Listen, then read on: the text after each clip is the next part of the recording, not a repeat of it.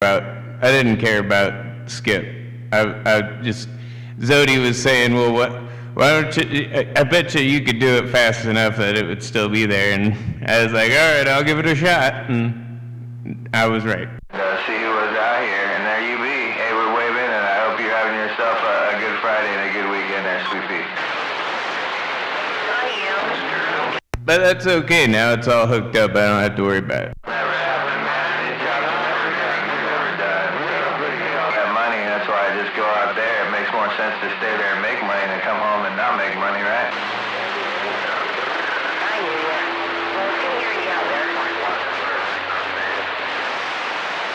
Can you repeat that there, High Cider? 1.1 solar flare return phase. Oh, well, how long is that going to last? I want more Skip. We'll probably get a little bit for a little while here. It's got to settle down right now. And, yeah, there's a fair amount of... We should still have some Skip after this thing settles down a little bit. Does that mean you can... Waving at that Dodger, Roger? Yeah, right. Hey, Sweet Pea, Dodge, waving. Waving, Dodge. Good to hear you out there on I'm throwing my hand up. I'm waving across that county line. That brothers meeting over there. I could have sworn I just heard NATO out there, and I'm waving. A 5 at you and talk to you. And you got your assless chaps on? And my white cowboy hat just for you. Hell yeah, it's gonna be a good night. Yeah, hopefully those mud ducks out in whatchamacallit out there in Tacoma don't interrupt us. That was a simultaneous. Like that. Alrighty, well, this is for Sweet Pea up there in T-Town.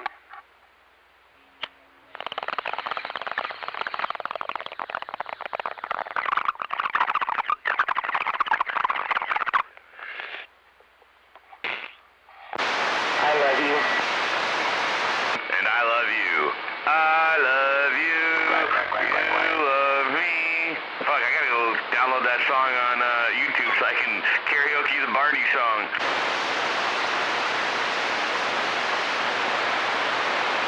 We're all one big happy family. Yep, keep it in the family. Oh, yeah. Yeah, 10-4 on the creeper. Mama said the white cowboy hat, the shadow. It's really trippy when the brother fucks the sister. And the sister says, "You're almost as good as Dad." And the brother says, "Yeah, that's what Mom says." I'm wearing them backwards just for you. Waving, animal. Waving. Oh.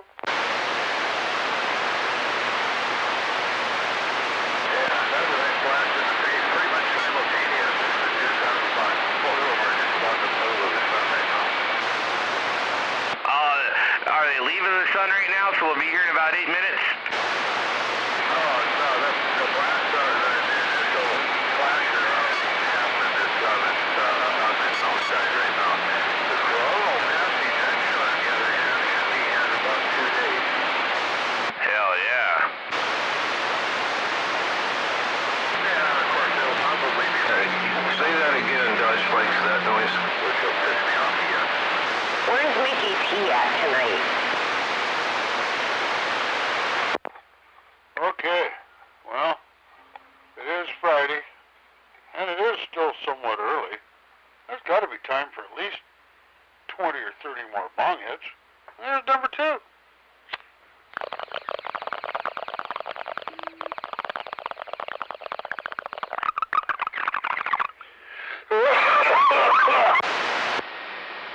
Or 30, that must be some pretty weak bud. Hey, whoa.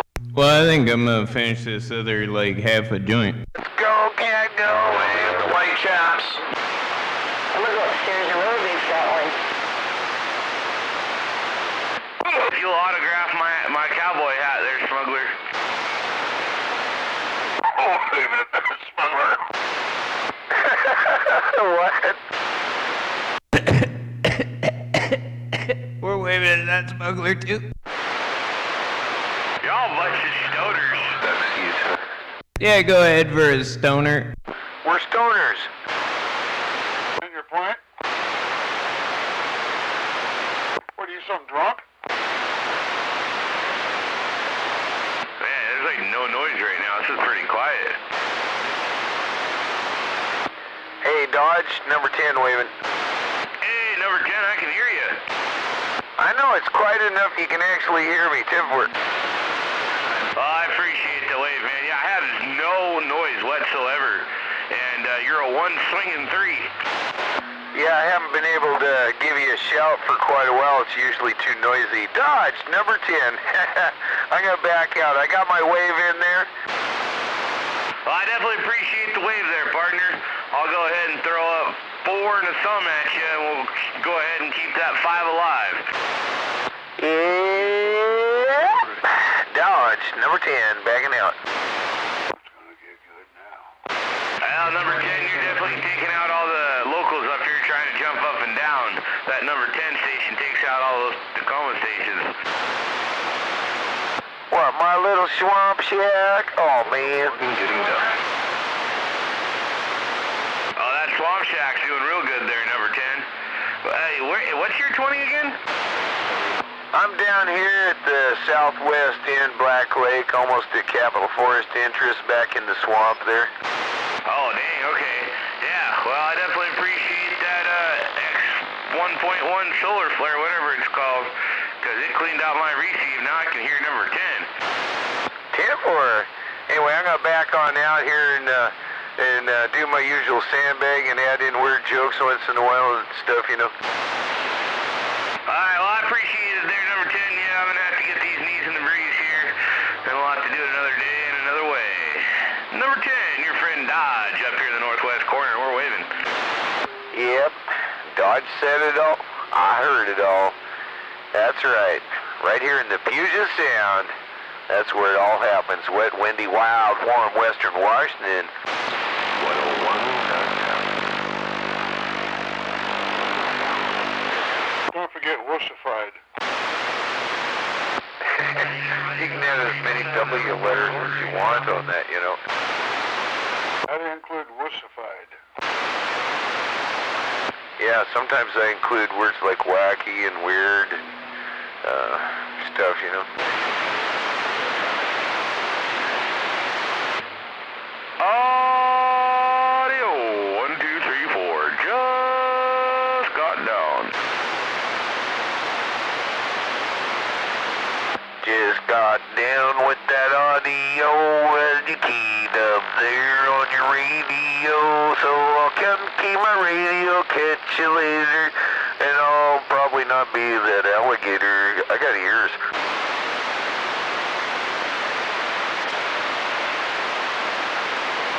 Alligator with ears? That's funky looking. No, I said I'm not that alligator, because I got ears. Like I said, what, you got chihuahua ears on an alligator? What the hell? No, that alligator don't got ears, but I got ears because I ain't no alligator. Yeah, you got rabbit ears on an alligator. I'm more of a crocodile. An interesting cross mix. Yeah, would they have hoppy hind legs? Go on crocodiles with horns. One of them landlocked crocodiles. Let's see now, it could have horns, hoppy back legs so it can jump real far, you know, real powerful like kangaroo legs in the back, you know. Kind of comes waddling out like a normal gator there, and all of a sudden just go bang, and it jumps about 32 feet. See? But it could be like Godzilla, it could blow flames. Oh, it could blow blue flames. Of course, methane. Hey, Ice Setter, you hear all those weird sounds coming in right now? I heard him, Dodge. Yeah, that was kind of cool.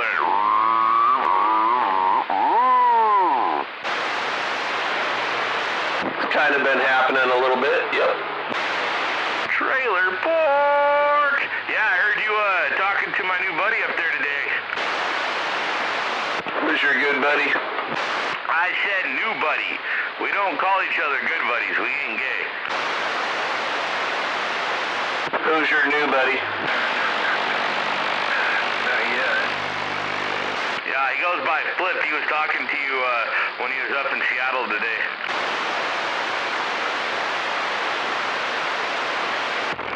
Okay.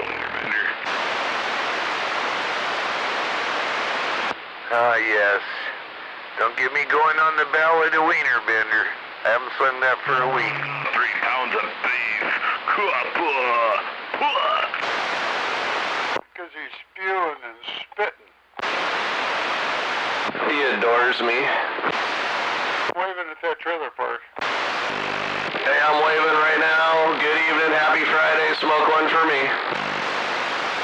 I'm gonna try to throw a wave to that trailer park from my swamp shack because it's quiet. Hey, trailer park, number 10 wave. Okay, here we go, trailer park. This one's for you. I was seen it long distance.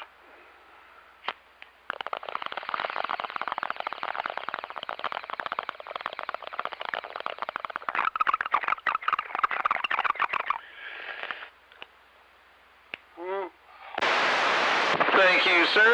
And I'm waving 727. Hey, trailer park, number 10's waving. What's that? 727? Waving.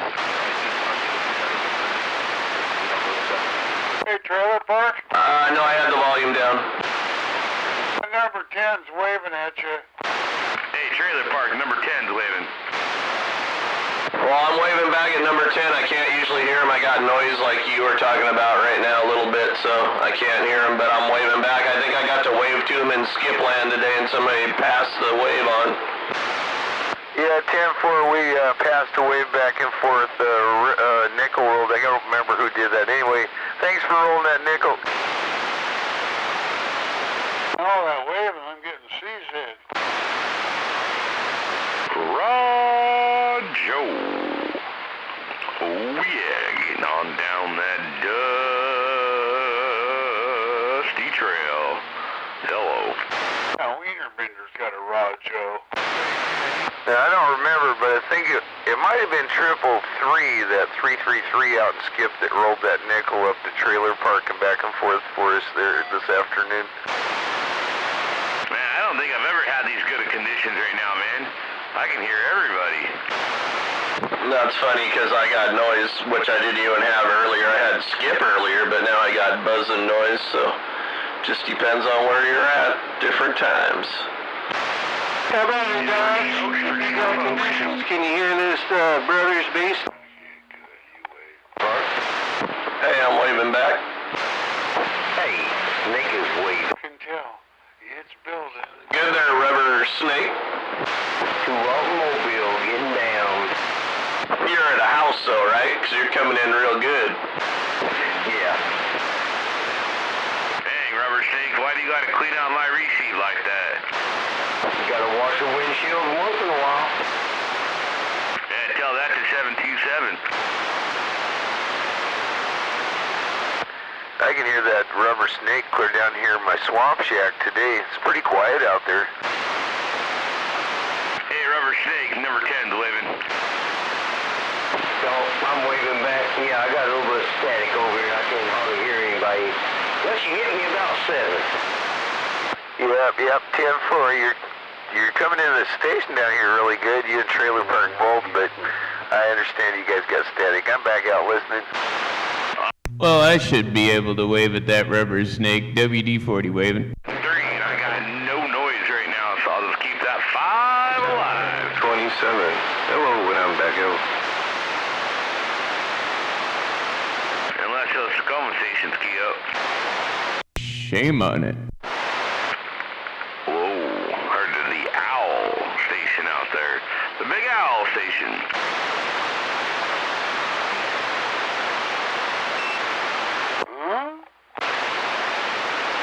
Man, I got Black Lake coming in tonight. I got Olympia coming in tonight. Holy moly, man, I got some Skip. Local Skip. Yeah, I'm just skipping my signal off the end of the lake here out of the lily pads.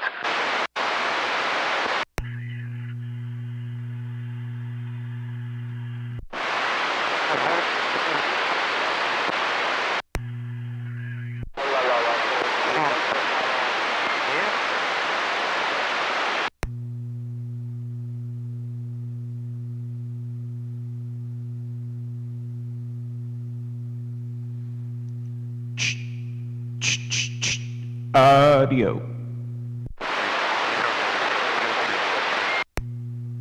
Audio 1 2 check check.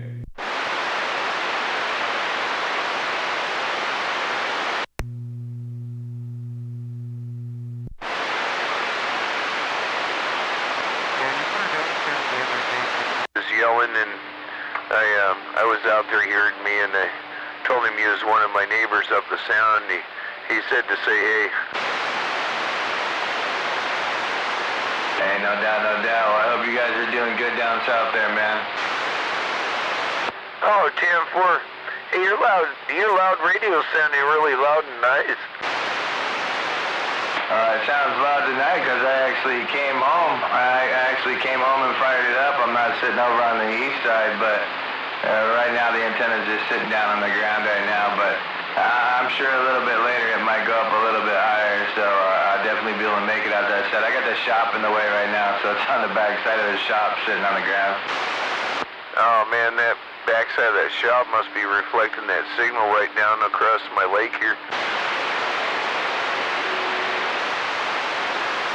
So I can just bring over the battery-powered one, is what you're saying? I don't have to bring over the electric one? Isn't a battery-powered one, or is it gas? It's hydrogen. Wonder whatever happened to Mikey. Yeah. 42.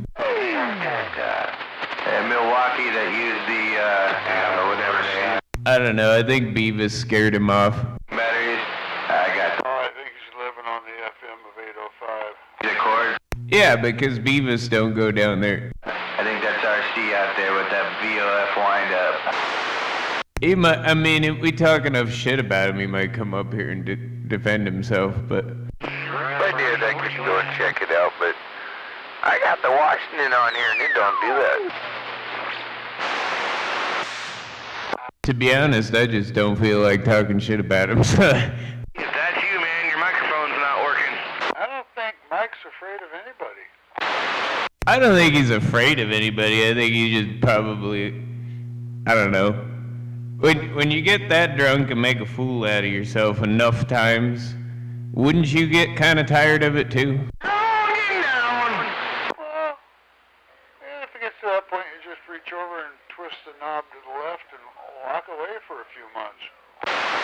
And that's what I think happened. He went down to FM for a few months, and we'll probably hear from him again, probably after I've left.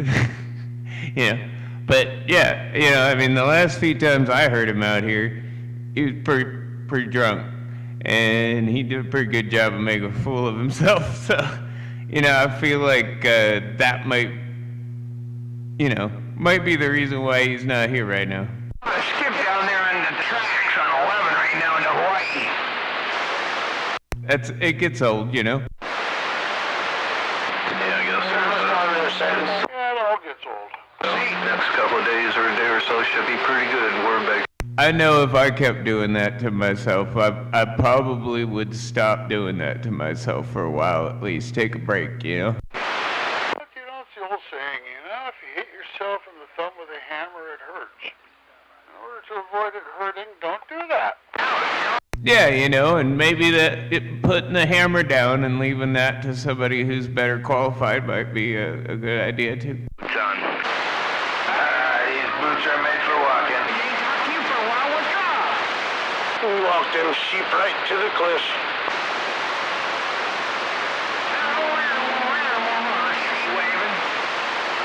Good evening, RC.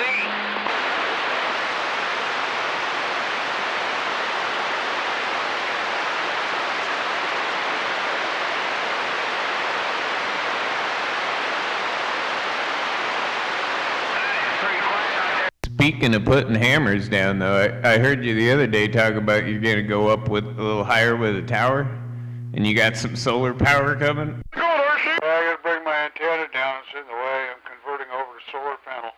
Having 19 panels put on my back. Well, it's actually 11 panels on the back roof and 4 on each end for a total of 19. And yeah, I gotta figure out something different with that antenna. Plus, I want to put it either on a tower or an aluminum telescopic mast. So I spotted one on the internet. I'm kind of looking at. They said like $280, but it's super lightweight and it's really rigid and really tough. And it's a 40-footer, so it'd get me up a lot higher than I am now. Yeah, Tint. Yeah, I mean, as long as they're giving us these big discounts and basically paying you to, you know, build the grid for them, I'd do it.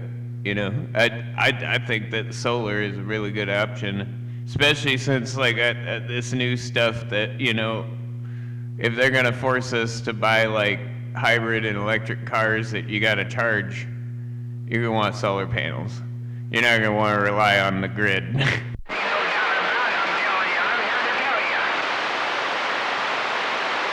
At some point, that grid is gonna go down. 17 a little earlier too.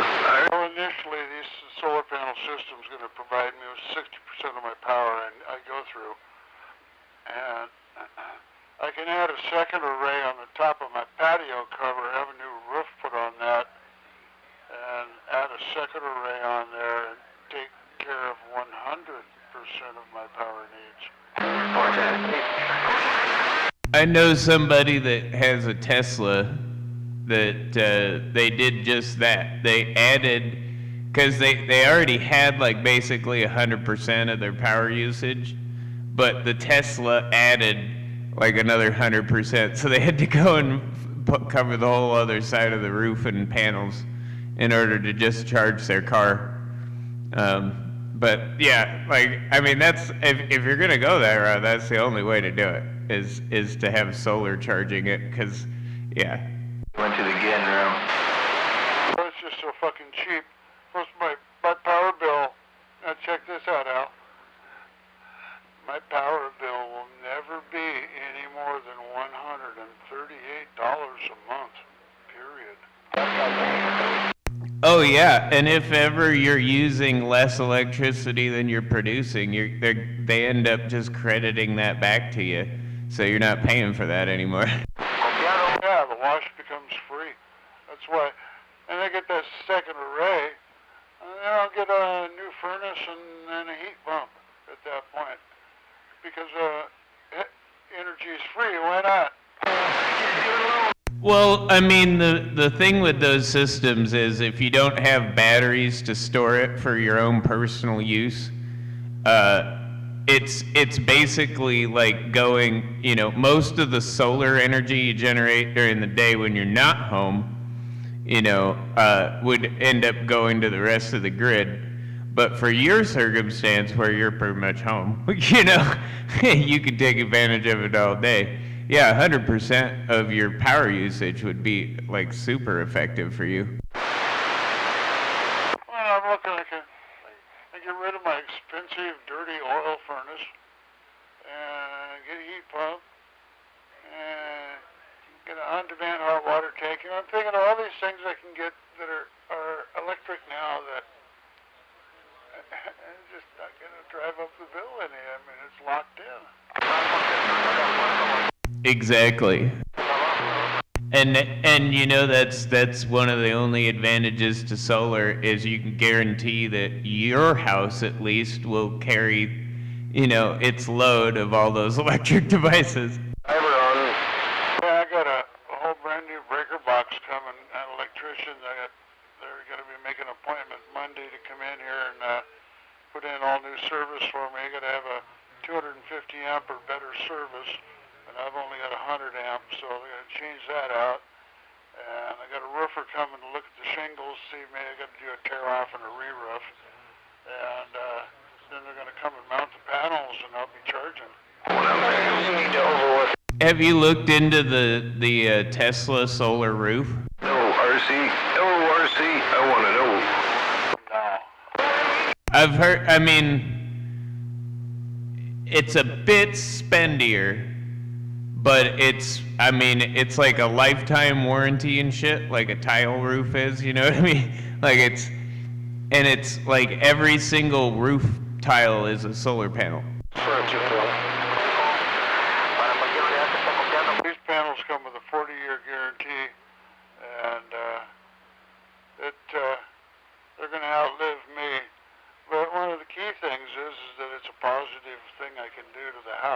going to be it's going to add dollar for dollar value, if not more.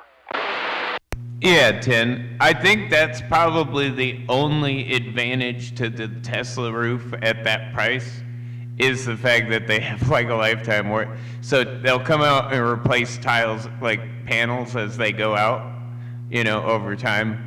And like it's guaranteed against like hail and shit. Like they tested it against like heavy hail and all kinds of shit.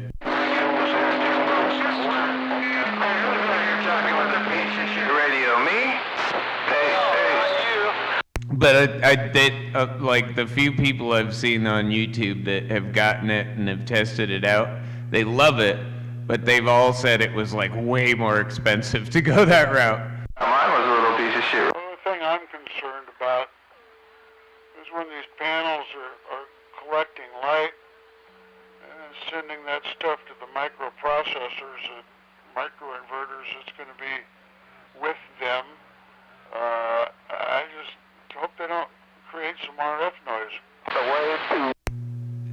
Probably not. I mean, no more than the sun already does, because that's all they're doing is absorbing those photons from the sun, So, and I really don't. You might, I don't know, maybe possibly the inverter, but those are pretty clean now. So I really don't think that you should have any noise. Definitely not from the panels, but from the the other stuff I don't know. But most of that stuff is the stuff they'll put in there is pretty clean. And it's built to kind of filter out a lot of dirty energy because you're putting some of that back into the grid, so they don't want any of it to be really dirty. See, the bad thing is that along with collecting light, these panels are mirrors and they reflect. And my antenna is right above them. And what are they going to be reflecting? I don't know. Yeah, well, that one right there sounds like shit. Well, they're built to typically absorb as much of the light, the photons they need as possible. But they will reflect some light. But they make a lot of the newer panels have like diffusers in them and stuff like that, so they don't get a really bad glare or anything like that.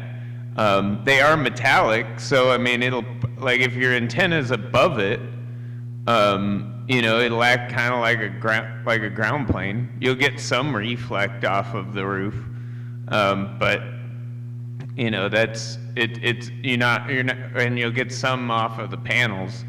But if you're above that with your type of antenna, you shouldn't see any reflect back into the radio either. And I don't think it'll create any noise. At least I'm pretty sure. I know solar panels aren't going to be inherent to that, like an LED light is or something else. What's that? Are you step? I asked the guy the question, and he got on the blower to the technician, and the technician says, well, he says, if you're not getting any noise off your meter, then it shouldn't affect your radio. And I said, yeah, but my antenna is going to be right above the panels, not right above the meter. So I don't get no noise off the meter, but I might get noise off the panels. Yeah, I don't think so. It's possible, like some of the electronics in the panels, maybe. But again, they're pretty clean. They shouldn't. I don't think that you should see any increase in noise. But yeah, when it comes to reflecting, though, they mostly just reflect light, certain spectrums of light and photons that they can't convert with their semiconductor to electricity. They also reflect a buttload of heat. They do, and they generate a mild amount of it, but they're typically, or they absorb a mild amount of it too, so they heat up a bit. But they're going to be a little elevated off the roof too. They get airflow through them, and they typically are designed to cool themselves.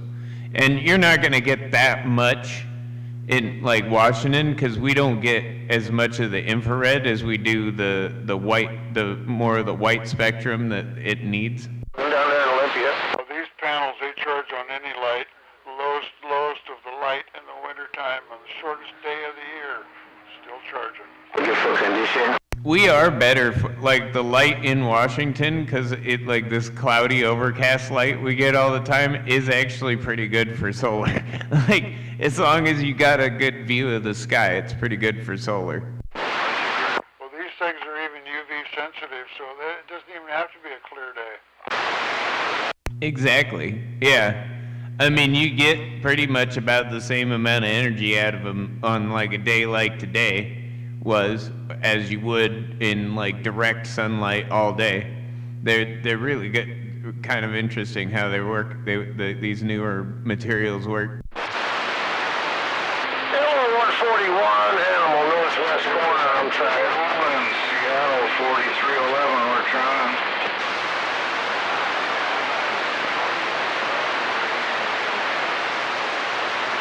Shockwave, 4311, number 7 on the island. Yeah. It's funny, you can shine a flashlight at them and they generate, if you put a meter on it, you'd generate a little bit of voltage, you know what I mean? Sure, actually, you can get a whole bunch of... Well, one of the neat things is that I got in under the wire, so for every watt I create, I get a watt in credit, where a lot of people are now getting stuck with 2 for 1 and 3 for 1 and having to take a cut. Well, mine's still, it's 1 for 1 locked in. Down at those big islands, you got a couple of my friends. I know they have a whole bunch of different deals, and I know that if you cover if you cover the cost of installation up front, you get the most back from the power company on the deal, but I know it's way cheaper if you have them do it and pay it over time or whatever. I got 18 months to pay off the installation cost, and my plan is that by the end of the year, I'm just going to pay the system off.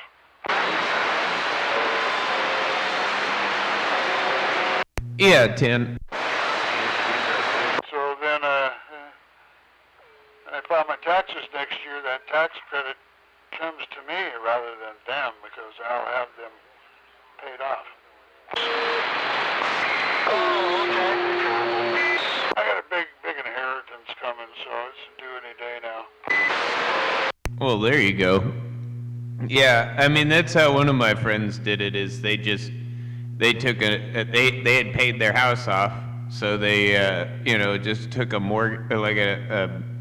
equity loan out on it, and had everything installed and paid for it outright, and had the power company come out, hook it up, or hook into it, and then they're just they're producing like something like 120% of what they use, so they actually the power company ends up paying them every month, which just goes towards what they're paying their panels off on.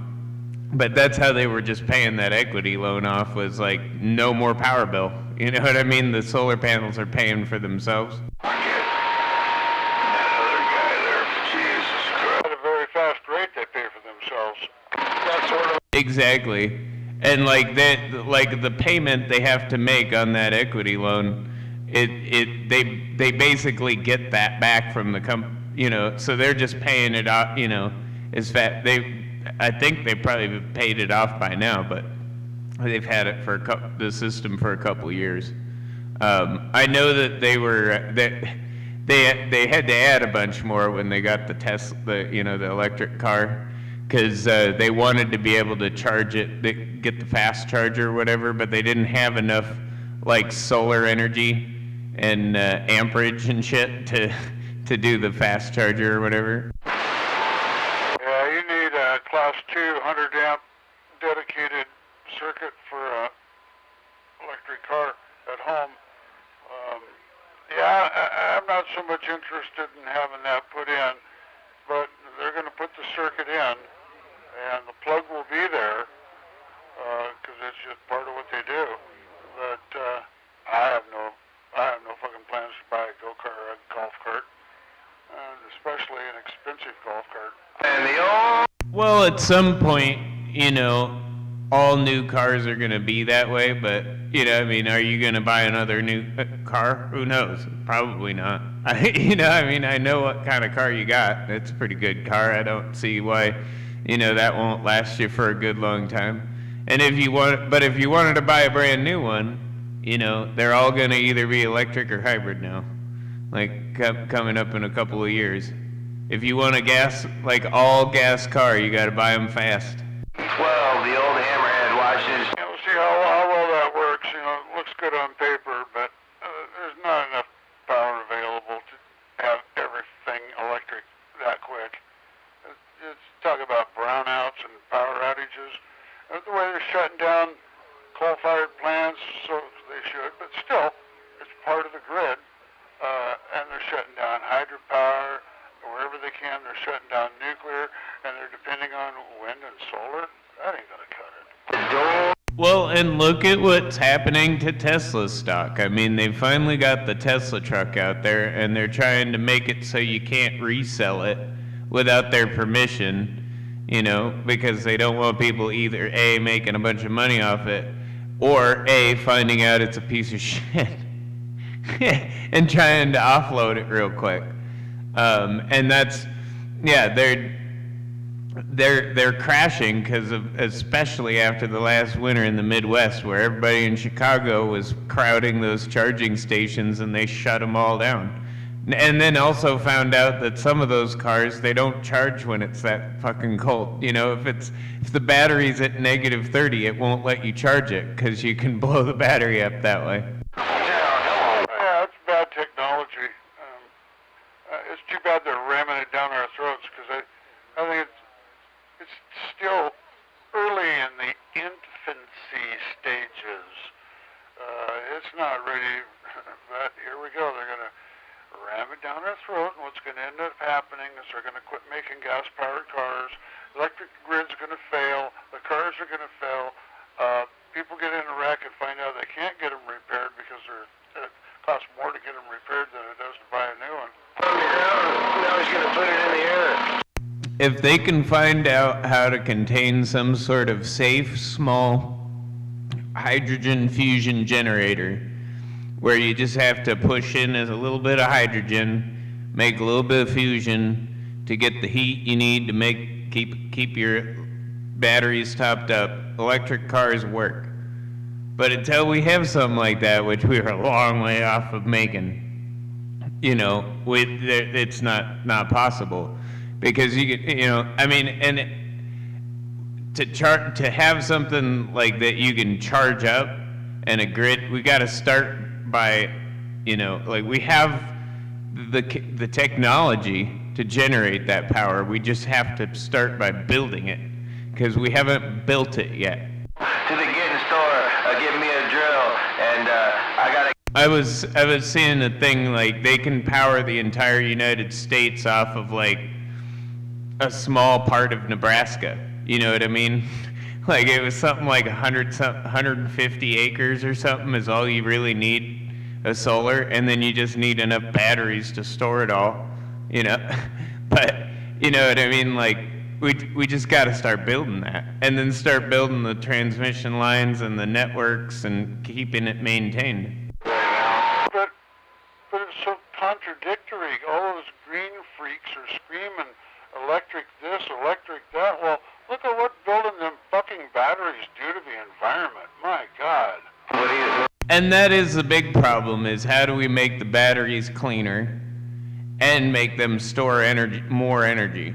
And store it faster.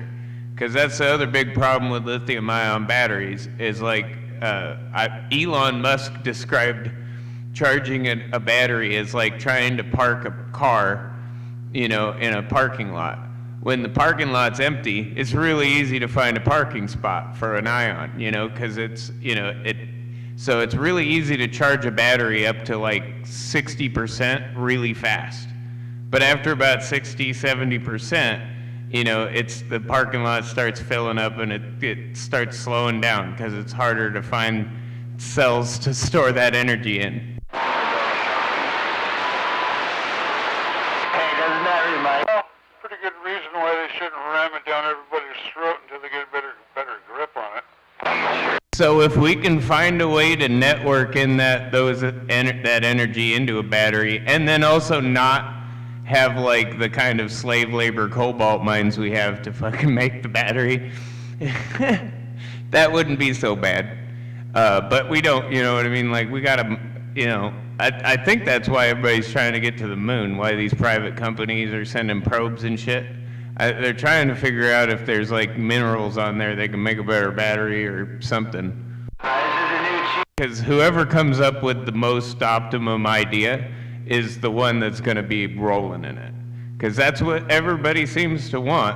I mean, they want it, but we can't have it yet. Oh shit, there's 13. We're gonna start a nation.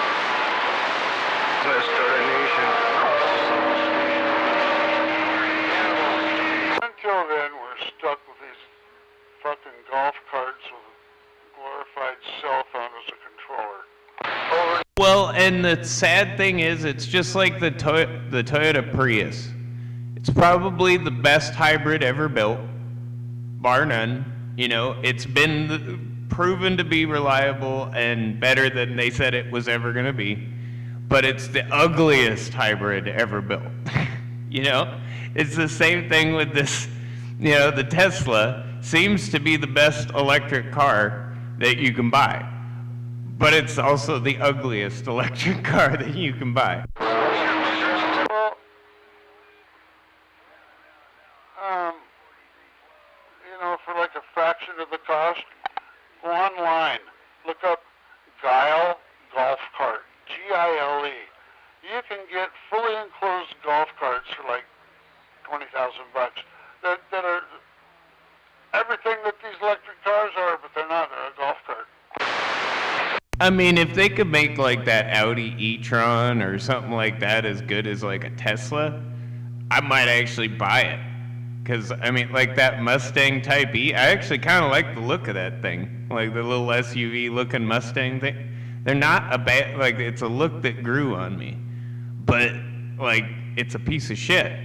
Like you can't charge them when they're cold. They have half the range that they say they get. When that happens, I heard a story on the internet. This guy bought one of them F-150 Lightning E's pickups, and a wonderful truck. It does everything you could ever want it to do, except they only get about 200 miles to a charge, and good luck trying to find a charger every 200 miles.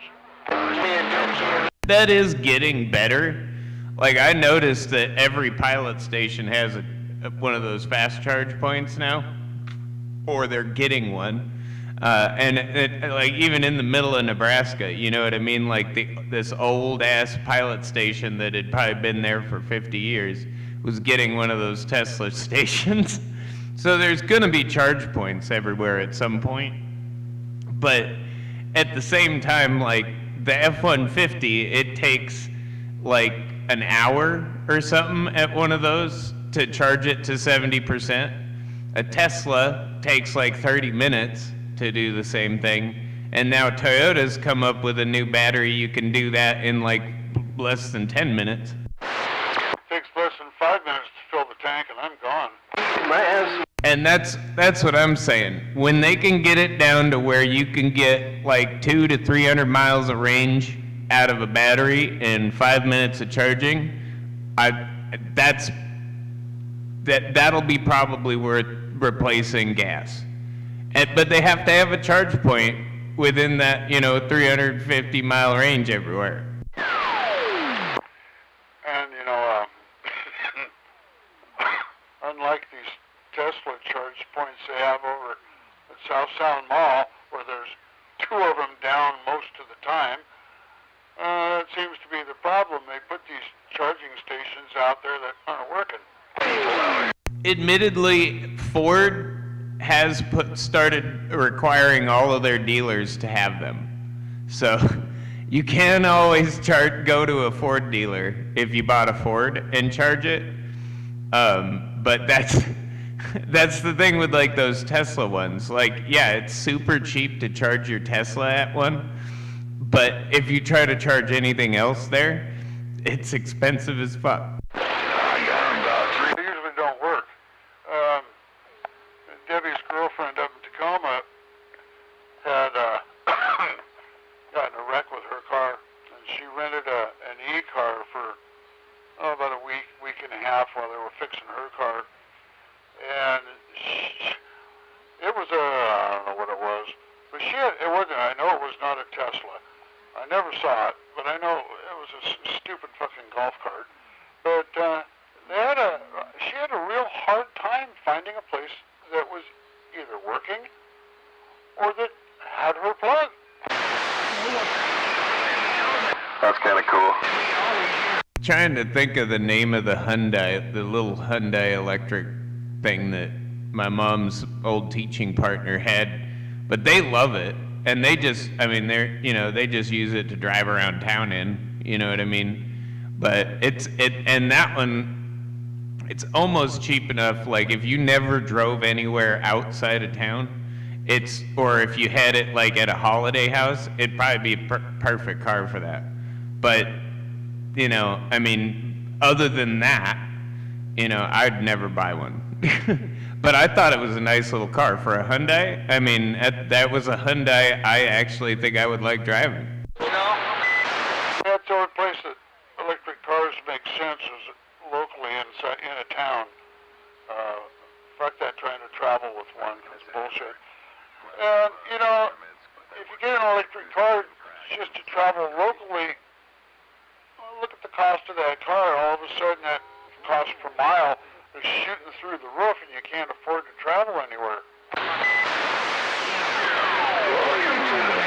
I did think it was funny they got that electric Mini. I thought they were kind of cool because they were only like 18,000 brand spanking new, and they had like a 180-mile range or something like that on a charge, which is good for around town or whatnot. But they do over 100 miles an hour. Like they were one of the few little electric cars that would do that. But then I started looking at it. If you're doing 100 miles an hour in that car, it'll only do it for about like 15 minutes before it runs out of charge. You know what I mean? Because it takes so much more of the electricity to keep it moving that fast. It's not worth it. Just the maintenance cost on electric cars are astronomical. Not to mention if you have a motor burnout or if you get in a wreck. You have heavy tire wear, and if you nick the battery, you're looking at $25,000 for a battery. Just because if you get a nick in it, it's potentially dangerous. So, I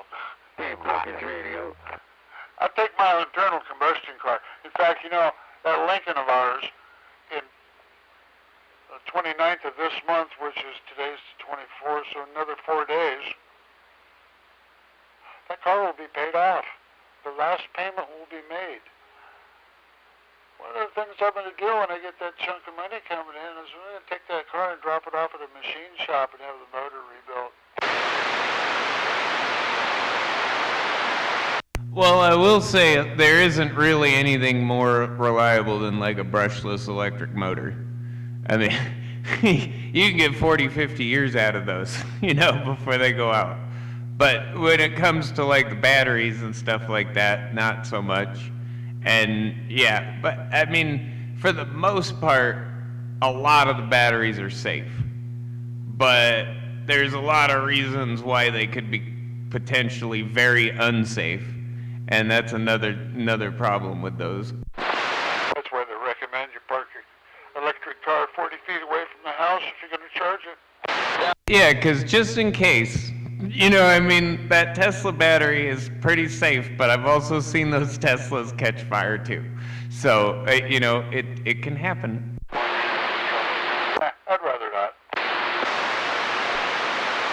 Let's just put that money into the Lincoln. We'll get that V6 rebuilt into a little burner and 220 however with a mild cam and a turbocharger and a nice exhaust system and transmission gone through and shit, look out. I mean, if I was gonna get an F-150, I do like that hybrid one they did. Because it still has the same twin turbo EcoBoost that the regular gas F-150 has in it, which is basically just a generator for the electric motors and everything. But it has electric assist for the hybrid thing, as well as like you can go electric only if you really want to, but it has no power with just electric. But yeah, and it still has that, and it also comes with like that big ass it's like a 6 kilowatt inverter or something in it, so you can like use it as a backup generator for your house. Yeah. Okay, I get it. How many people need that? I mean, that's all cool and everything, but it's like a Gucci purse. Man, how many women need a $5,000 fucking purse? Well, you don't. But at the same time, like the hybrid F-150 is cheaper than the Lightning, the all-electric one. And it's just a little bit more than like the nice models of the regular gas one, to have all that extra shit. Plus get, 5-6 miles to the gallon better gas mileage. We're not gonna get another vehicle. We were gonna get a truck. We might still get a used truck, but I'm not sure. I might sell the truck I got. I might drop a 350 in it. I don't know.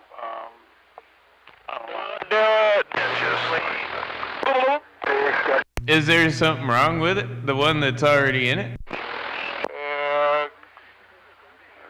Going through water and oil. How about the radio? Oh yeah, it might have a freeze plug that like rusted out or something. You might have a block cracked or something. Well, you looked at the freeze plugs; they were all okay. It just blows oil out the ass end and burns oil. That's like almost 180,000 miles on a 5.0. But yeah, I just figure you yard that out and replace it with a 350, and that'll be good to go. Oh, for sure. They're cheap. I mean, it's pretty cheap to get, a good crate motor these days for those. Anyways, and yeah, they have someone drop it right in there for you. Well, our problem is finding one that's just an aspirated motor because there's no electronics anywhere in that truck. The only electronics is the solid state distributor. Other than that, the AM, FM radio and CB is the next piece of electronics. So it's all aspirated. It's got a carburetor on it, and so I don't know if they want to do the full conversion over to an injected motor or just find an aspirated block. I don't know. I mean, it'd be pretty easy to do like an LT1 or something in there, or a throttle body injected truck, because they're basically the same thing, and like it's a one-wire pretty much harness that goes straight into the, like a shop they'd have to add the computer into it, but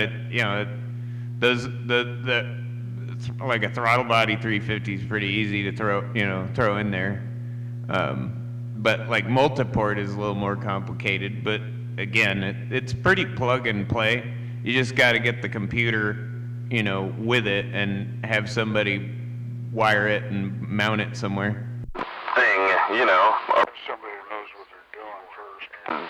It was kind of Yeah, I mean, they do, the harnesses and everything are pretty plug and play, but yeah, you got to know where everything goes, and then you also got to know, you got to find a good spot to put the computer that's going to stay dry, and you know what I mean, and then also know where, drill the holes, do the grommets right, and everything. Because that truck doesn't come with all the holes for the harness going through the firewall or anything. You're only used to fretting. Well, exactly, and it's not set up for it, but I'm sure it can be done. But I don't know if that truck's worthy of it or not. I don't know. It just depends. It's a pretty straight truck, though. You know, I mean, it's not. I would say not a lot of money to just put another small block 350 in there. To be honest with you, like there's, I'm sure plenty of shops around here. I could probably find you a motor somewhere around here. You know what I mean, or somebody that can get a crate motor for it. And they're, you know, I mean, I've found them pretty cheap. You know, like about, you know, $1,000 or so for a good crate motor. You know, that's been either rebuilt or you know, it's freshly built, anyways. Take it out to airport auto wrecking and just drop the truck off and say, hey, put another motor in this thing. I'll be back, pick it up in a couple days. They'll probably find a good one for it. You know what I mean? Yeah, I should probably do that. I should think about doing that and seeing what they would do if they do that. But I don't know why not. Sounds nice. But if you got somebody that's you know, handy with the old interwebs, get them to Google car part. It's like a junkyard search. You can find good motors, you know, out of junkyards, like through them. Like they always have. You'll find all kinds of fucking small blocks and shit like that on that site. Some, you know, and usually they list like how many miles were on them when they pulled them or whatever. Rare, if any. I'd like to find an LT1 350 that was in good shape and have it rebuilt. Oh yeah, or just have it built with a carburetor put on it. You know, instead of doing, you know, injection, have it carbureted. That block and that motor just is pretty solid. And you can carburate them. I know my wife sure likes driving that truck. She's just like driving a go-kart. She just loves it. They are a good little truck. Mud, and more mud. And you know, typically those small block 350s are the more reliable ones. You know what I mean? What year is that truck? It's like an 89 or a 90 or something like that, isn't it, Dave? 94 Cheyenne. Got a 5.0 in it. Gotcha. I thought it was a 350. I guess it is a 5. I didn't know it was that new. Judge. Shut your pie hole. Carbureted. Pie hole. Maybe. That's throttle body injected. No, it's not. No, I've definitely seen the truck. I've put a starter in that truck for him. Like, it's definitely carbureted. And I know who he got that truck from. And I'm pretty sure LTD got that truck out of Oregon, and it was like a state truck or something at one time. It has a quadra-jet carburetor. Yes, it does. It just kind of, you know. You know what, Dave? It was carbureted. It is carbureted with a quad. Well, hey, Beavis. I was going to think my radio is broken.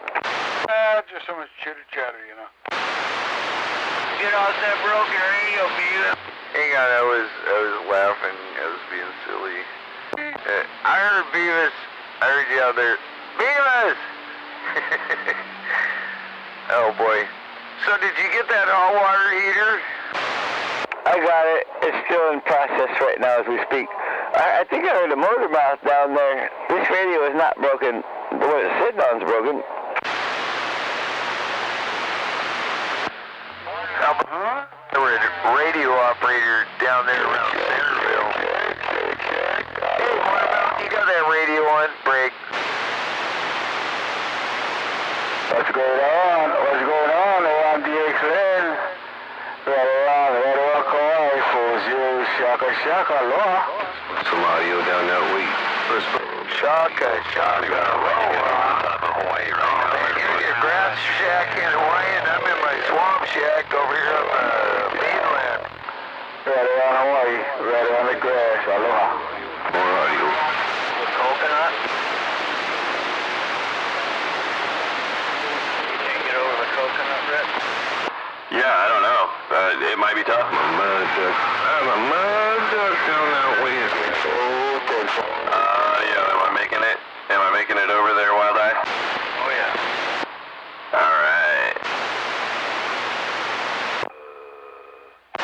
Might have been trying to wave to you. Oh. Read me then. Got you India, no pain, no strain. Got it on the grass, aloha. I want to say hello down around the mini-grass 727 Western Washington. What's going on around the mini-grass? Hello. I hear that on the radio. It's on at 10 super green, they're on the grass right back there. Number 40, 40 with the shaka wave, aloha.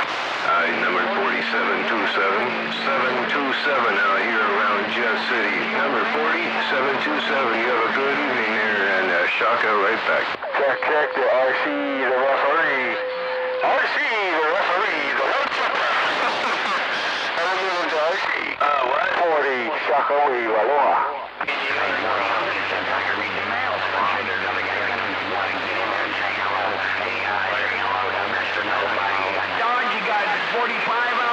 I mean, maybe. It depends on what you're trying to do. RC send I read the mail on 10-7.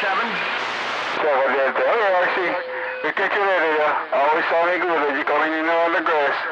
40 on the side, aloha. Steppin', number 4727, Steppin'. I'm in the waiting room.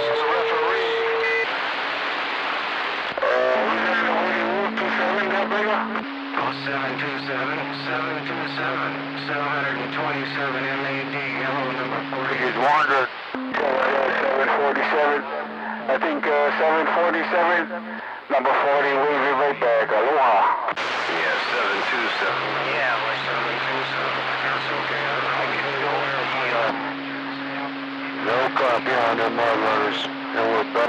Look like you got conditions in and out. Look like Mother Nature be in and out around Hawaii. 40 right around Hawaii on the side. Aloha. I hear you out there, shoebox number 10. Check it out, Ned. We have tools for that.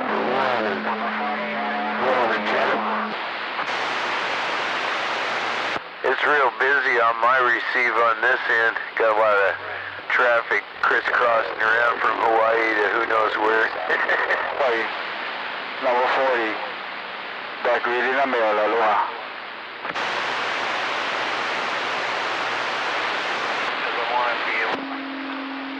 Yeah, it's going deep out there, no doubt about it. Just got down.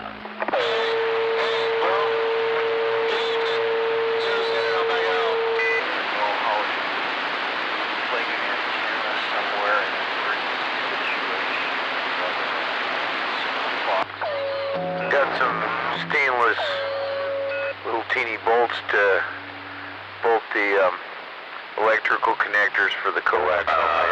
Dude, I have a super built hole. You can build a dipole out of some of these things together and SO 239. Is it 239? Yeah, it's SO 239 connector. Yep. 40 right back there.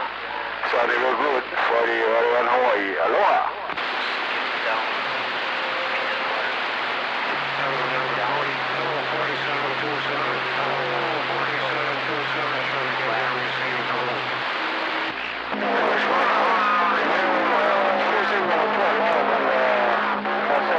On Facebook, the Grid channel. Okay, I built one of those too. So there's a couple different antenna builds that you can do with coax where it doesn't even require you to pull the center insulator out. But that's basically the same thing I was talking about. It's just making a dipole.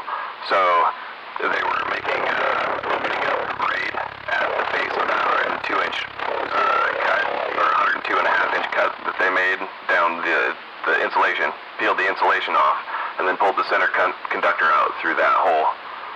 And now you've got two ends here. The center conductor goes up the tree and the other one hangs down. Grid channel there. Number 40 with the wave. Aloha.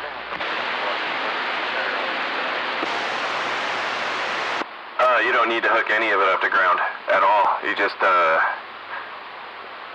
mean, if anything, you want to keep that center conductor insulated so it doesn't short on anything else, but that's normally not a problem when it's up in a tree. Yeah, the center. Yeah, exactly. Copy Little Rock. Number 40, right around Hawaii, Shaka Aloha. Yeah, 10. So I actually have a couple different homebrew, like coax and or automotive wires sort of style, like shit hit the fan, I can coil this up and throw it in my backpack sort of affairs that are really easy to make if you want to come check them out. Number 40, back in the bush, Aloha.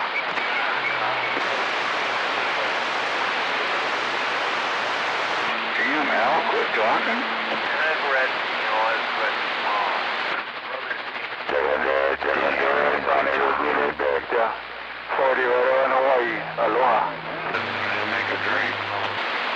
Yeah, well, don't fall out of the chair and land on your noggin. I don't want you to get hurt. Oh, I think I'm quite aware of that, but anyhow, I'm hearing that Hawaiian. So you can make the driven element in a Yagi style, like beam antenna the very same way with a Yeah, we don't want you to slam it. quarter wave or quarter wave dipole, the 102.5-inch dipole, and then the other, elements, the reflector and the directors, they scale down to different sizes. The reflector is a little bit longer than the driven element, if I'm not mistaken, but it's basically the same concept. You're just now pointing all of that RF in one direction. You dancing with fellas there, Hammerhead? Yeah, 10. Catman had a 102-inch whip on a mag mount with a bunch of copper wire at different angles attached to it, and he was using that. Hammerhead's gonna copy you. 40. Made a ground plane. Yep, my shed radio is the same way. It's a 102-inch whip with automotive wire ground plane radials. He's got a crayon out right now. He's trying to write down your... I think Cutter had helped him make it. I know, like you came here. 274, got you India. Like a local in Hawaii. 274, 40 with the wave. Aloha. Dumpster fire ran his upside down for a while. Shame on it.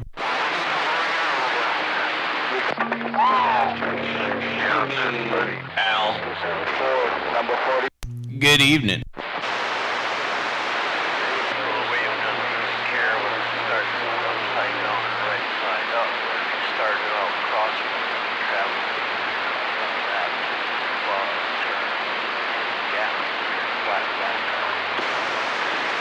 I almost hate to paint that polished aluminum. It looks so pretty.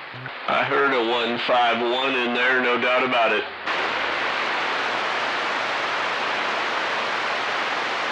I mean, it sounds good. You're about 5.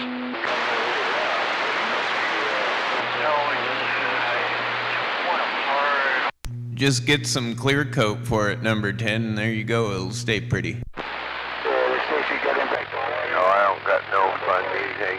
I can't do that. I don't got no clear coat for it. I got We're getting down in Washington State Trailer Park Center. or some glow-in-the-dark green enamel. E313, you're getting down. There you go, glow in the dark green. Me on NATO said it. Good evening. Is that made with real radium? Blue. Then paint the elements glow-in-the-dark green so they look like they're just floating up there when it gets dark. Is it some radium paint you got left over or something? No, I'm not sure what they got in it, but it glows. It absorbs light and glows, but it has no radium in it. Maybe a little tritium? I better look and see what it's got in it, because if it's got any metal compounds, that won't work well with the antenna and trying to RF output. I always think it's funny if you got those tritium exit signs. They all have like a tracking of who. Like when you buy it, you gotta like sign for it and shit. Yeah, tile mill I heard? Right. No, this was stuff you can buy at the store. Some old paints I've been hanging around. I'm using up my rattle cans. Using what I got on hand, you know. Well, you sound a lot better, too. I didn't realize it was on that point towards Hawaii.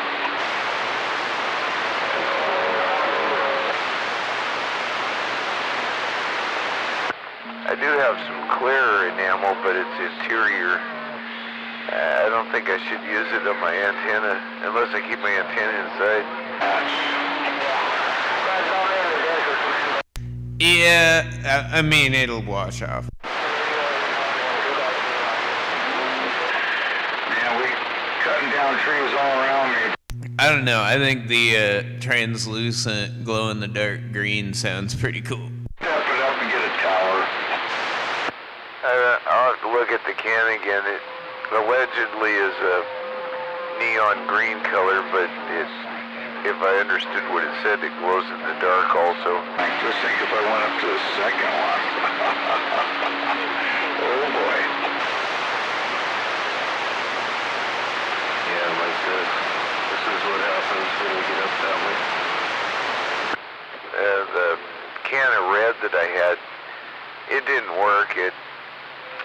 No matter what, I changed nozzles on it. I even did the you're not supposed to poke it with a nail, but the damn thing's empty. It's not empty, it just got no pressure in it. He's like a 400. Hey, go ahead for 465. Hey, 460. Too bad it's not one of those rechargeable cans. I have a couple of those somewhere around here where you can pretty much put any paint in it and you just hook it to an air compressor. It's got a little Schrader valve or whatever in it. Yeah, we had some of those universal cans that worked and used them for tri-flow. Used them for just about anything, you know. Just put the solution down in there, put the top on, air it up to pressure, you're good to go. Base station, top of the hill. Yeah. I got a lot of numbers. I got the 4312, 465, and 411, just in case. Come on. Yeah, your mod came up quite a bit. Mostly your mod came up there for it. Hey, right on. Hey, at least something came up there, right, Forte? We're connected. Yeah, Forte, but your mod came up. I've still managed to get some orange out of that orange can. You know, your audio is like Bonicious here. Roger. 4312 up here in Bonnie Lake, Washington State. Don't let the door hit ya, and it shits and gets. I did not lick the bus window. It was not me. Hey, I think he's... I did not pick the cotton. I like to talk on my radio. Oh, all right there, creaky chair. All right, creaky chair, it's all yo show. Hey, creaky chair, it's all yo show. Get down. I thought about fixing this. Hey, he thought about fixing it. He just, Yeah, if I get them painted, it'll protect them from corrosion a little bit longer than if I don't paint them. hold on a second. We gotta take a... Hey, Dodge gotta take a selfie by my radio. Over. Steve, Okay, you wanna know what it's like to be around a big station with big audio. I feel you. You wanna take a damn kind of picture of that. You gotta run. Someday I'll have big audio with a big station. Dodge, you big strapper, you... all we need is a little D104 and a squeaky chair, and I tell you what, this station's been out here longer than you have. All of you. I've already fucking extended all of you son of a bitches. So just remember that. You gotta give me some slack. That was way before your time. Still sound like a newbie though. Yeah, what he's saying is that he got a lot of dust in that vagina there. He's a wiki. Yeah, I've been out here for a long time. I was out here for 10 minutes earlier. So you gotta try one going. Yeah. When he queefs, it's like just poof, but the dust goes flying. Oh,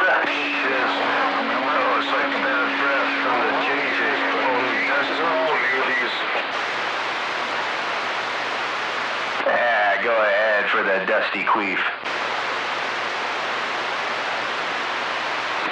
I'm just trying to tell you again, and then you gotta tell you. Sounds like, what is that, fried fish? Or was that smoked salmon?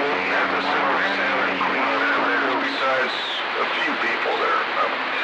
Gotta wait to hear a fishing story of that. Lately.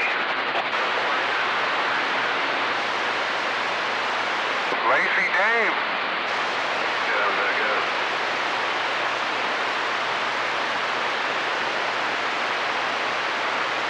Not bad for a little longhorn N6. Longhorn N6. Getting No grip on your lip.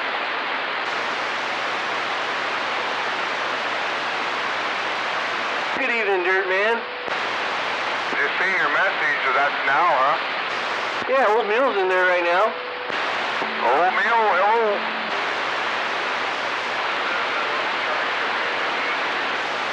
That old guy. Yeah, becoming the old guy.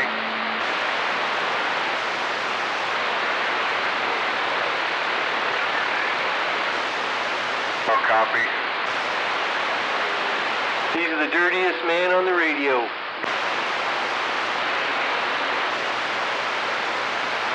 Yeah, yep, very dirty.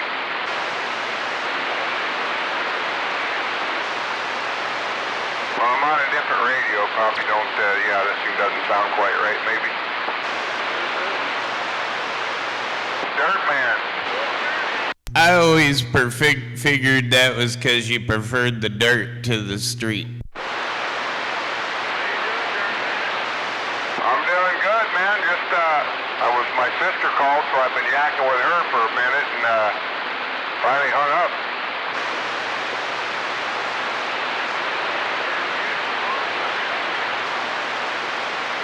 Oh, I get in here and drop the hammer from time to time. Hey, MAD. Hey, MAD, you ever been to one of those STD clinics? Not since I... Oh, wow. Oh, okay, Roger. I don't know. These questions just come in my head out of the blue. Now, it's been a minute, after that one time. Sounds like Mr. Whaling. But, yeah, we all was there, like 3, 4, 5 of us. I was thinking about having, fuck, man, I had this guy I know over in, I think it's Bonnie Lake area. He got one of them dusty vaginas, and we might want to have that checked out. Oh, shit. 10-4 on the ear. What are you doing, mending blankets over there? Maybe grow some tomatoes on back up. Electronated on that doctrinator. God down. Potatoes there, 410.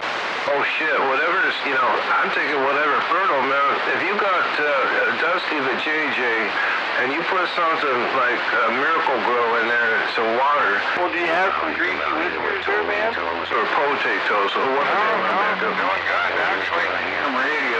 What about them little bubbler things? They got the little bubbler thing you fill with the water and you just stab it in there. Can we just fill that with the water and just stab it right in there and make the Dusty more muddy? Anyone got a ham radio or I think that's the best deal in town. Oh, that's what's up. Well, that and the breakfast, you're not going to be, I don't care where you go. I'm down there. Yeah. You guys got capability. I'd like to see if this thing actually works. I went up to the hospital, old meal. Okay, hey, everybody, go down to the 27165, over. 20 bucks, ate them both. Yeah, 10-4, I'm already here. Say that again. Here, go up to channel 19. You better treat him right.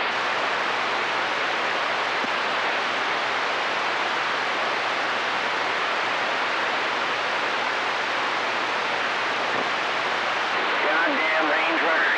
Finally got this channel to myself. But now I don't know when to talk to. Well, keep him down. Hammerhead will say hello. Oh yeah, you gotta key down and you gotta holler for the old hammerhead. You'll hear a squeaky chair and then you'll get entrance to the palace. Just watch out for the Dusty Poof. Or you could not do that. There's no place like Homo. There's no place like Homo.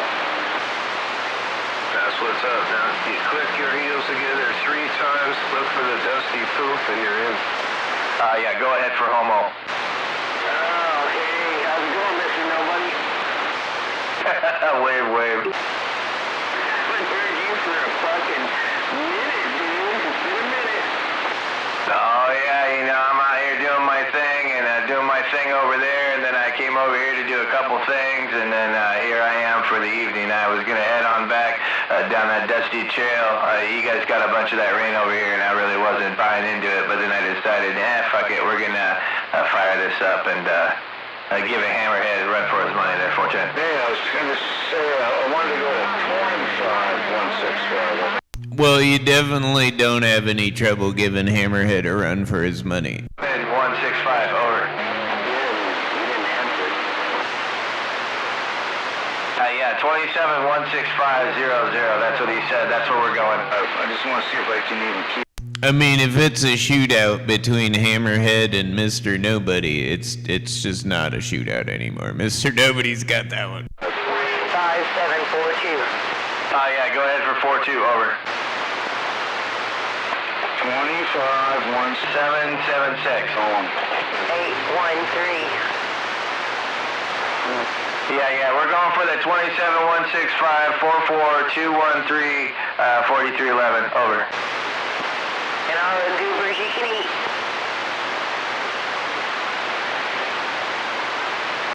Shame on it. A couple blowies and a little puffy blow dust, and you're in. Don't forget to bring the irrigation for the puff and the J puff. Yeah, go ahead for puff and tug.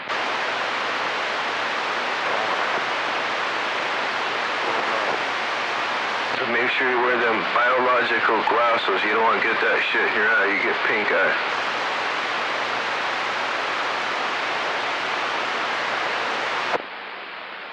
You don't want to get rubbed up by a duck and get duck itch.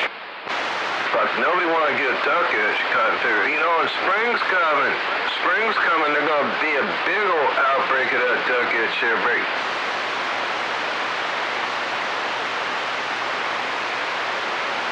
Stay away from that Spanaway Lake.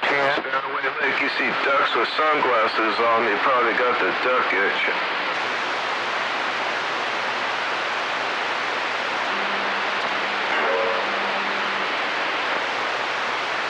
Oh, snap. I heard that clink.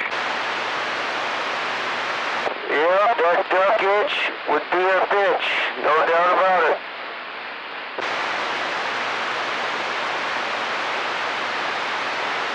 That duck itch make you all funny bunny there. Make you all funny bunny there with Easter coming up. Tempo.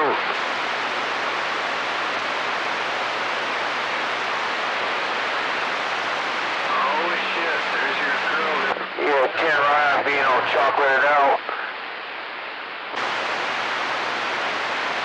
I hear a sour snatch.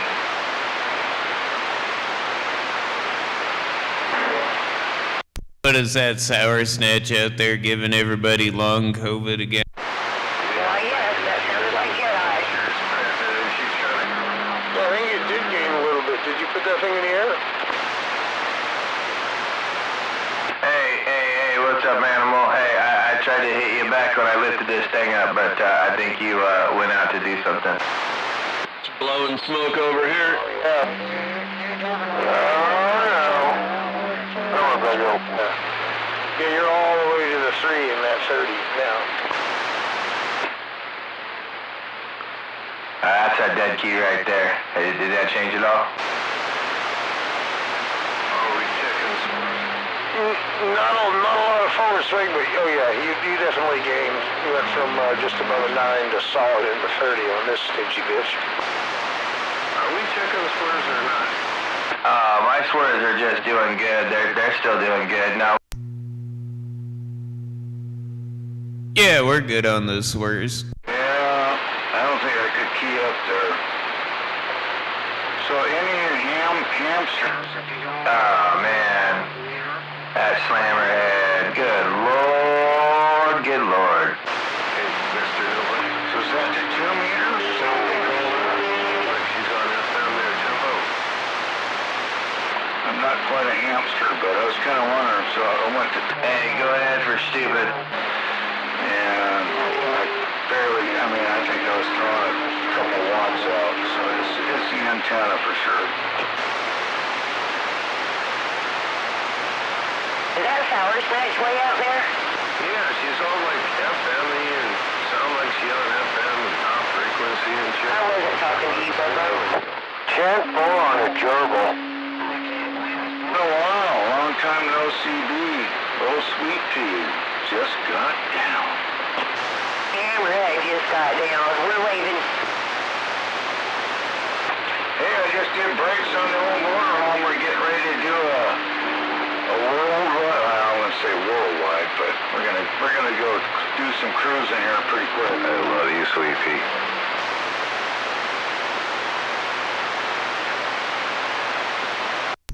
Careful talking about cruising on this channel. Location, location. Location. Rotation. Kappa! You gotta be careful talking about cruising on this channel. You might get some people excited. All about the balls and wieners. Waving over there, pile driver.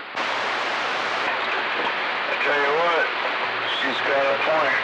I don't like that, man. I hit the gate down there at WD-40s at 5 and swing 7. I get down. Who cares?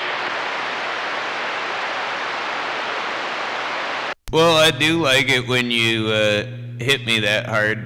You must be pointed down here or on your Omni there, MAD, because you usually don't hit me that hard and I don't hear you that well. There we go. I think we're supposed to be doing swear tests right now. So let's do that. They call that a stupid test that you get on you. I think I'm taking out my camera with some bleed over. It's all frozen up. Who is it that does that? Is that 101 or some bonehead? That stupid meter every time. I don't think it's strong enough for 101, no. Alright. Yeah, I'm not by my meter. Sure as ear piercing though. It's right at the 9, right before the red, but 101's in the red. They're over there by... Yeah, he's on the other side of the water. Oh, 101? I didn't hear him. No, he's not out here. I was just talking to Caffeine there when that carrier was going. Yeah, that 101, he's got a homemade amp there locally.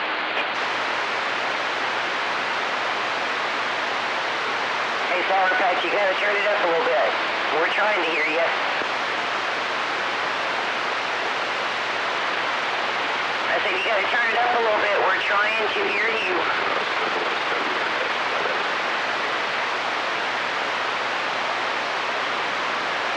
You need to take one.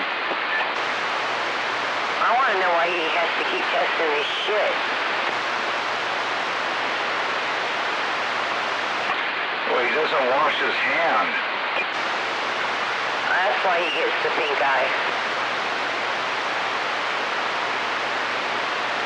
No, I don't got pink eye. I'm just really fucking high. I left the pizza box on the front porch again for you in wrong way, sweet pea. I think So don't be late this time. Shame on it. Hey, Al, can you deliver me a pizza? Nope, I cannot. Damn it. I do not deliver to Bonnie Lake.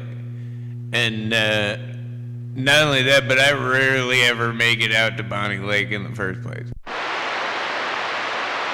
I think I've driven through Bonnie Lake more than I've actually driven to Bonnie Lake. Getting down.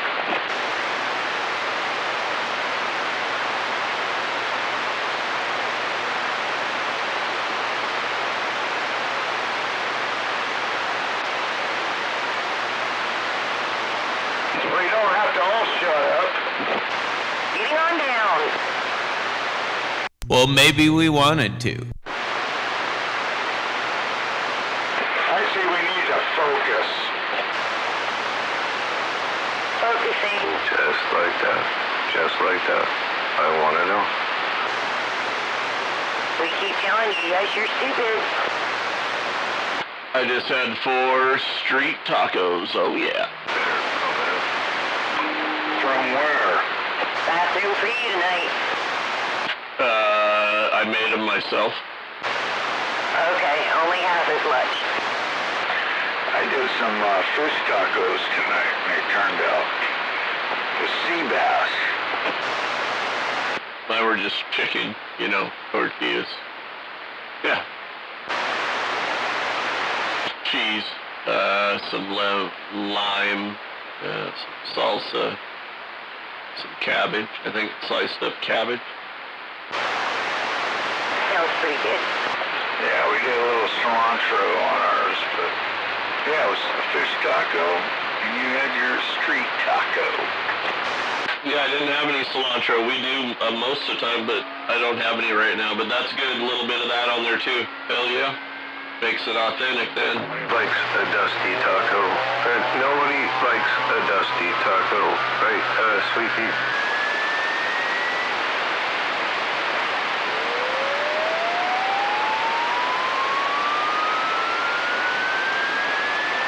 I think it's a Friday night taco. Oh, no, if it's old and dusty, it's not. Oh, shiznick, you don't want one of them.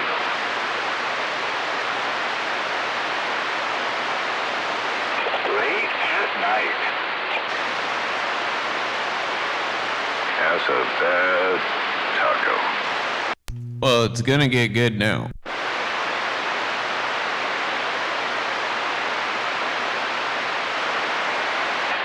Reminds me of a band that talk about a bad taco.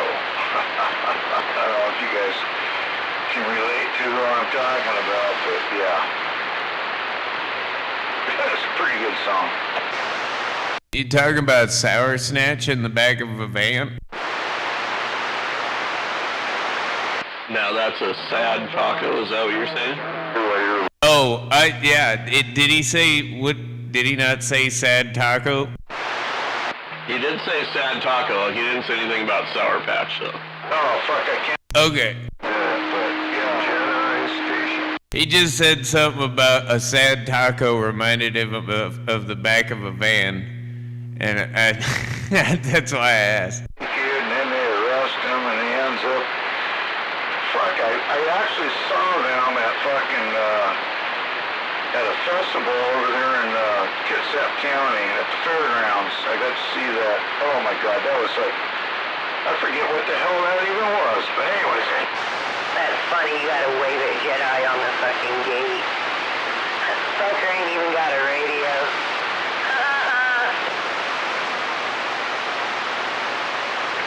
I didn't send him a test. Shut up, stupid. Your point. I knew it. It's gonna get good now. Alright, that comes from the smart one in your You wanna be my new radio? You're such a fucking liar. You're a I'll see ya. baby. Remember, I'll see ya. The Friday Night Taco Rodeo. Shit, you better bring Game on. Hey, shit, have you got... Yeah, I got you, because that's a dusty-ass taco that you're going down a dusty trail. Fairgrounds there. With a whole bunch of bands. It was a 2-day festival back in the early 90s. The aroma of Tacoma. Oh, sure. What are you talking about, Hammerhead? Where at? Jedi's a loser. The fairgrounds. Anyway, we got signs. This is so long. I can't even remember. I'm sitting there going, God damn it. There we go. Clear there. There's a little bands there. Coming to the sea town. There you go. I'm back in the 2-day festival, but it was 107.7 did it back in the day. The end. 1077. The end. Because Jedi's a loser. He did a concert. It was oh fuck. Anyways, I'm losing my mind. Where's that big amplifier that was gonna destroy everybody? Legit, the last Slayer concert in Washington, I got to see it, and it was at N-Fest up there at White River. See you there, man. I'll see you there. Uh-oh. See you there. Just, I'll see you right there. Don't be square. Put your face in a place. You'll be like paparazzi popping pictures of your ass. Oh, it was Infest. That's what they call it, Infest. Back in the early 90s when we went there. Anyway, it's fucking killer. Oh, I bet you will.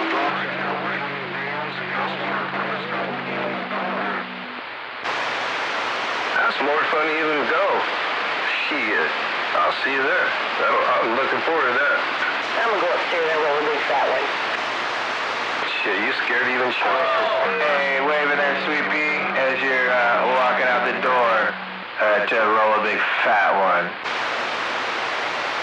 Thought you said she was smoking a big fat one. Smoke that. Oh, she's gonna smoke a fat one. I thought she was rolling a fat one. Smoking. Fucks her one. I'm almost done with this fat one. You up there rolling Sour Patch? You rolling that one? Who's the defender, Bob? Yes, you gotta roll it first, right? Way better for you. Well, look, roll a big fat one that way. Make sure everybody takes pictures of y'all walking in and out of there. Who cares? Exactly. Talking shit. You know the way? Shut the fuck up. Shut the fuck up. Fucking shit. Fuck you. Uh-oh. She wants to shut the fuck up. We're having fun on Friday night, Channel 17, the Puget Sound area got down. Taco rodeo got down. Welcome to the weekend. Thanks, Trailer Park just got down. I love me some Mr. Nobody when he's in town.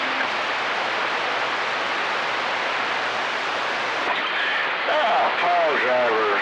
I tried to get back to you there, but it's getting rough and tough there. I don't know if you could even hear me. So, Oh, 23 Channel Pinto. Whoa. That you seamlessly broke right in there. Did you like that? Was that pretty clean? Did it just make him disappear? Or? Well, yeah, and it just switched over to your voice. I was like, whoa. Yeah, now you're over 9 down here. God, don't pump them up there. God damn it.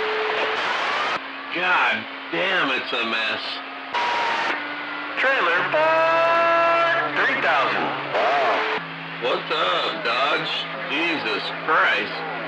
There's about 3 or 4 stations out there that are just loud as hell. I don't know how you get over your neighbors if you're even close to a neighbor. Holy shit. Or an airport. Like I can't hear anybody but Dodge over that shit. Oh, Captain Caffeine, I can hear him if he keyed down. How about me? Can you hear me over that? Well, apparently I ain't getting out over here in Bonnie Lake. I'm just a Peter. I guess not. I'm a mud duck. See, now I hear both you, Al, and Hammerhead as soon as it stopped. 10-4. I'm a mud duck. Yeah, I'm not having no trouble hearing you out. Yeah, wait. Welcome to the weekend. We're both mud ducks. Yeah, welcome to the weekend, the other mud duck. And I know you can still hear me, number 10. I can still hear you. And I got my evening coffee started. I'll try to be first in line, so I'm watching the clock there. It'll take about 10 minutes. Up the game here. Jesus, I feel like I'm being deprived.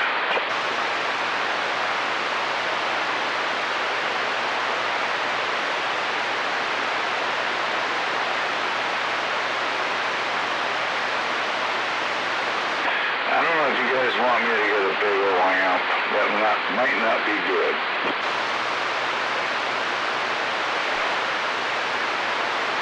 Well, it probably wouldn't be good on your pocketbook because you're probably going to just burn it up again. Burn it up, burn it up. There's a big amp.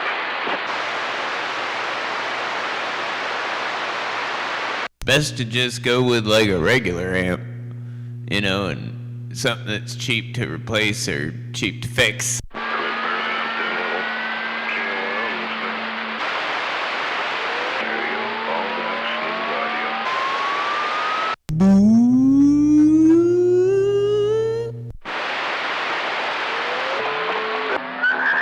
I think mine sounds better than that one. Mine's organically generated. Well, so is mine.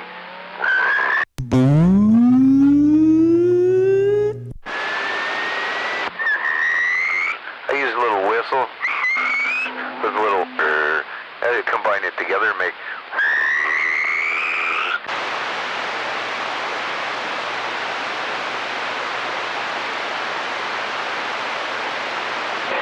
Sometimes I make those.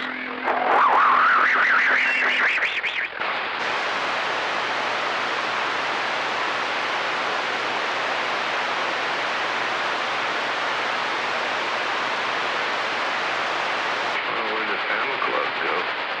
Oh, Santa Claus must be distracted by a flashing monkey.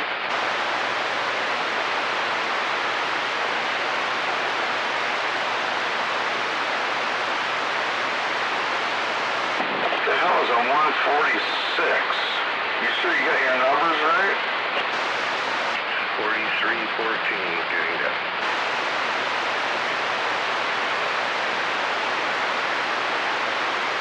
146, I never heard of that. I've got one here. Does it have sideband too? Yeah, sideband. Oh, bullshit. It just doesn't have the SWR meter. I'll be damned. Lesson learned. Some bitch, it sounds good.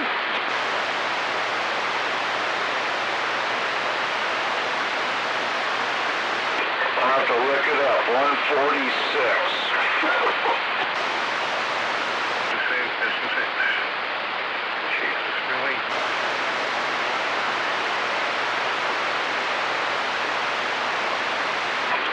So your mic's got the Roger beat built into it. The 146 does not have a Roger beat. I've never even heard of one. I'll be damned.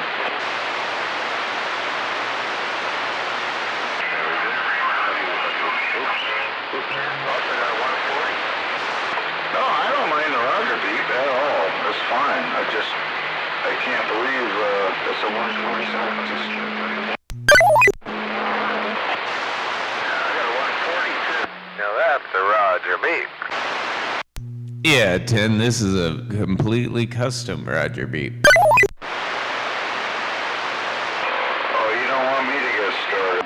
Did you get that Roger beep from Skynet? No, I did not AI generate this. I generated it on a computer and programmed it in there, but I did not use AI in any, or Skynet in any way. Well, that's good. You shouldn't buy your radio parts from Skynet. You know, you heard about them, right? I did somewhat speed up the harp tone and use that as inspiration.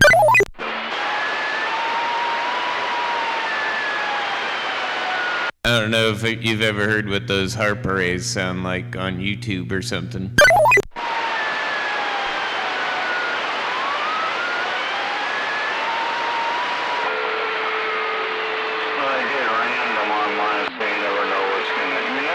People are fucking stupid. Fuck.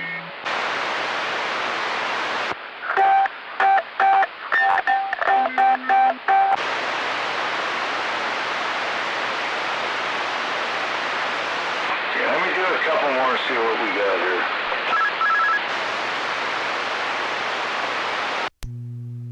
There we go.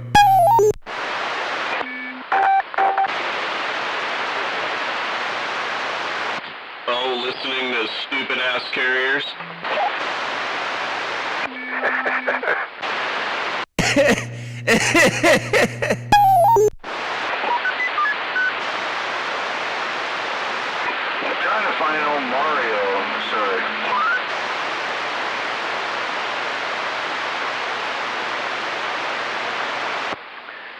much fun for a Friday night. It is way too many. I got too many of these in here too. It's too fun. See, that's a good one right there. I kind of like it.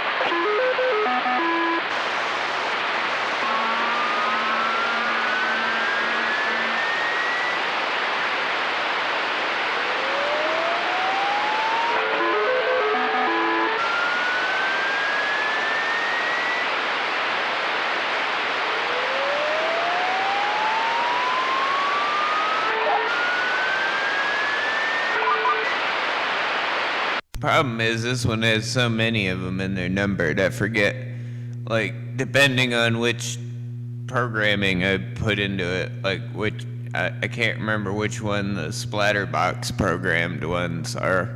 So I gotta go through each one in order to test it, which is kind of a bummer. Who has that Roger beep? That one's not too terrible.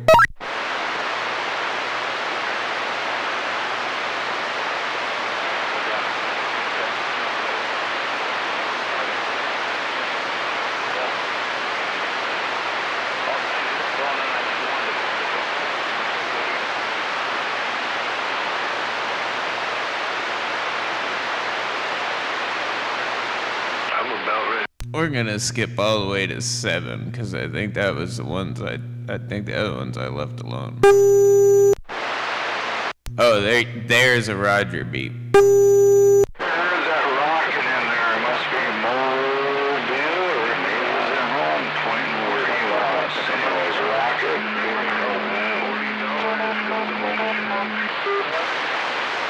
Hearing me out there. What hammerhead issue is out there in park with that backup? I ain't worldwide, but I wish I was. But that's enough of that. Well, so you get home and turn on that big strapping station. Beep, boop. That's almost Super Mario, but the tones are a little off.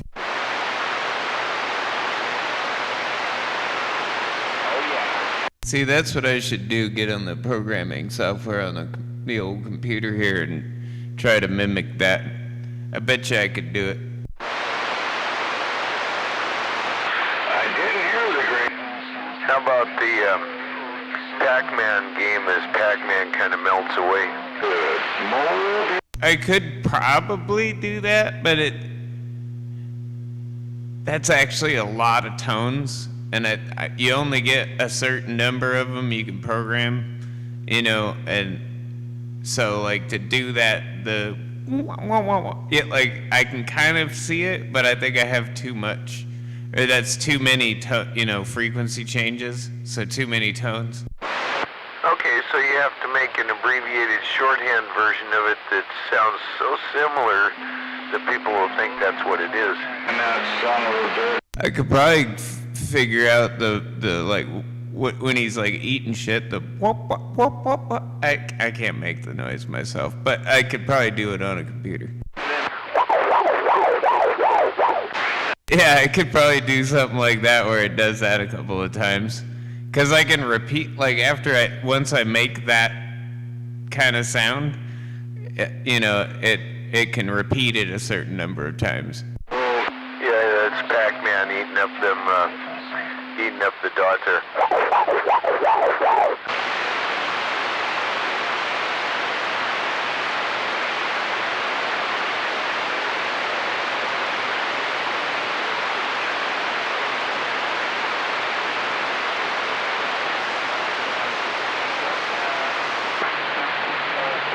I will admit this Striker has a way wider range of beeps, tones you can put in it, like way down into, like it lets you do like 200 hertz or something like that, which I don't even think this radio really transmits well, but you can do it. Whereas the Anytone, you're limited to like 400 hertz, which is probably, that makes sense. That's about the lower tones of like the human voice is like, in between like 300 and 400 hertz. It's all good. It's all good. I just don't like. I keep grabbing the wrong microphone. The desk mic, I gotta realign the switch again. It's acting up really weird again. So I'm back to the hand mic, so I keep reaching down. I need to move that somewhere so it's not sitting right in front of me because I keep grabbing the wrong mic to key up. And there you go. That casino there, that fucking dance club they got there, I guess it's fucking bigger than ever. I haven't been in there years, but there's lots of snatch in there. You know, that's why when I went back to the foot pedal here on this radio, I took the hand mic and put it way over there. So it's all unplugged and way over there so I don't grab the wrong mic. Breaker. Yeah, go Breaker. Yeah, how about it out there? What are you guys doing tonight? I'm just sitting here looking like this. How about it out there? Stay safe. Oh yeah, just checking. You know, listen to Mad Season. Yeah, 10. I went ahead and hooked up my little 16 MOSFET box. Yeah, and I'm just sitting here playing with my home-built antenna parts and slowly coming together, so I'm just tinkering. Zodiac talked me into hooking it up out here tonight when Skip was rolling, and then I figured I wasn't going to get it hooked up in time. And he was like, oh, you're pretty fast, you can probably do it. And I was like, all right, I'm going to try. And then I got back here, and he was gone, and so was Skip. That goddamn muckle suits, man, they want to pay for that fucking hotel they just built. And they want to pay for... And funny enough, I haven't heard him out here since. They want to pay. Just suck it up, buttercup.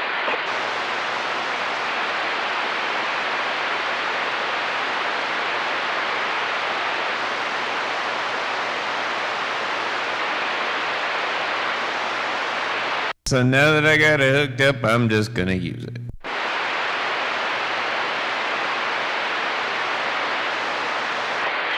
Not when the Indians own it.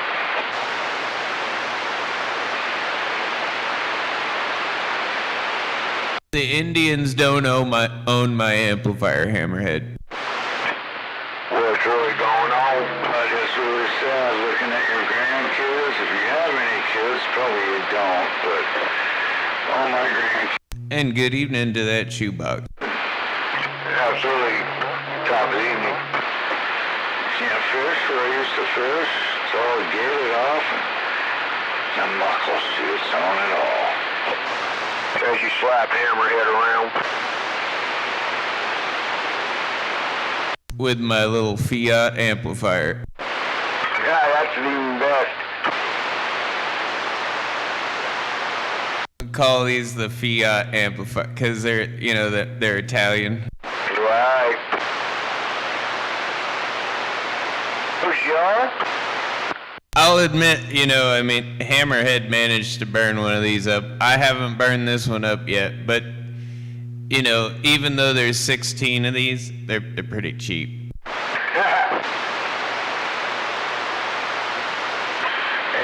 burned up a few, so don't say that. Yeah, but these RM3 pills are super cheap. I mean, I guess they're not a pill, they're like a little black MOSFET, but... Yeah, I haven't come up with a good nickname for the little square body. Yeah, but they're a little fat, but yeah, they're about the size of an IRF 520, but there's 16 of them in this big aluminum case. And I've been jabberjawing on it quite a bit and driving it a little hard. My power supply seems to be, that fan keeps kicking on, but this fan is tootling away and it's nice and cool. Yes, if you ever got replaced, they were like $3 a piece. The power supply.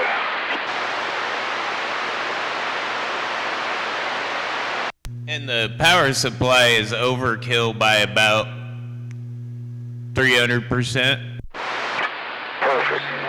that's what really matters. You don't want to starve it. You can never have enough power supply. Yeah, and I mean, I put it in, like, it said don't run more than 15 volts, so I put it at 15 volts. And it seems to like that. Right? Well, man, right there, 15 swinging forward, about 15 and a half, 16. Yeah, this supply, the way, it's a switching supply that I built up out of a bunch of 50 amperes. And it, you know, it just kind of sits at the same voltage. It doesn't drop or anything like that. It's like a set and forget. Yeah, I haven't had an issue with it yet. I got a little amp meter, voltmeter thing, digital thing on the face of it, so I can see what it's drawing and what it's, you know, and I mean, like I'm saying, it's not even at a full load, it's not taxing it, like, even like maybe at 15%, if my math is right. Yeah, Ken. I mean, damn, audio is strong as hell, and it's still got forward bump going on. And I mean, it's laying a key down. Yeah, this thing, I mean, it likes about to sit about 200 dead key and just swing from there. And that's where I leave it. This radio, I got the audio all turned down though, so I'm not doing like 150% mod. That would be probably a little driving a little hard on the peak. And I probably still am a little bit with this striker. Yeah, you can't tell, man. That thing's staying clean. So Al, how does this sound on my end? You're schooling right now, bro. You are the school teacher right now. Showing the class how to get her done on a chalkboard. It sounds all right, Hammerhead. I mean, it sounds like you normally do. And it just sounds like you haven't burned it up yet because I can hear you. Yeah, this is a old school, but anyways, it ain't much. It's like 200 watts. So there we go. 200. You're lucky to get that out of it, so it's probably about 100 and a half. Just because it's old don't mean it's true old school. I'm up on. Right. I'm on kind of the peak of. Might just be a hand-me-down. There's a couple. That'd be like you pulling up in a Volkswagen 1972 Bug going, yeah, old school. No, bro, that's not old school. I mean, back in the day, an old school little 2-pill or something like that, couple 100 watts, you were pretty hot shit. You know? You were pushing it, you know? Yeah, if you're rolling around with the Palomar HD 350, man, you're a hot stunt and a silver platter. But that was a long time ago. Now, if you ain't pushing a couple bushels, man, you ain't shit. You're a cold burger on a paper plate. 70s. Anyways, we used to fuck with this. You're certainly not talking on like 6 anymore with a couple 100 watts. Yes. No. The skip is rolling in. Heck, you can talk on 6 all you want with 100 watts. Ain't nobody gonna hear you, though. Yeah, no, not at all. I mean, maybe if everybody was unkeyed for a moment, you know. But you're not gonna get over anybody. Maybe if your conditions are just right, where like you happen to cut in before, you know, in between somebody. But yeah, I've rarely gotten in on 6 on like a couple 100 watts. But I've done it with like a 4-pill. But that's kind of hard these days.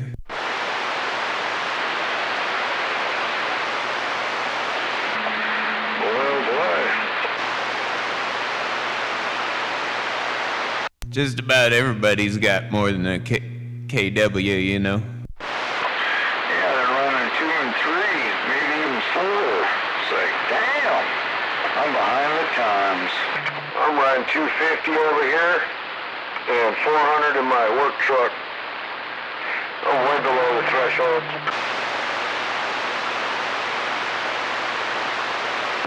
Yeah, I think I got about 80-ish, maybe 180-ish, give or take. Yeah, but I know you got more than that down there in reserve chute. Oh, yeah, I got plenty on reserve. Yeah, that's, you know, plenty on reserve, I show you. I could rip it right up to about 3 bushels.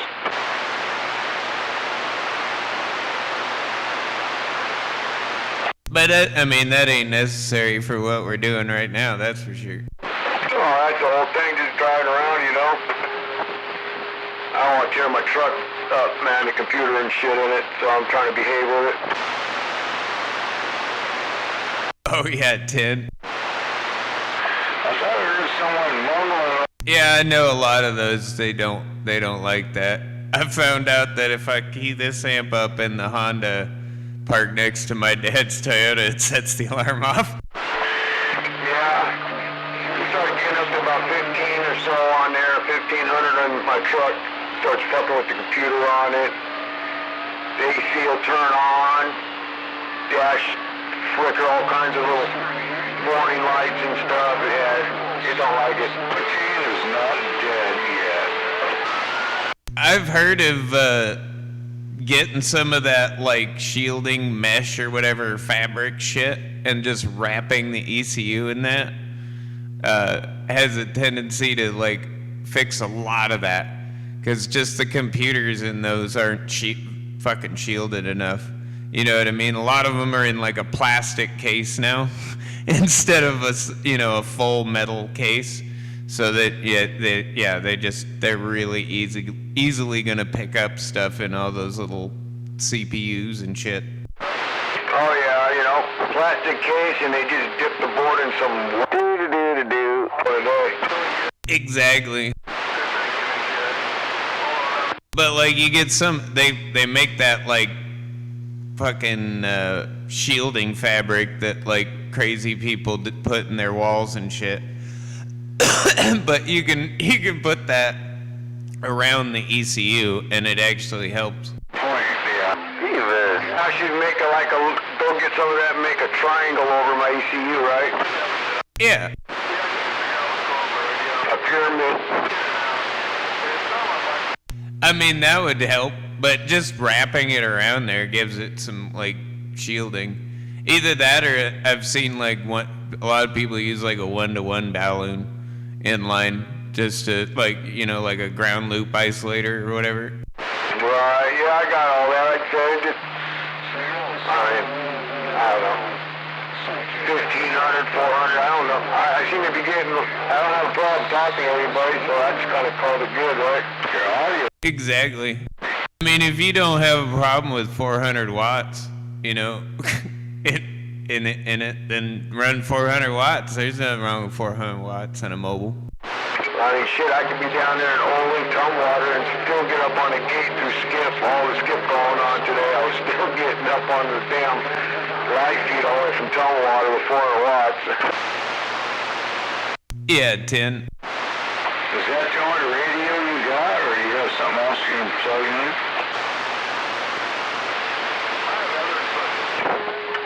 Watts are they're just a thing, man. 400, 4,000. It's just a number. Well, yeah, unless you're doubling it, it doesn't matter anyways. The bigger number, the better. Not necessarily, Beavis. And that's the thing. 400 watts versus 500 watts is nothing. There's no difference, at all in get out. You take 400 watts and make it 800 watts, there's a little bit of difference. Right. Well, like I said, the bigger the better. Got a good good match. But it's about doubling it.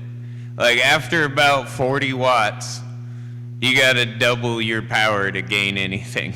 That's why I don't worry about cranking my shit up for 2 dB gain if that. Going from, 400 to 12, 1,500. Ain't nobody want to hear you anyways. Well, that's where you use antenna for the rest of it, too. Oh, absolutely. Hey, real quick, I got some big wieners out there, but hey, next week is And that's how Beavis can get out, because he's got that antenna way up there. the coast. You said Beavis got a little thing, but he knows how to wing it. How they're doing it, but it's just like they're trying to rape it. I don't get that. Why would they open? How far is Beavis from you? Because, man, he's like 3 pounds. Yeah, if you... Oh, he's right across town. But, I mean, he's just running a barefoot radio, you know, I mean, maybe like 80 watts peak. But, you know, I mean, it's 60 dB here. Yeah, I can hear him stuff, you know. I was just curious. I didn't know if he was like down the road from you guys, you know, a couple miles or something, or clear over. I mean, like, damn, BS, man. He's clear over on the peninsula, man. I'm surprised we can't have him have QSO. Yeah, anyway, you know what, I don't know why they're just doing that every day. It must be city cards. It's got to be. That's the only reason they're doing it for a whole week. I'm like, oh, really? Wow. There's no tide. There's no tide.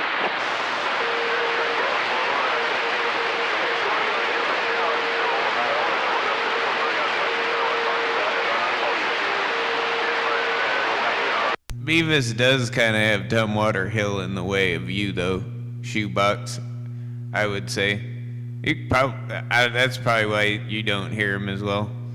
But I don't have anything in the way of, like, that side of the county.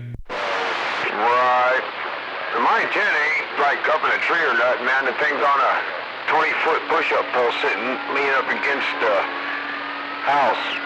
It barely clears the top of the house, but ground plane kit. So it ain't like I got any height or anything on the receive, so pretty much got to be dropping bombs like you to really get in my receive. Well, you're taking Pierce County out. I mean, right now, I think Trailer Park is probably the only person farther out that has a little more signal than you do. But you're definitely taking all of Pierce County out. You probably wouldn't take all of Thurston County out, but a lot of them, because, like, I got you 9 swinging up at just a little over. Yeah, 10. All I got is 2 28.79 Chishivas going right now. Pair of them. That's it. Shows 250 on the bird, right on the money. That's perfect. I suppose I would say I'm probably on the biggest hill to the north of you, and that's probably why I hear you that well. Right. Straight sight, pretty much. Yeah, I'm shooting right over there. There's like a little hill in between us, I would say, that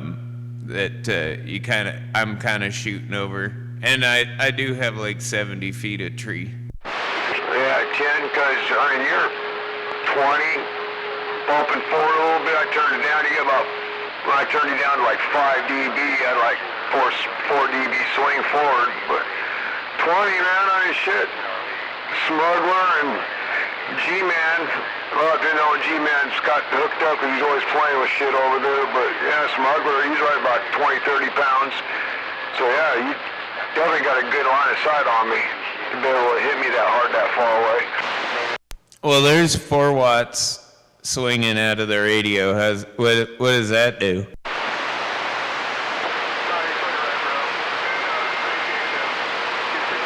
I guess that takes me out of your radio.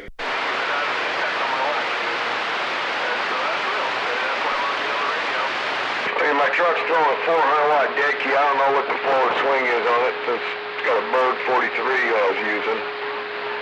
I have no idea what it's swinging to. I guess I don't get out down there with the box off, so we'll leave that on there. Yeah, you better leave that on there. I was like, I wonder what 4 watts does down there. Oh, that's nothing. I didn't even know you were there. I'll put it that way.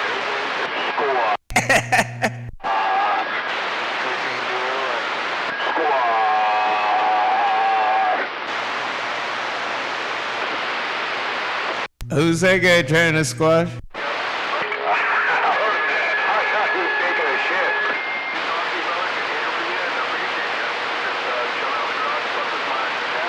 Almost sounded like a Froggy Jr. or something.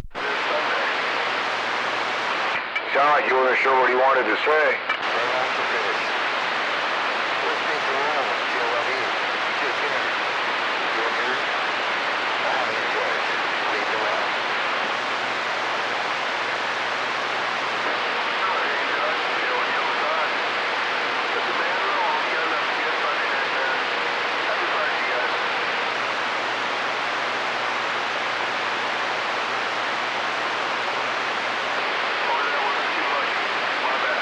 How about it, Junior Boss? You out there?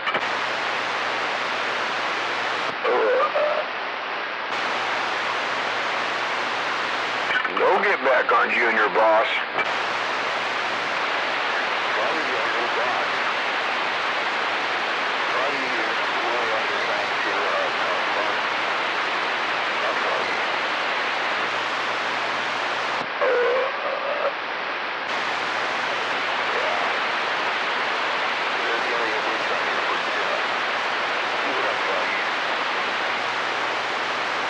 Well, there is Froggy in there. I do hear Froggy in there, but that other, the squash wasn't Froggy.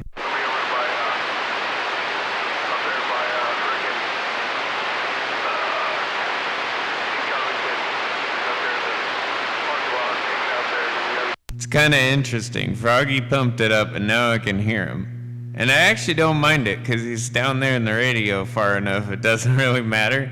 But I can hear him occasionally, and now it kind of makes it hilarious, because I can hear him.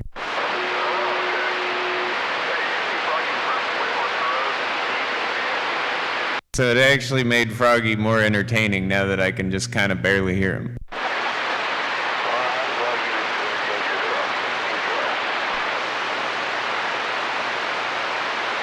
Where'd you go, Slayer? Hey, I'm right here. Holding up. Still full from that milkshake? Yeah, 10. Why'd you take a walk? I heard that. Yeah, everybody go to bed or something?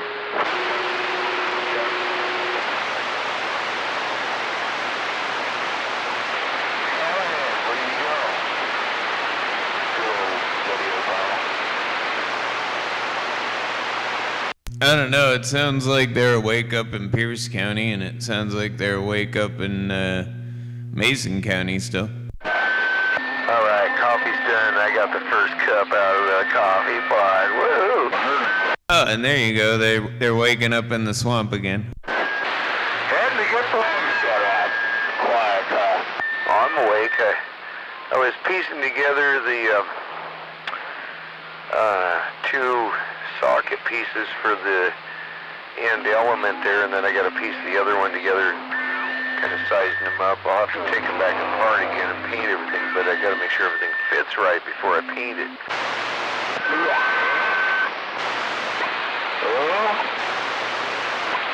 Anyways. I think I got one more cup of coffee in me, and I should go get some. Now that I'm thinking about it and you mentioned it, I will be right back. I'm looking at it and think how I might use that neon green glow-in-the-dark paint on some of the parts just because it'll look cool that way. Make it so look like the elements are just floating up there in the dark, you know. Hey, look, those sticks are just floating in the air.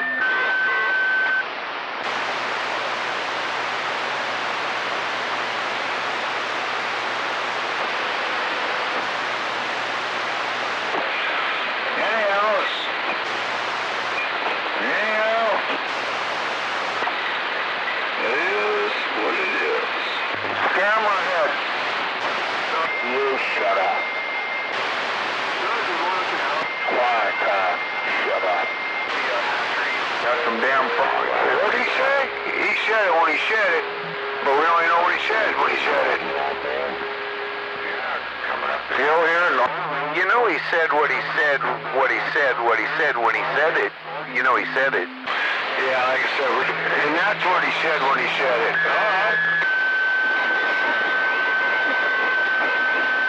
She's a little? That's what I said, that he said what he said, what he said, that he said what he said, you know, he said it.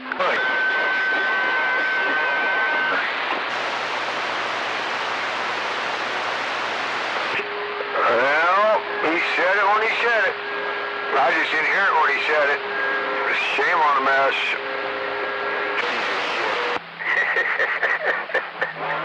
Chitter chatter out here tonight.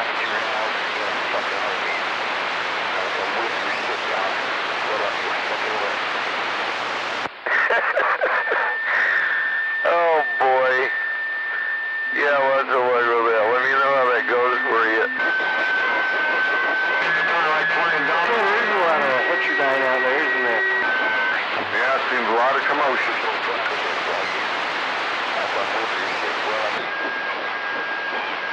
Yep, you said it.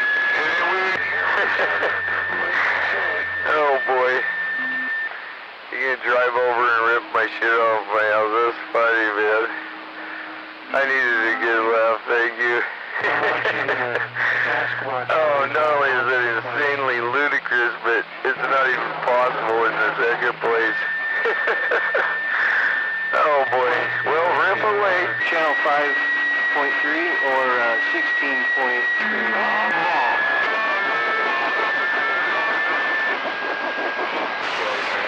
The Sam Squanch. I think they're in Minnesota. Sound like somebody scraping some horns off the bottom of their heel or something. Sort of like what I have to do when I come out of the chicken shed there. I gotta kind of scrape that shit off my feet before I go any further. Maybe. Hey, wait, Rick. Yeah, good evening to you. You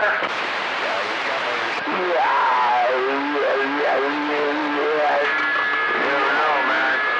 With them sleigh dogs get those corns on their feet, man, it takes quite a bit to follow them off.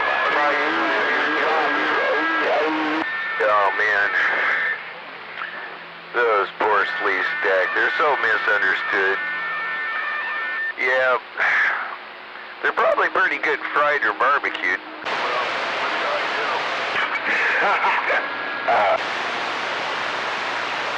That's fucking disgusting. Well, you know, on the East Coast they have them big barbecue get-togethers where they have them possum and raccoon cook-offs, you know. Yeah, I can see them sticking a little corn foot in there.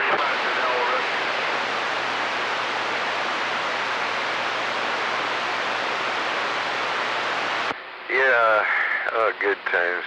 Nothing like a good possum stew, you know. Never had it. Well, I was making reference to Granny on the Hillbillies when I aforementioned that anyway. Oh, shit.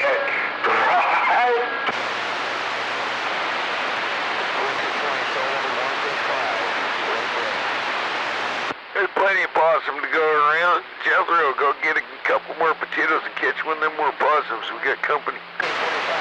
Jethro, Go out to that cement pond and turn up a pan of fish. Jethro.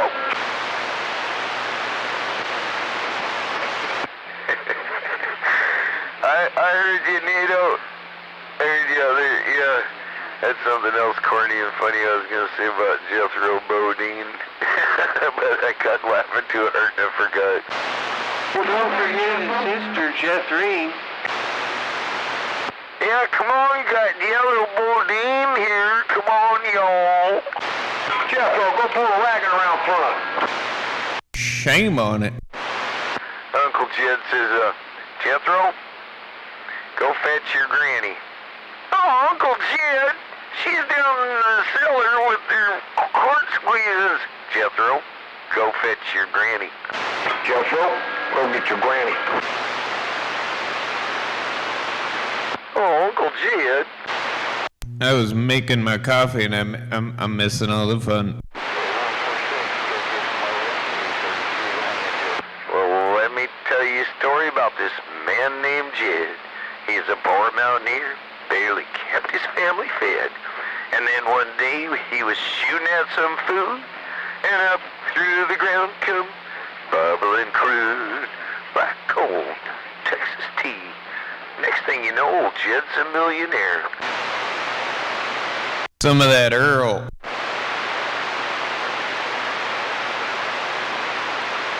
I figure he must have been up around Kentucky somewhere up in them hills.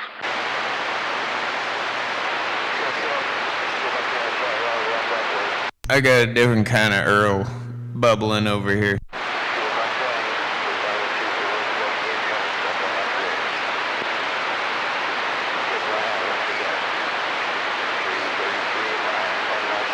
Some of that hash Earl. Yep,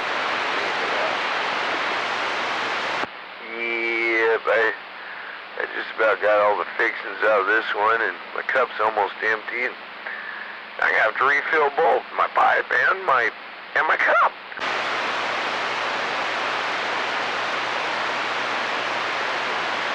I mean, I'm probably stoned enough, but I could get more stoned, so that's what I'm doing.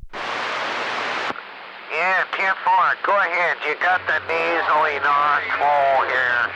Breaker. You get on Google and it'll show you an ad because you're talking about something, you know, whatnot.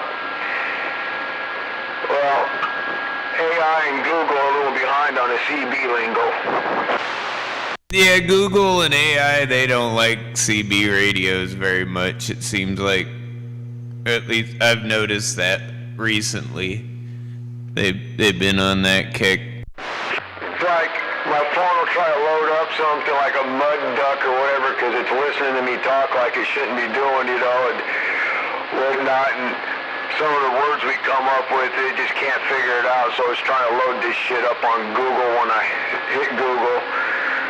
The other day we were talking about, what the fuck we were talking, oh, Land of the Lost, the original Land of the Lost. So what comes up on my phone, Google? Oh, some thing about Land of the Lost back in the day. It's like, but now it's trying to figure out what the hell I'm talking about on the radio, and it just can't quite figure it out yet. Oh, trust me, it's funny. Like, it'll figure it out, especially when Smuggler starts talking about certain things. But but he's not the only one that it's got figured out. But yeah, some of this stuff, like some of the advertisements I get on the phone are clearly the phone sitting next to the CB speaker too long. Oh, absolutely. It was trying to give me a thing for Wiener Bender.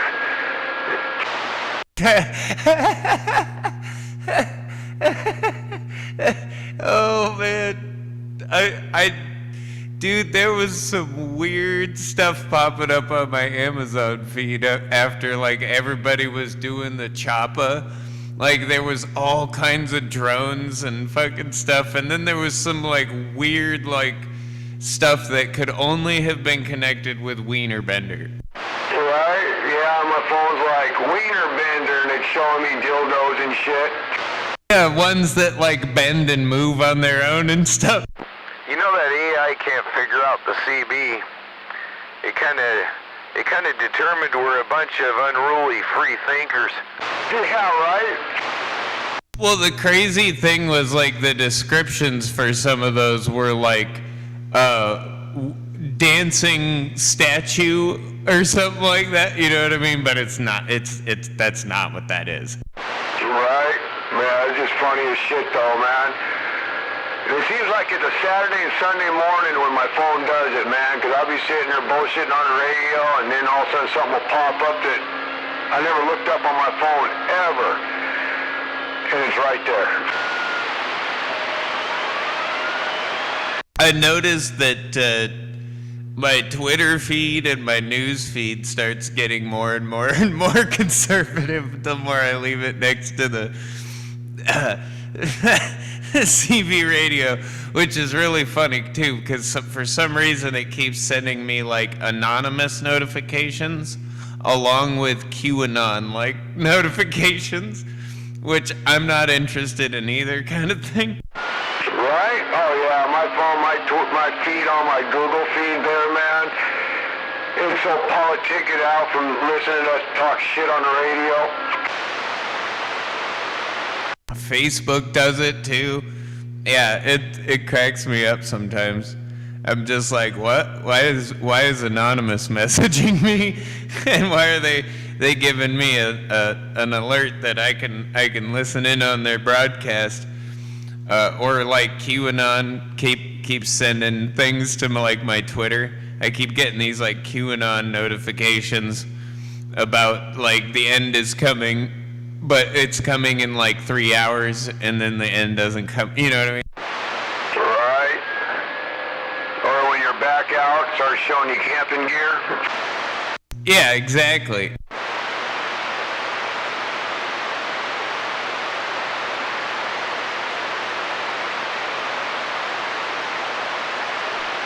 That stuff, it shows me a lot of stuff that I've been looking for trailers and box fans and shit, and like looking at auto auctions and shit like that, so, and equipment auctions and stuff, so like a lot of that stuff pops up, and then a lot of stuff that like I look on Amazon pops up, but it like every once in a while I'll be searching for something completely different on Google, and a whole bunch of advertisements for some weird stuff from the CB will pop up. And it cracks me up every time. It's like, don't listen to those people. Just listen to me. You can listen to me, because you seem to have me figured out, but don't listen to those people. It's funny shit, though, man, but it's so true.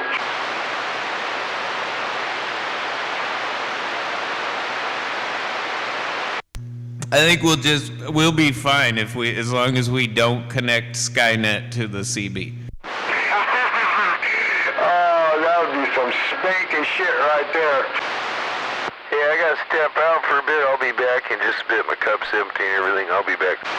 All right, if you don't come back, we'll call 911.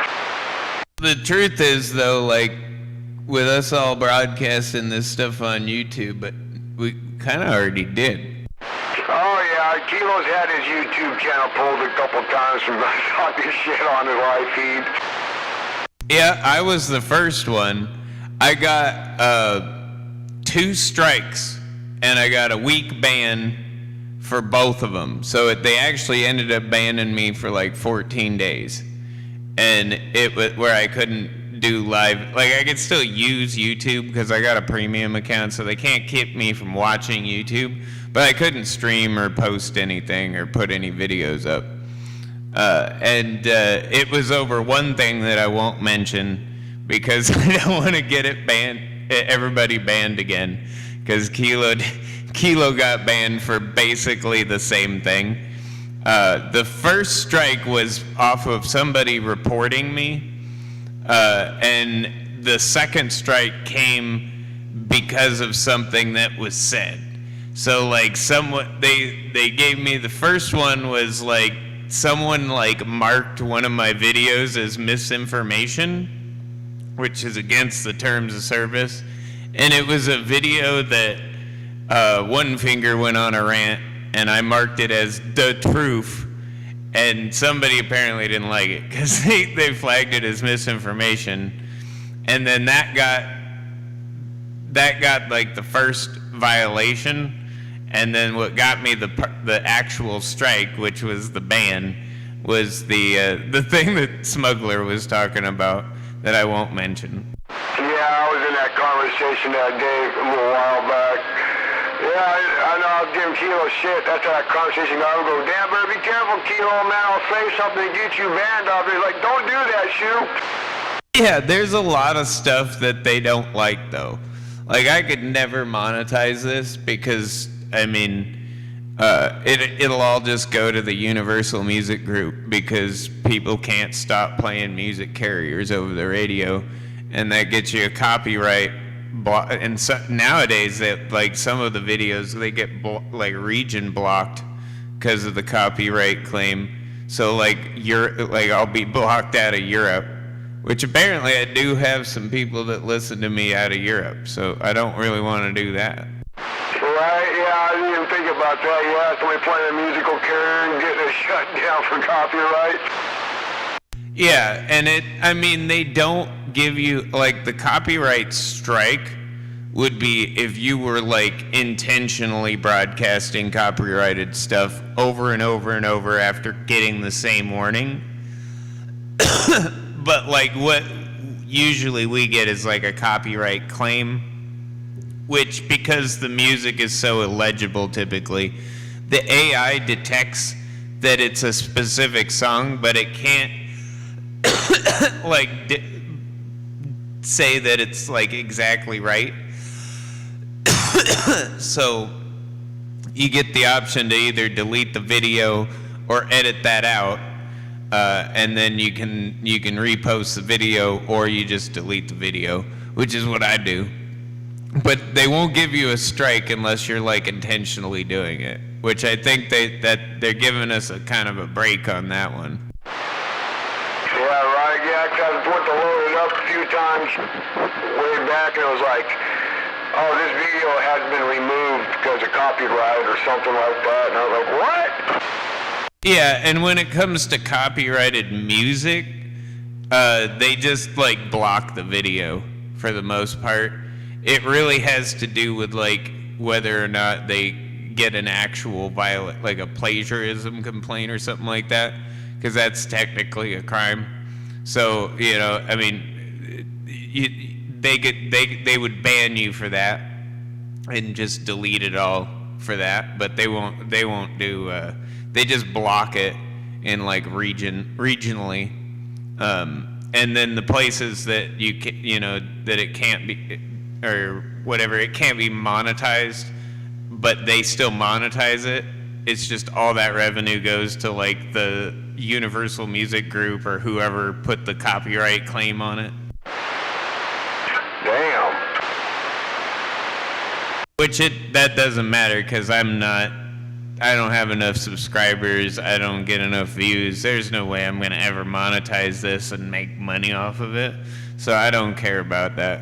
I'll just delete the video. Yeah, I told Kilo, man, you know, it's actually pretty nice to have a live feed, because like when fucking driving through the city and, you know, you got your squelch up, as soon as you turn it down, you hear a bunch of noise from all the interference and stuff. It's nice just to turn the live feed on, and then you can hear it all nice and level, you know, you're not hearing it every time you're trying to listen to something. And that, the 100% the reason I started doing this is because 45 was doing it. And I did this again, I started doing it on YouTube because that's what I saw 45, and it was way easier to do than how I used to do it. I used to actually have my own little website that I had one of these gates on through like Ustream.tv or something like that. But I had to have a website for the HDMI player or whatever to work. And then I also had that so that they could put it on canigetarradiocheck.org or whatever back in the day, which was like started down in Portland, but they had them all up and down the West Coast. And the idea there was that I don't like giving radio checks, and every time I give a radio check, somebody tells me I'm full of shit. So I was like, okay, well now people can hear what I'm hearing, and I don't have to tell them they sound like shit. They can hear they sound like shit, or I can, or they don't have to think they sound like shit. They can see they don't sound like shit.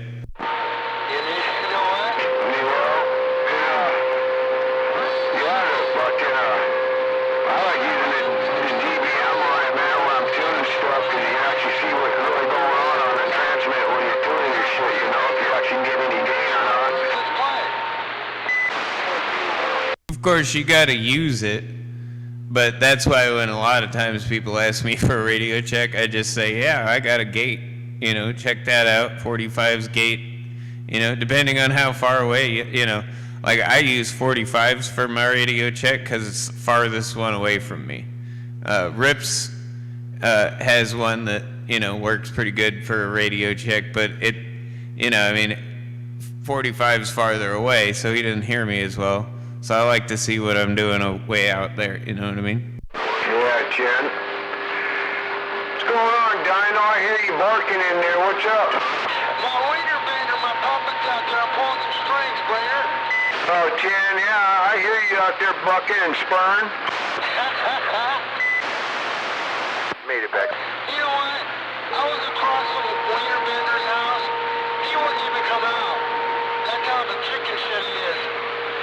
wants me to shut up, he can come make me shut up. I'll meet him out here in the woods where he can't call the cops. Don't call the cops. You just take them about a week and a half to get there. Well, yeah, and you can call the cops, but you don't have to either. You know what? People that call the cops, they're snitches. That's the way I see it. Yeah, 10. 10. And I'm waving at that dyno, by the way. Oh, waving there. It's a little rough on my end. I can't quite hear Dino out there, but I'm waving from my swamp shack, number 10, waving at Dino. Hey, man, we hear you there, number 10. We hear you there, number 10. I'm hearing you waving back, sorta. You're kind of intermixing with the static I got, but I heard you Roger beep, and I heard you wave back, number 10, stamping back for a bit. All right, man, we'll be listening. C10, you've been acknowledged.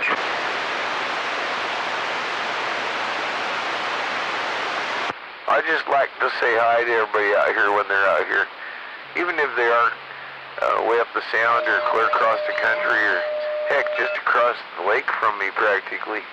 Hey, Swamp Chat, I like just being high out here with everybody. Well, that's kind of what I smoke pot for and always have, was to catch a buzz on it, you know? Yeah, I'm not into all that DX yelling numbers all the time. I get out there and play around for a minute, but I enjoy doing the QSO like we've been doing. I like doing this kind of stuff with DX.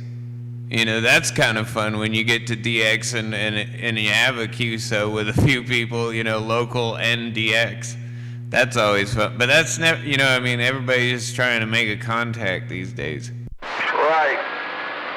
I always say, yeah, get your pencil on pad and write that number down. But yeah, that's why I like going down to 915, man, because you can actually have a QSO, like you said. Everybody's in it. Me and Don will be down there bullshitting, and next thing you know, we're bullshitting with Missouri, and everybody's all in there in Wyoming.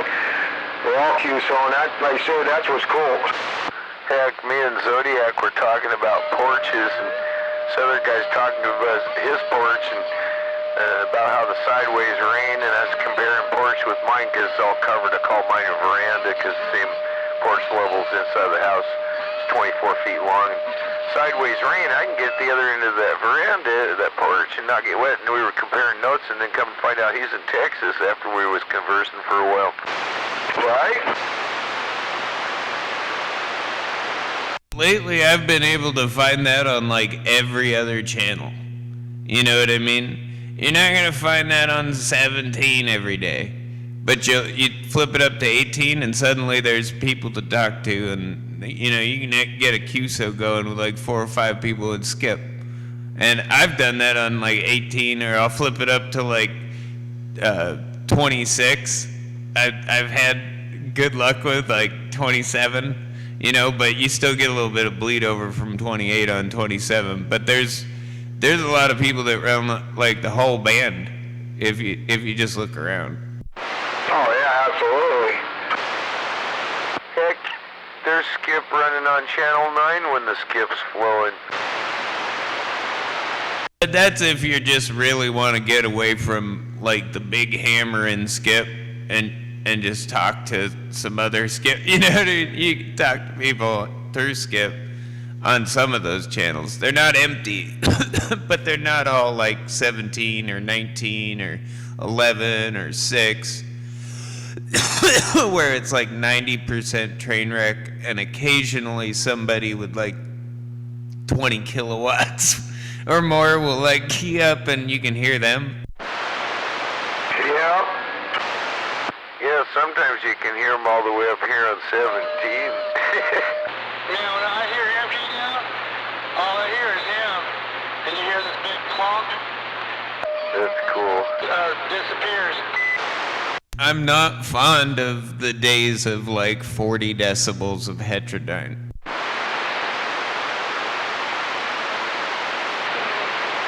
That makes it a little rough talking local. And just people talking a lot. You know, like I said, back in the day, it seemed like it was just noise, man. White noise mixed into it. Woo! Listen to 19 nowadays. That's what it's become. Like pretty much all day, it's just a howl of noise at like 9 to, 10 decibels. And then occasionally you'll hear a big strapper come over it. Right, sounds like a windstorm going on. Exactly. Like one big giant solar storm going on 19. Oh, you're that. Like, god damn, man. 6 sounds like that when the big strappers aren't talking to each other. You know what I mean? And every time they unkey, that's what you hear. That's because the fucking channel's trying to reshape back into a normal frequency after they destroy it. It's like a stomping on that frequency. Yeah, right? It's bending and warping the frequency continuum. If you listen close enough, you can tell there's voices in that. So it's really just a bunch of ducks, but they're all like not really ducks. They're all like 20 decibels, but but you can't hear all of them at once. You got it. And the big strappers are the 60 dB. Anybody that can get over it. You got like you got a cotton picking waterfall. You got a waterfall. See something look like a dust bunny come rolling through. That's what's up.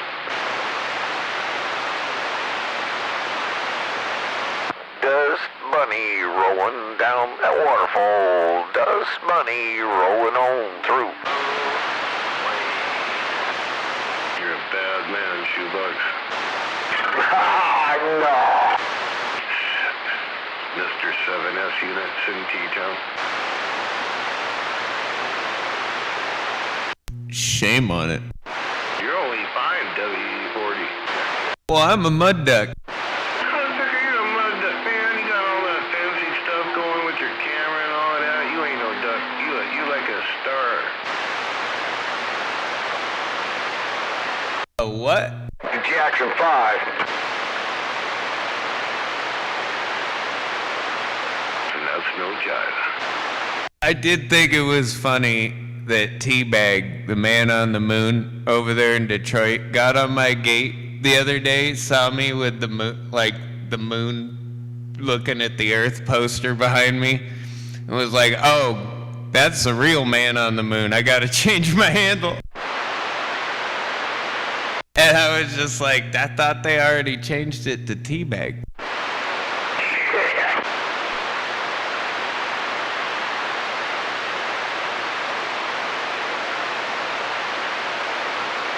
But it did crack me up.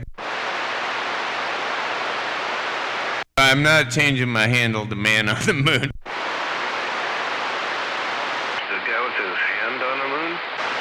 Yeah, the man on the moon. No, dude.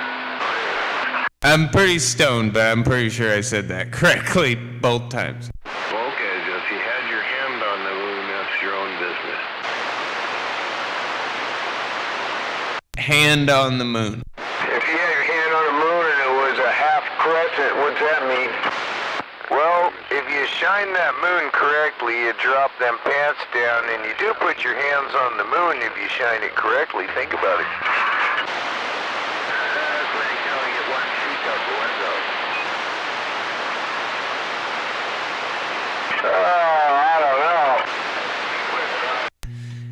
Occasionally, I think my radio bleeds my camera out of, like it freezes it up. Like I'm not sure. I must have some sort of something in the shack here that's killing the camera. It's not too far away from the coax, but it's pretty far away. I used to run my shooting star. I had a camera mounted right inside the boom, so I could see exactly where I was pointing it. Ground the coax to that camera. They ground the camera itself. It's probably because I'm saturating this amp. It's coming out of the amp. little bit into the shack or something. I don't know.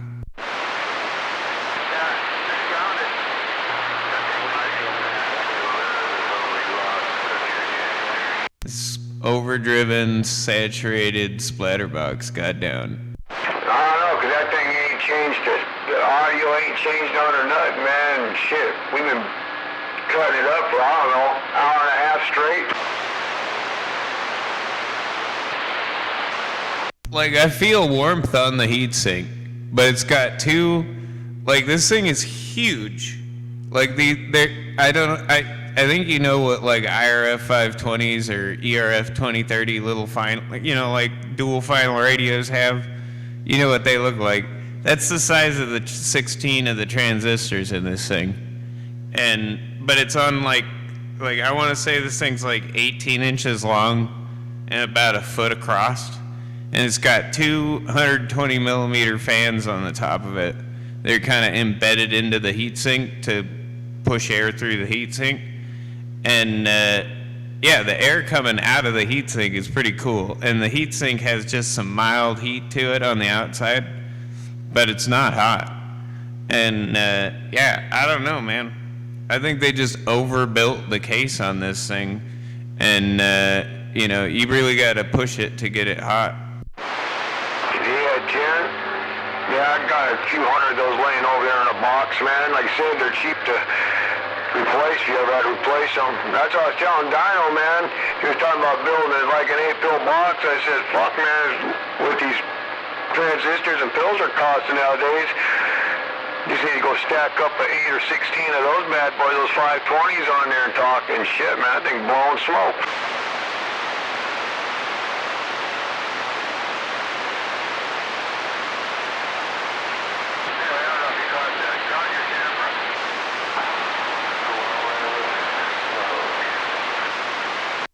Yeah, I got it sitting under the table here, and I was just feeling that around the different parts of the heatsink, and yeah, it's just mildly warm. But everything gets warm, especially as much as I've been talking on it and keying it down, giving it the beans. You know, it should be getting a little warm.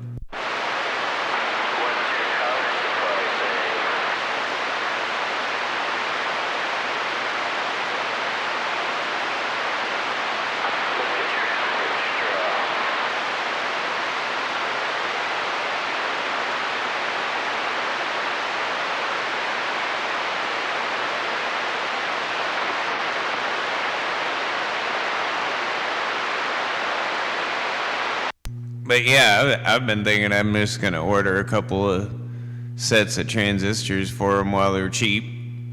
Make sure I get a few, you know, matching sets just in case. But I don't you know, I mean, as long as you keep a pretty flat match, you know, I mean, they say keep this thing under 2-to-1. Which I was like, yeah, I think I can manage that. Yeah, Jen, yeah, you order. They're only like a couple bucks a piece. If you order like 20, 50 of them or something, man, you get an assload of them for nothing. Yeah, exactly. I mean, the IRF 520s I can get for $1 a piece, and I'm not 100. Like, there's some argument on like some of the internet backweb, you know, forums and stuff on them that say that they're not the same as the IRF 520s. They're the same as like ERF 2030s. But both of those are pretty much electrically replaceable. I mean, with a little bit of biasing. So, I mean, if they're easy enough to bias and balance, you know, I could replace them with those. But like the RM3s that are in here, the RM pills, which are supposedly cherry-picked one or the other, like MOSFETs, with the RM label on them, those things are like $5 a piece. So, I mean, I might as well buy those. You know, that they're the same thing that's in here for sure. Oh, yeah. $5 a piece, man. Shit. Yep. I mean, this whole thing was less than $1 a watt. You know, shipped to my house. It was less than $500. was like $480 something with the shipping. Yeah, I think, like I said, it's definitely solid. About that. Yeah, I would say that's a good deal. But we'll see how long it lasts and see how much money I have to put into it in the long run. But I don't think I will. And I say that about a lot of stuff, and I have, but like the Toshiba Red Dot volted one pill over here fucking keeps rocking, like that thing has never failed. Toshibas won't, but you can't get them anymore. So I'm looking for the next best thing. Right. Yeah, everything I got over here's got Toshibas in it. Yeah, and any Toshibas you got laying around, matching sets for it, keep them. I mean, don't even think about doing like the $500 a pill deal on eBay to try to get.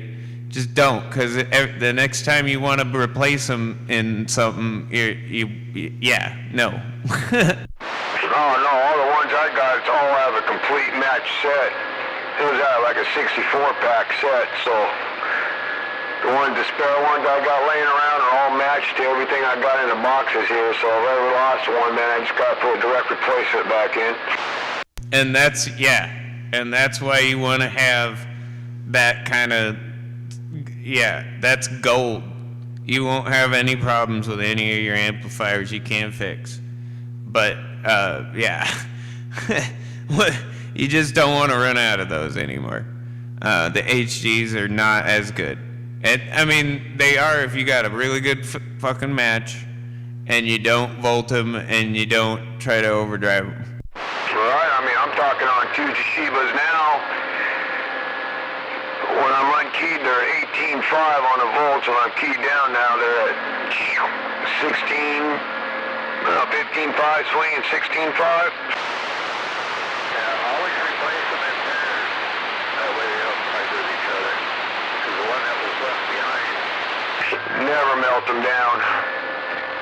Smokers like, let that box cool down, shoot. In the morning, I'll lay down like a 5-10 minute story in one key, bud. You're like, better let that thing cool down. Yeah, you won't melt. You won't do nothing with that.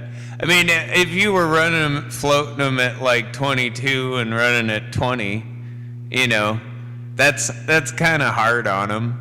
But I mean, as long as you're not driving them too hard, you know what I mean? Like that you don't have that would be the trick with volting it that hard is you don't have to drive it so hard. But yeah, I mean, like floating at 18 with 16 into it normally, fuck yeah, that'll live forever. That's basically what I got going on here with the little one pill. Exactly. When you start getting up in the 20 volts, it's the drive, you don't need that much drive when you're volting them up because they got so much dB gain,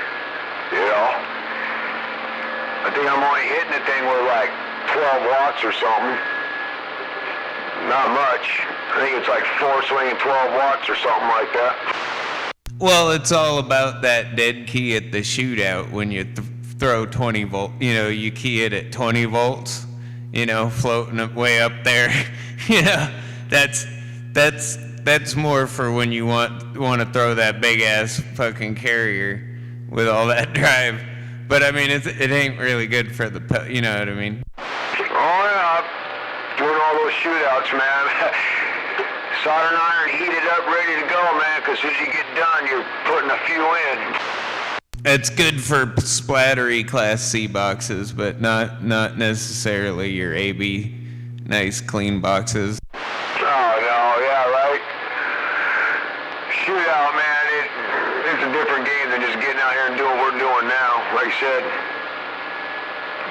with the key down at 15.5, swinging 16.5, those things will last eternity.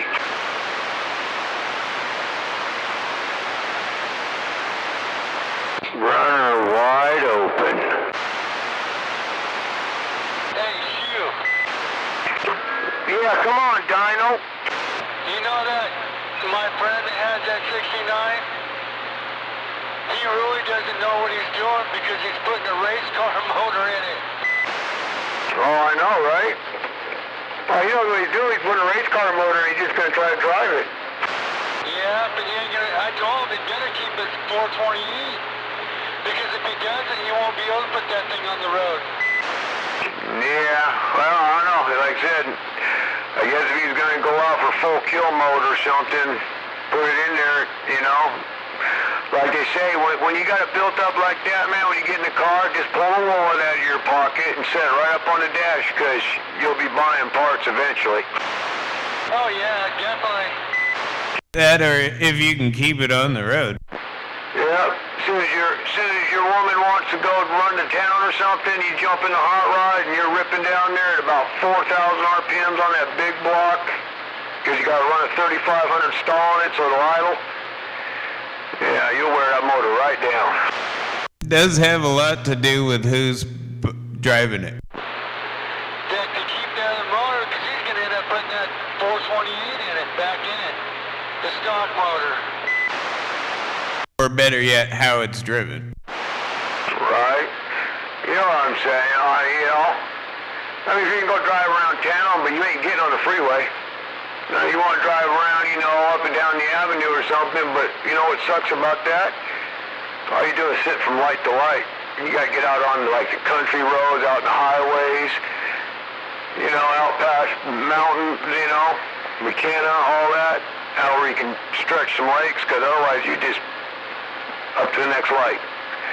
Nowadays, it ain't even like back in 20 years ago, man. So much fucking traffic, you can't even drive through fucking Yelm. It takes you 20 minutes to go from First Street to Wally World in Yelm. You will find every cop in town, though, if you put a race motor in a hot rod, you're going to drive through town. Yeah, them days are gone now. They're AMAD. Yeah. You end up running into somebody or running someone over nowadays trying that. Shit, I'll never forget that day, homie. I'm looking out the big old window, and I see this white Monza with nothing but smoke coming down the street off that avenue going south out that hill. If Kind of ironic about that. AMAD, that Monza, that's how I got my 77 4-speed Nova. I did that exact same thing you seen out the window out in Spanaway on B Street. And when I came by the next day, dude waved me down and asked me if I wanted to trade that Monza for his Nova sitting in the driveway. Yeah, but I just had to get you that off, so, because I remember that day. I'm like, motherfucker, that's a Monza blowing smoke through all those tires out the back, going down Pacific, down south past the candy. Yeah, that had a 3800 stall converter in it. Getting on down, and I'm back out. There you go. There's a little audio for you there, Shoebox. Hey, there's a little MAD audio for you, and I'm back out. Yeah, Chinraya. I had to step back away from the radio a little bit. MAD radio up in TAC, number 10 waving. Yeah, what's up, Donner? The bigger that stall converter is, the better it is. I'm just wondering. Well, what do you mean by better? What are you trying to describe as better? Taking off. Only if you got the gear behind it. If you got the right gear behind it to make it lock in, otherwise you'll be sitting there like a pinto taking off. Oh, Tim Hart. yeah, you gotta have the rear end. You gotta have that, and then you gotta have all the power. And it depends on how big you want to go, is how much power you want to put through it too.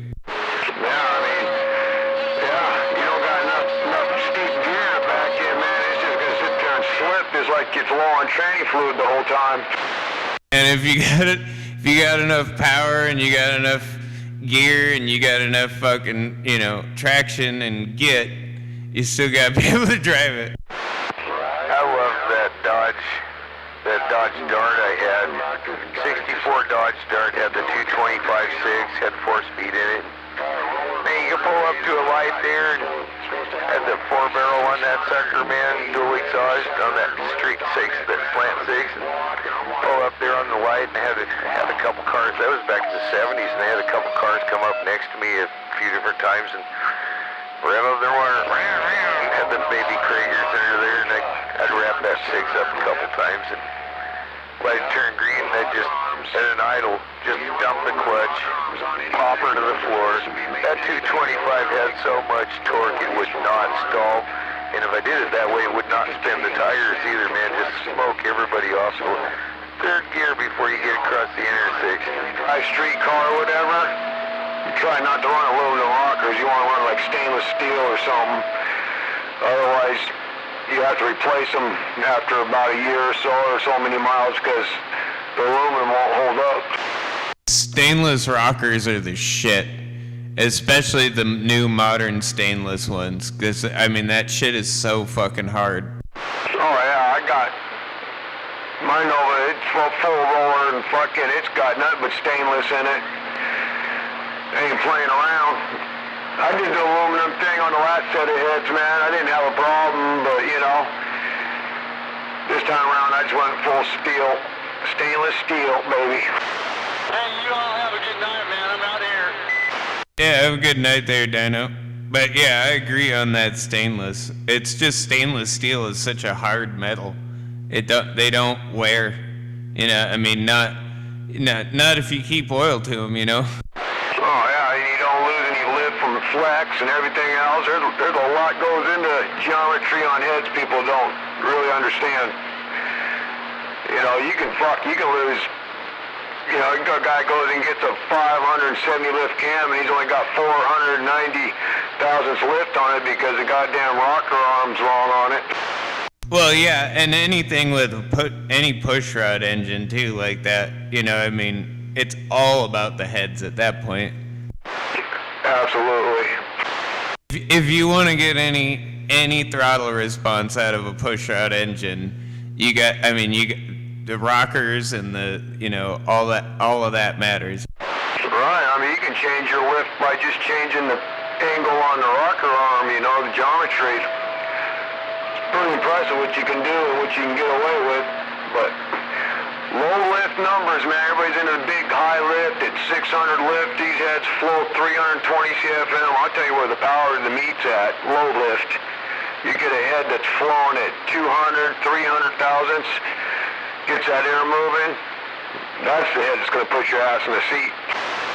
Well, you can gain a lot just going longer duration versus higher lift too, like you said, like a low lift, long duration. Fuck yeah. Right?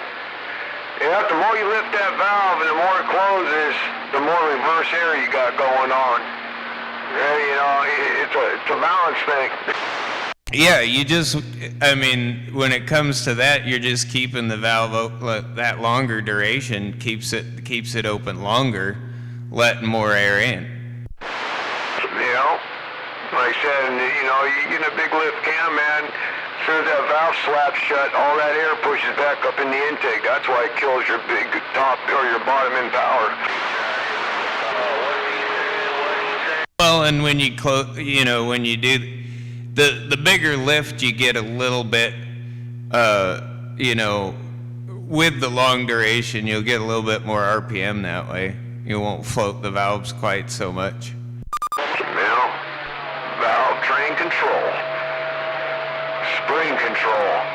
You watch those videos in slow motion, what the springs are doing on the valve spring, man, you're just like, damn. Yeah, 10. All dancing around and shit like a big fat lady, man, and you see it just staying compressed and shit, and you're thinking, oh, that valve had been close to that piston at that time.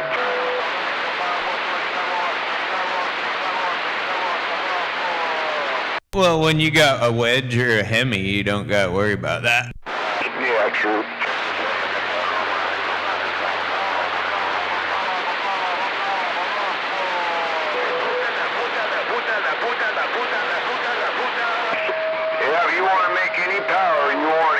Canted valves on it, and you want them flowing.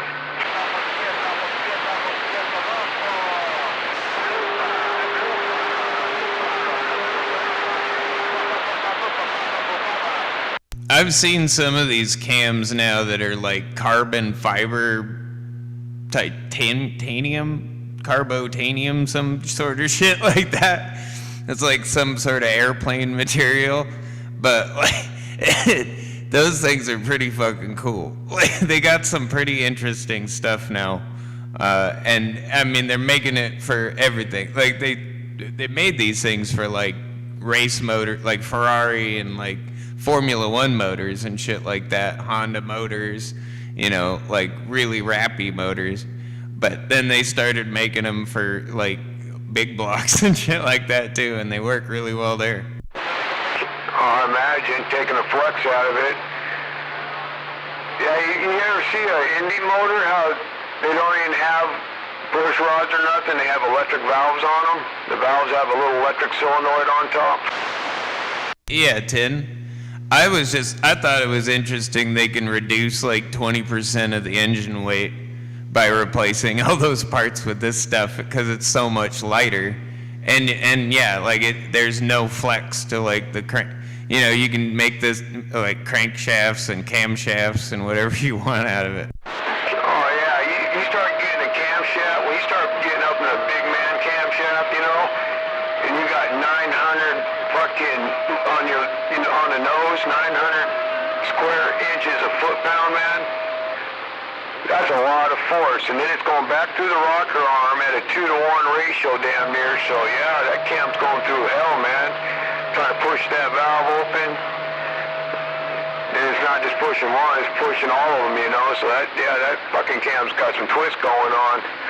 I've seen them stick dial indicators on them, seeing them out 3-4 degrees from tip to back. Well, and you see this stuff like factory in like supercars, you know what I mean? Like Bugattis and Ferrari and Lamborghini and stuff like that. They've been putting, you know, built, they're 700 horsepower cars, you know. They typically have the drive shafts and the cams and the crankshafts and stuff are all made out of this kind of material. Oh, yeah. Those are high-revving motors. That's where their horsepower's at. Well, and it's the reason why they've gotten more reliable. I mean, I would say they're still like it. I mean, when you buy one of those cars, you're buying a race car you can drive on the road. But, you know, I mean, at the same time, it's, you know, it's going to be about as reliable as driving a race car on the road. Oh, yeah. Deep wallets. You know, you go drive that thing, you know, 1,000 miles, you're taking it back to Ferrari to get a tune-up on it. How much was that tune-up again? Oh, 18 grand, really? Yeah, but if you build like a big block or even a small block race car to drive on the road, you know, Chevy race car to drive on the road, you know, it's a lot cheaper when you start breaking stuff. That's for sure. You know what I mean? You could still get that 700 horsepower and not spend quite so much. Oh, yeah. I got engines all around me here. I got all kinds of backups. But I did notice that material doesn't seem to wear out as what, like even it's even stronger than like stainless steel. You know what I mean? And some of those parts, like they seem to be more durable. Oh yeah, you know, it's just like all the street outlaws and stuff. You know, them guys are running $350,000+ engines. After like 20 passes, it costs you 40 grand just to freshen it up. Well, yeah, and they're running like titanium, like drive lines and shit like that too, like stuff that can handle like 2,000-3,000 horsepower. Oh yeah, carbon fiber drive lines.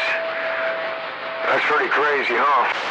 Yeah, but like I was saying, those carbotanium drive lines, where they're like a titanium carbon, that's what they're making that kind of stuff for, is, you know, because it's just, I mean, you know, if you're going to build a race motor nowadays, that you're going to probably end up putting some of those parts in it, you know what I mean? They're not necessarily cheaper, but they're pretty much on par with a lot of like the higher end parts back in the day too.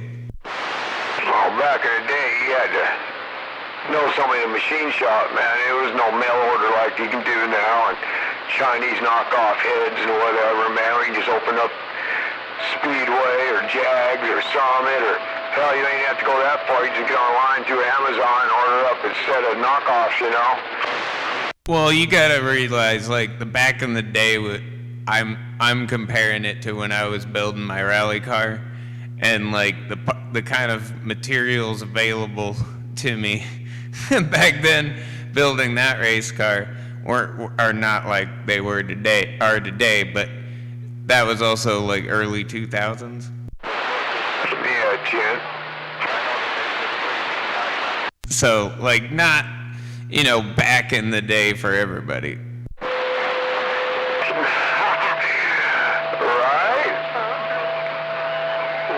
My back in the day was the 70s, bro. Yeah, right. Well, I mean, the cars I liked working on, and like the car I was building was like early 90s, but it's still like that, the kind of level of performance parts for anything at that time, I mean, they were like, you bought like a custom built shaft or something that was custom built. It was usually made out of like a really, really high grade aluminum or something like that could handle a lot of torque, but not, I never liked that kind of stuff, because I'd seen so many people put them in the race motors, behind like race motors, and torque the shit out of them, you know what I mean? But then they started making like carbon fiber shafts, and those were the shit. Oh, they are the shit still. You get a carbon fiber shaft, and you're not robbing no horsepower, and it's pretty impressive, man, when you can throw 5,000 horsepower on a piece of carbon fiber. The one that I had on my rally car was a Kevlar wrapped carbon fiber shaft. So the center was just like solid carbon fiber, like wrapped rod into like a rod, and then it had Kevlar around the outside. And the Kevlar was just there to keep it from shattering ever. Because like if it, carbon fiber, if it takes enough of an impact, it will shatter. But like Kevlar doesn't do that. Yeah, Chin. But that was, it was a rally axle built specifically for that type of car. And it was meant to flex a little bit and take a beating without shattering, but it would still take, I had about 350 horsepower, and it'd take that no problem, and the thing was like barely an inch in diameter. Yeah, that's not wasting energy on kinetic trying to spin that. And it was super light, the car it was in was already super light, but when you're dealing with a turbo 4-cylinder, and only 300 horsepower, the lighter I can make it, the better. They survived. They got that fire out within like 10 minutes, man. Some fucking old person probably dropped a lit cigarette or left something on the stove. It's just too bad they wouldn't let you run a roll cage made out of this stuff, which I think would be better than the chromoly one that they made me put in it. You gotta have a certified cage done if you want to actually compete anywhere.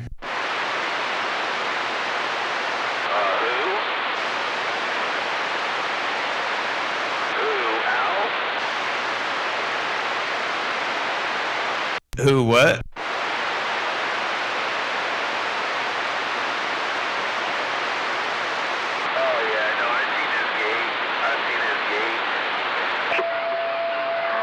Tomorrow I'm gonna do my Google live feed. I'm gonna have rally cars live feeds coming up. You can't fucking. I love rally. Rally, Formula One, Le Mans. I even dig NASCAR a little bit, but it's just it's going around in too much of a circle. But yeah, the only thing I just never really liked watching, I think I liked drag racing when I was racing, but I never liked watching drag racing. Oh yeah, it's like the same thing as watching somebody play baseball than you playing baseball, right? Yeah, and then there's motocross. Like I always love like the trophy trucks and motocross and stuff too. But rally was always my favorite. I like watching it. I love driving it. You know, rallycross was my favorite. Oh yeah. Oh yeah. There you got it. Just go tear up a field.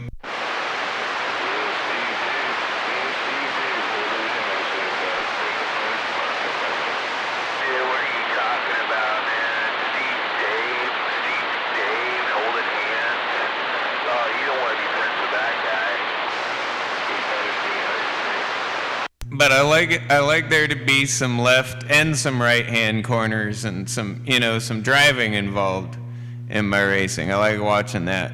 And that's the other reason I like motocross, because you got to have some like kind of rideability in it.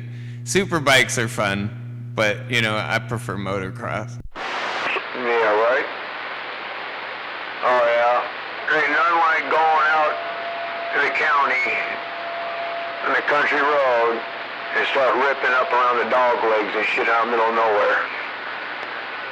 Come to a couple of dog legs about 60, 70 and start drifting around there. Ain't nothing more fun than that. I will admit, like, the only super bike race that I'm really into, and I watch every single one, is the TT on the Isle of Man, where they're like going down like one lane village lanes with like rock walls and shit and catching air at like 200 miles an hour. Oh yeah, that was original cafe racing back in the day over there in England. Yeah, I mean those guys are doing it on like 1800cc turbo bikes and shit now. Just doing like 200 miles an hour through some of that. I mean, people die pretty much all the time, but they they never stop doing that race. It's kind of like the Dakar. The only reason they aren't doing the full Dakar and through the Sahara and ending in Dakar is because there's like terrorism and stuff, and it's too crazy in like Dakar to go there right now. You know what I mean? That's the only reason why the Paris-Dakar rally hasn't been going on for like a year or two. I didn't know that.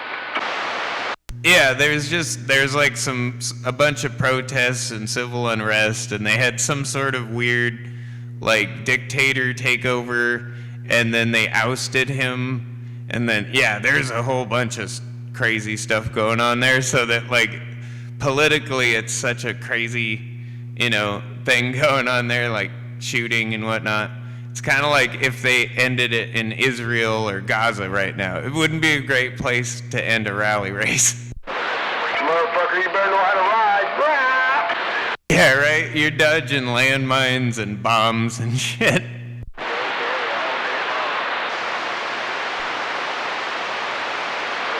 But that's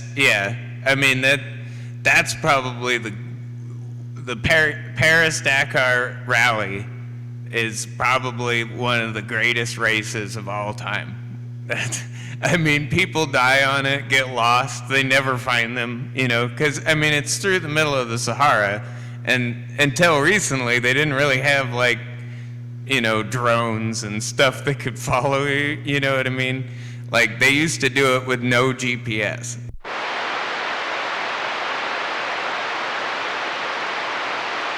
Now you at least get GPS. Well, I'm being hurt. Oh man, you pulled a string for sure.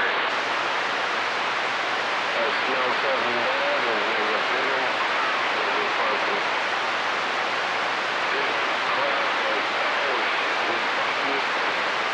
Yeah, that's MAD coming over the airwaves. They call him 727 FAG. He's the Queen of Tacoma.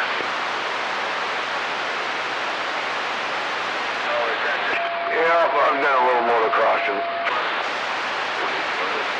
Well, and that's the greatest thing about the Dakar is they do motocross, They do like trophy trucks. They do just every kind of rally car all at the same time. Like anybody that enters, they all, it's all just a timed run. So they all do the same race all at the same time. So you got every different type of like off-road vehicle racing through the, Sahara. My radio's better than yours.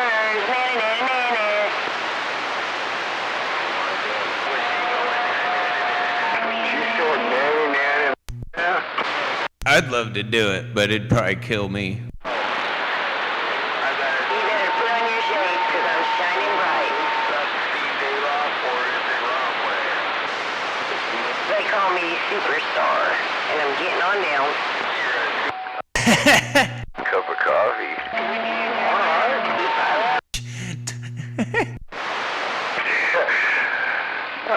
Nothing more humorous than someone sitting there getting on down and they're like 2.5 pounds. Oh man, it just. I just think it's cute.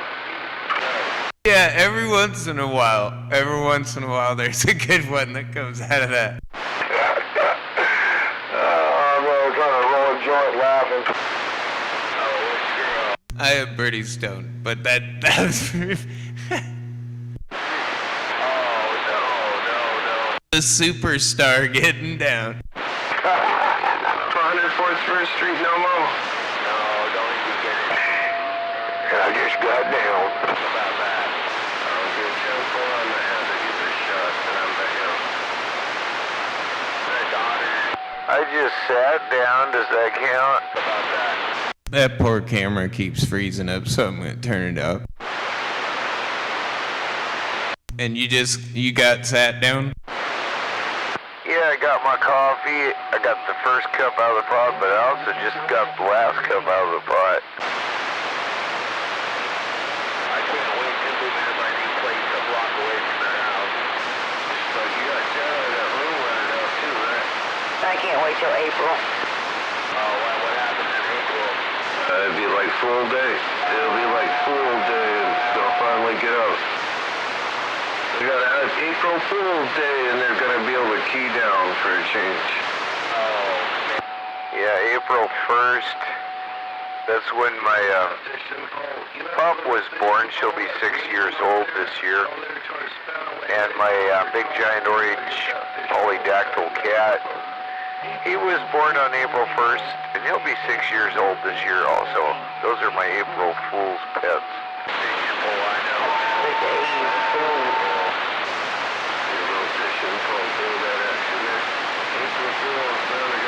And I'm getting on down. Getting on down.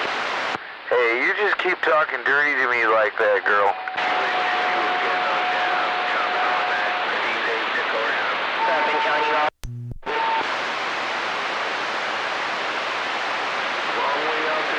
That Superstar getting on down.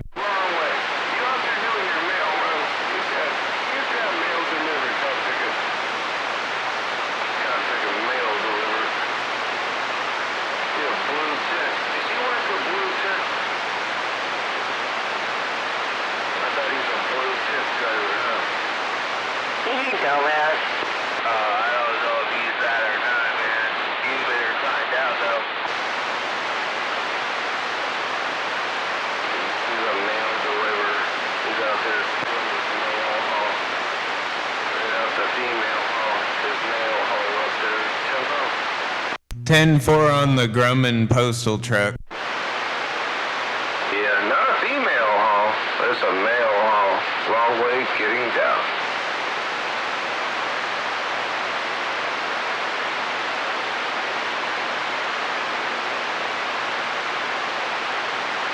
It was the wrong way. What's the wrong way? It's the wrong way. Oh, man. She wishes she had some motivation. Yeah, you back out because you got smashed out. Got back out because you got smashed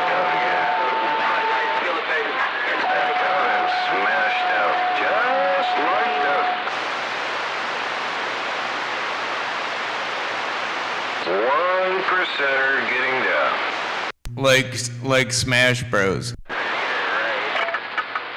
One percenter. 1%er, none back out.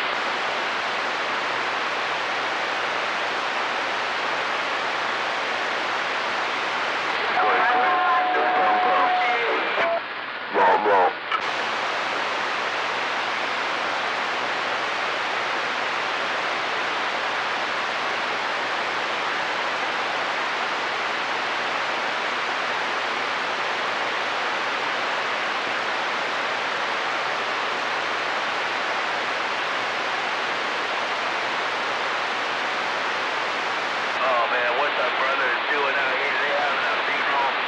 The brother's having a funeral tonight or a late night service. I'm collecting duck feathers. So I can make some duck pillows. So some homeless fools have a nice duck feather pillow on their head. Oh man, you better get it. Man, I thought he'll You better start sewing up some pillowcases, M80. Get some of them duck down pillows going on there. Put some duck feathers, pluck them ducks, get some duck soup, and get them out there to fire put and they got a nice duck pillow on their head. You know, if you get that duck itch going, man, chew them feathers right off.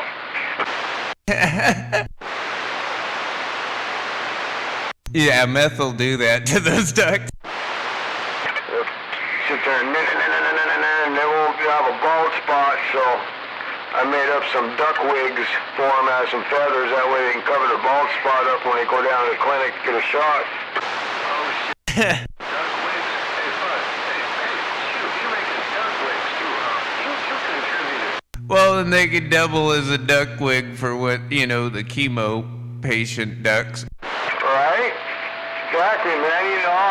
I want them ducks out there. I know they got the itch and they had to go to the clinic and get the shot. And, I'm trying to help out, get them a little bit of self-esteem back, Look, now they got duck wigs, man. Do you or someone you know suffer from duck down baldness? You can get your duck wigs ordered today and cover up that duck down baldness. Oh yeah, there ain't nothing like being a duck walking around with a bald duck ass because you itched all your feathers off. Yeah, we can't have any of them itchy ducks with no feathers. Nice, that's some funny shit, bro. Just saying.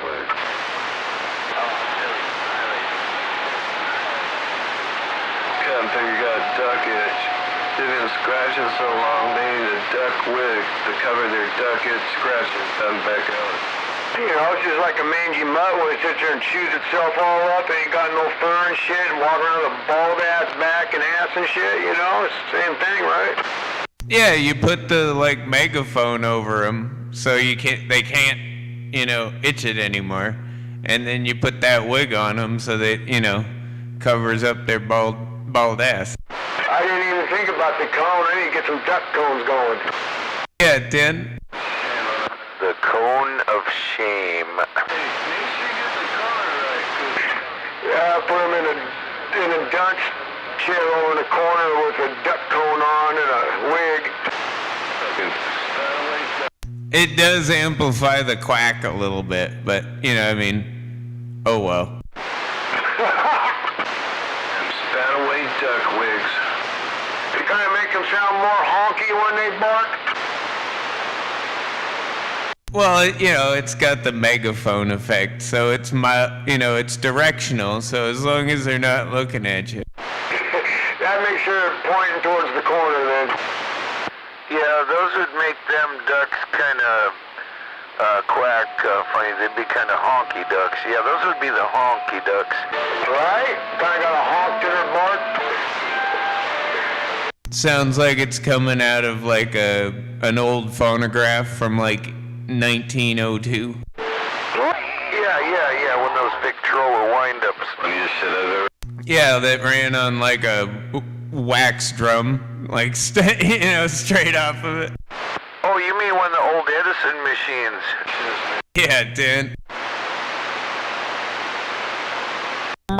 Or they sound kind of like, like the Wamute parents, the adults in the Charlie Brown cartoon. Charlie Brown? Yeah, Linus, what'd the teacher say? I don't know, it always sounds like wah wah wah to me, you know? If I had a way of piping my audio through my DJ console over here, I got a wah-wah effect in it, I could do that, but I can't do that right off the bat. 10-4 on the wah-wah. Wah-wah, wah-wah, wah.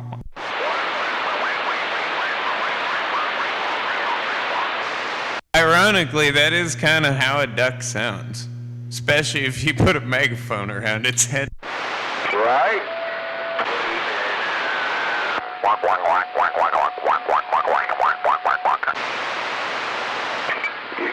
And they try to fly off and shit, they ain't got no fucking duck feathers on the back, and with that fucking cone facing forward, man, that'll slow them down.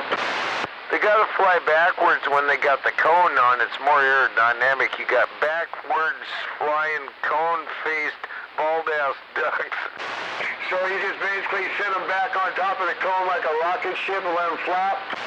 Right, so you got them cone-faced, backwards flying bald-ass ducks because their wig blew off.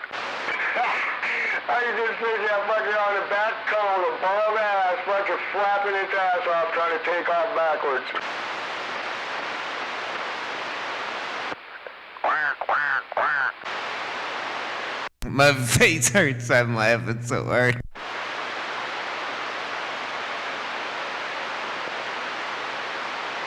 Don't come out here with the 1%ers if you ain't ready. You might find yourself in a cone head flying backwards with your wig falling off your bald head. Hey, I'm just donating feather wigs, you know. Yeah, I meant with your feather wig falling off the bald head, yeah.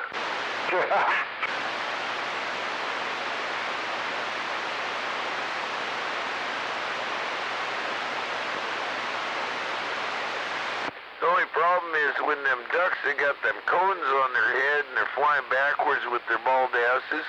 They get confused and they end up flying north when they're supposed to be flying south because they're pointed backwards. Well, as long as they stay away from frickin' Pedersen's chicken house, man, because without having no feathers on their asses, man, they might be getting mistaken for chickens or something, right? Oh boy, here comes a bunch more of those backwards flying cone-faced chickens. There we go, man, go get them fucking chickens that got loose over there. That's when it gets really weird. Nothing like a bald-ass duck over with a bunch of chickens fucking with a cone on its head, honking. Oh boy, backwards flying.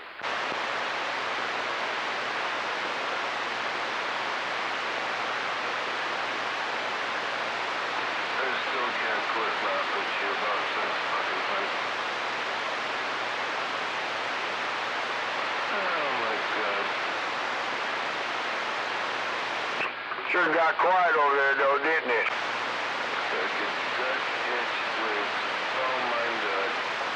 It all starts off with a little rubbing, you know? It's just like when you can't pull it out fast enough. Yeah, you keep pulling out fast enough, it just comes like an empty pocket with lint, and it's like, oh shit, I got a pocket of lint. Damn it.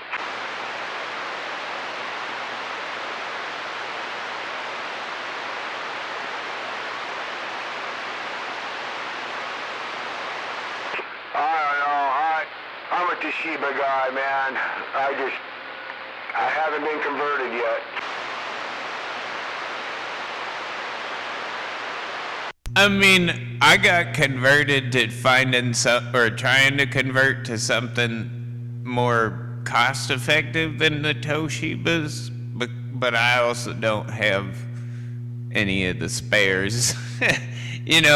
And so I kind of, I take it easy on my Toshiba boxes now, so I don't burn them up. But I bought this thing because it just was kind of like in the realm of what I wanted to spend on something like this that does this. And I wanted to see what it was, because, $5 a transistor ain't bad. Yeah, but when I bought all mine, they were $30. Last time I bought them, they got up to 30. They were like $15, and they got up to about 30 there at the end. But it's just because I put all my equipment away for 10, 15 years, and it just continued them. It was just shit luck, because I was doing all the competition, so I already had them all. When somebody told me what they cost, I was like, get the fuck out of here, no way.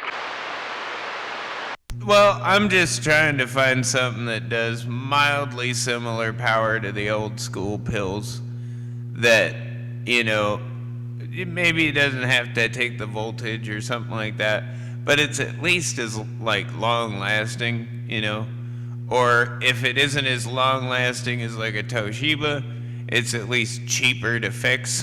Yeah, you know what the ironic thing is about it? When you stick your tester on there, test them out, 597s with all the numbers come out on them. Every one of them says 597 when you do it. .597 when you test them all. Yeah, exactly. And I don't know that you can guarantee that with HGs. I've heard that that's not as much of a problem with those now. But like the DEIs, the ones they've replaced the Toshibas with the first time, the first Chinese knockoffs, those things, you had to individually find each one, test them out to make sure that they were at least close, because you're never going to find the exact same gain on every single one of them. Right. Yeah, Riff was buying them wholesale, and we were buying sheets of them off him. He always had some sheets there, man. He was like the crack man with pills. Hey, Riff, man, I just popped it again, man. You got 4 of them on hand? Well, and that's the difference between Japanese manufacturing consistency and Chinese manufacturing consistency, right there. Even now, those HGs are supposedly fairly good. I mean, reasonable. They're definitely not as durable, but you can build a big amp out of them. But that's the thing, they're still not as good, and it's because of their consistency is just never going to be that good. Well, that's the problem.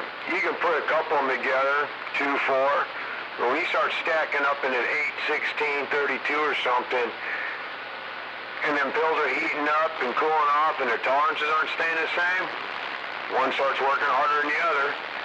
The next you know, you got a couple lagging on one bank, and you got freaking 8 of them beating those 2 up that are lagging. Then the combiner burns. Then it's just a chain reaction at that point.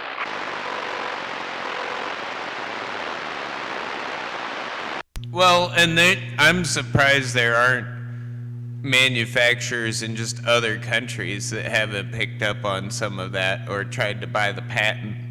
Or whatever is keeping people from actually getting it legally or whatever, instead of copying it like the Chinese are doing. Like the Koreans or Taiwan or something, you know what I mean? Like somebody that, you know what I mean, that's friendly with maybe Toshiba and has some manufacturing consistency. Well, Chinese ain't about that. They're about profit, bro. Everybody's blowing them up. They're going to make them just a little better. Now they got the other ones, the hot rod ones or red dot. I don't know. They got different ones out now. Competition C's or something. They'll make them just a little better. Just enough, because it's all about the profit margin, It ain't about quality. Yeah, and they're also trying to... it's very clear they're trying to copy whatever Toshiba was doing to monopolize on it. Because they can make a lot more of them a lot faster, probably, in China. And they can make them a lot cheaper, I think, once they get something solid, and they can make a lot of them. But at the same time, like, I'm surprised, like, there are Korean and Taiwanese semiconductor manufacturers that make other things for other companies, like Japanese companies, for instance, and American companies. You know, like Ford makes a lot of their like chips in like India and Korea, you know, and I don't understand why one of those companies hasn't figured it out that they could make money on it just doing it better. I'll be back in a minute. Gotta go walk the dog. I suppose radio isn't really a big hobby, maybe in those countries. Like it still kind of is in Japan, but less so than it was. Yeah, Ken. Absolutely, man. But yeah, you know, you can take a Toshiba and run a 5-6 match on it, man, and it'll survive. You know, you got an accidental freaking bad coax, or jump down a band and your match is up at 2-0 or 2-5 or something, and you can still talk. That's what's nice about them, man. They're not so picky, you know. Well, I also know that a lot of the Japanese guys, you know, that hamsters over there, the amplifiers, like those Tokyo high powers and shit, like, you know, a lot of the amps that are still built there, they're using like the bigger MOSFETs and stuff that Toshiba and Motorola are still making. You know, I mean, some of those, like Toshiba makes, you know, 28 volt and like 48 volt pills that I've seen in some of those amps. And I mean, they do, you know, a 4-pill does a lot more power than a 4-pill 2879. And it does it with like a lower drive. And those are also a lot more durable. But you gotta, you know, you can't really run them in a mobile, you know, without some sort of like step-up transformer or something. Because, you know, I mean, they're like a 28 volt or like a 48 volt, 60 volt, 50 volt, you know. Yeah, Ken. Well, you can 24 volt, you just run a 24 volt alternator with stacked batteries, but yeah, there's a pair in this box over here G sent over. It's plug in the wall that's got a pair of them in there. They're 28 volt, but you know, we got it down like on 18 volt on there, and the whole theory, like you said, then they last, you know, just like the 2879, you know. They rated them, you know, 12 and a half volts at 100 watts, but as soon as you crank them up to 22 volts, they'll pull out 300 watts, you know. But you got no drive, but then when you get up there, you can't be fucking with your match up there. When you volt them, you'll pop them. But if you're down on 12, 14, 15 volts, man, 2879, SWR gets a little wild on you, they'll always survive. Or if you, the nice thing too is if you overdrive them, they just don't pop. You're just like, oh, little muffler, let's back her down. Yeah, 10. Well, 2290s were like that too. That's why there's such a good driver pill. Because, I mean, you'll probably burn up the driver pill still first overdriving like a low drive amp like that. But, you know, I mean, a 2290 will take a lot of saturation before it blows up. Well, 2290 is as far as I'm concerned, and all the reading I've done is one of the best driving transistor you can use. That's what I'm doing now. I got this 2995 has a pair of 2290s in it, driving a pair of 2879s. And the 2290s, they're a high audio, high gain, low power input, like you said.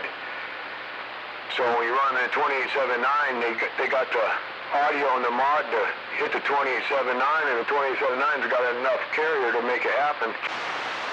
Yeah, and I know they won't burn up if you saturate them. You know what I mean? Like when you get really driving it, you'll sound like shit, and everybody will tell you that you're overdriving it before you burn it up, because that pill will take it. Yeah, absolutely. I can sit there with the driver, 2-pill 2879 driver, and dead key 60 watts in it. It'll do dead key 300 watts, you know. but it'll sound muffly, but it won't blow the pill out. Yeah, you're just getting a ton of distortion because you're saturating it. Yeah. But you ain't getting no 10 ohm smoke. Nope. Yeah, I'm not bolting under my equipment anymore. I can't afford to be replacing them in, competition. That's what it's just like drag racing, man. You're trying to find the edge, Everybody's at the edge. It was just the name of the game. You get out there and key down, snap a couple. While the other guys are doing a couple rounds, you solder a couple back in, get in the next round and go. Those were the days. Oh, yeah. Still got my van out there I shot competition. It's got a big 330 Laceyville mounted in it with a X-Force roll box on it where I can roll the voltage from 0 to 26 volts. I mean, I saw ham guys doing that stuff with like tubes and stuff, just get crazy power. But like, when my buddy Eclipse got me back into like CBs and stuff, I mean, I always had a CB because it's just a good truck radio, you know what I mean?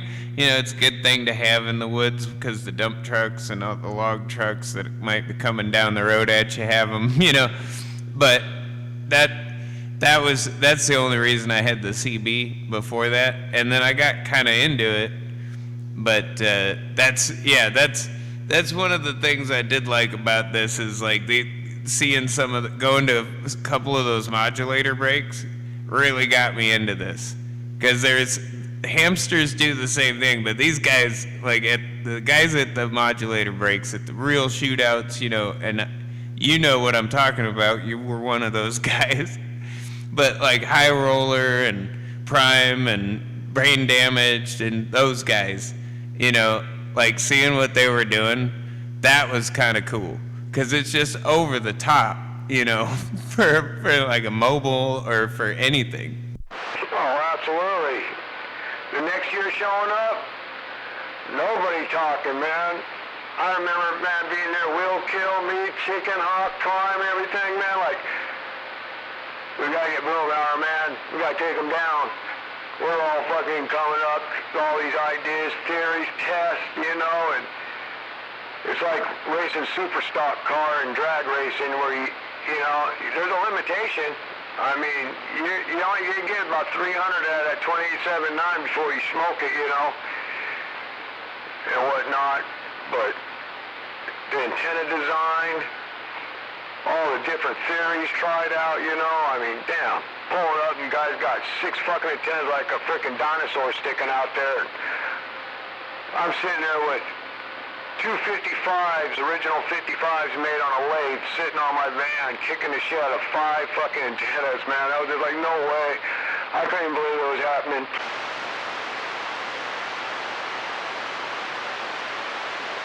The last like actual break that I went to was like they had a shootout.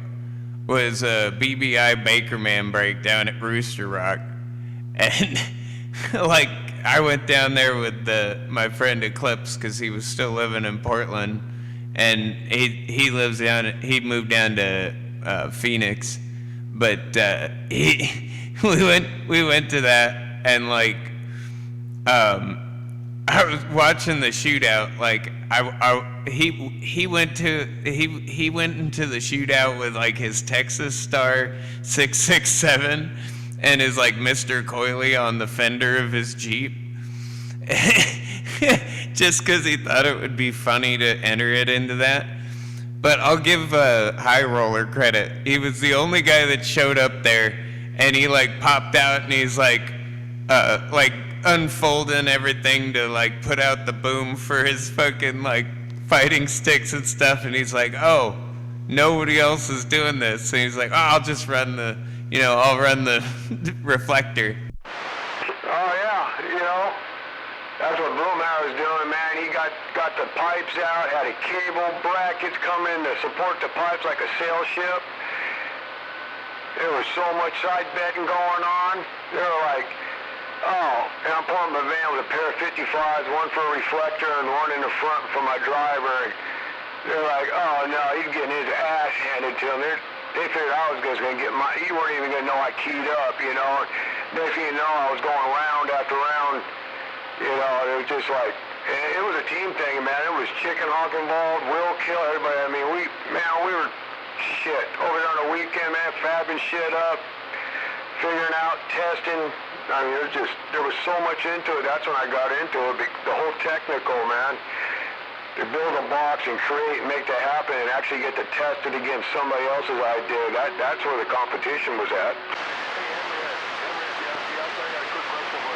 Yeah, when I saw him roll up with that Escalade and that antenna setup, and the fucking with his back end full of boxes, like he brought everything, had cat bank sitting in there and everything like that. I was like, oh, okay, so you came to actually play. Well, you open the back door to the van, and it's got fucking 3.5-inch wide, 12-inch, quarter-inch thick copper bars connecting all the batteries, man, and the whole back's got like 8 batteries, 6 volts, all golf cart batteries all stacked up in it. Just to key down for 30 seconds with all the alternators singing. Just crazy how much amperage it takes to do that. Oh yeah, that's when you get 3 or 4 of those 600 amp least Neville's. Oh yeah, when you key up, all you hear is that Lacey singing like a jet plane. Yeah, like almost whining like a supercharger. Oh yeah, it's cool shit because you hold the idle up to about $3,000 and you don't hear it. And as soon as you snap that key, that fucker's just putting that current out. You're like, damn. Yeah, you half expect it to be like arcing across the alternators and stuff. Well, the Lacey I got, we got double watt 3-phase wire coming off it because it don't have any. The only thing internal in it's the armature. You cut out the case. It's all armature in there, and then it's got a separate bridge sitting over on the fender well with double watt 3-phase wire coming off it. Battery cables over to the bridge. It's got 250 amp diodes, 6 of them stacked on each other to hold the current. And so you can actually pull the thing up and tap it off and run it on AC too. So if you want to run tubes or whatever, you can run off the 3-phase on it too. Yeah, 10. Chicken Hawk, man, that guy's a fucking mad scientist. Yeah, I mean, they're basically an unregulated generator. But, yeah, those things, yeah, that's... When you're doing that, running some big diodes and, yeah. Oh, yeah, we built the whole plate, everything mounted on there. It's pretty badass, man. The diodes, they're about the size of a 1.25-inch socket. Yeah, and you don't need you don't need a lot of RPMs to make that, but you definitely need a bit of motor to turn those. Like, you're not doing that in a 4-cylinder. Oh no, we're running around in my Ford Ranger with an 8-pill on there, stuck a 230 amp alternator on there, and when you key up, it about kill it when you're going down the road. Oh yeah, like, was it a 2-3 or was it? I mean, you can do. I've seen people get away with the 300 amp Buick alternators, but you got to be at like You want to be at like 300 or 3,000 RPMs or so.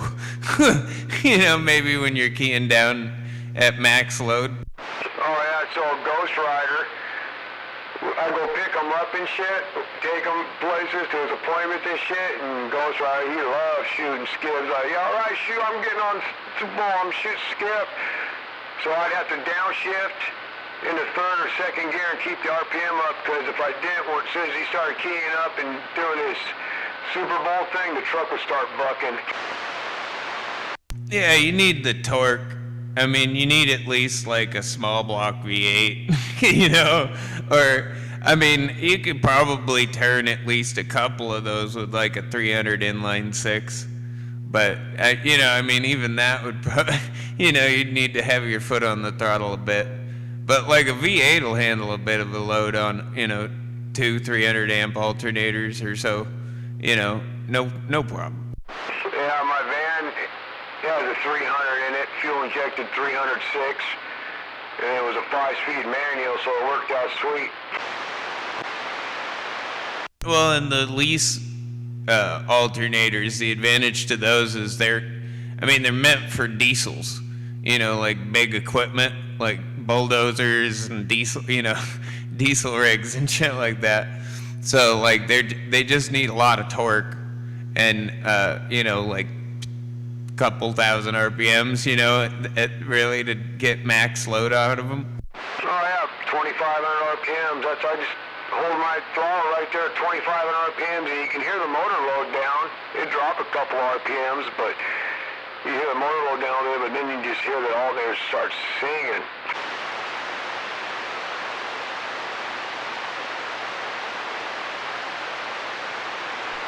You can't, that's the only problem with like any kind of modern diesel is you really couldn't do that with them.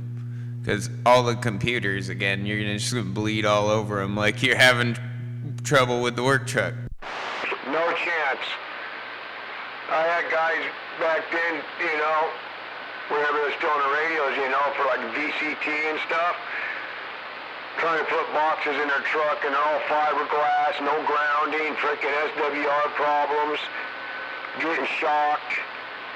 And that was back in 2009, 2006, and nowadays when you go get a truck, you're not allowed to put an antenna on it. Some of them apparently got like a halo antenna built into the roof, the fiberglass roof above your head, and they got a connection you connect to or something. Supposed to connect the radio to, but when you key up, it's like a 3-match. Yeah, 10.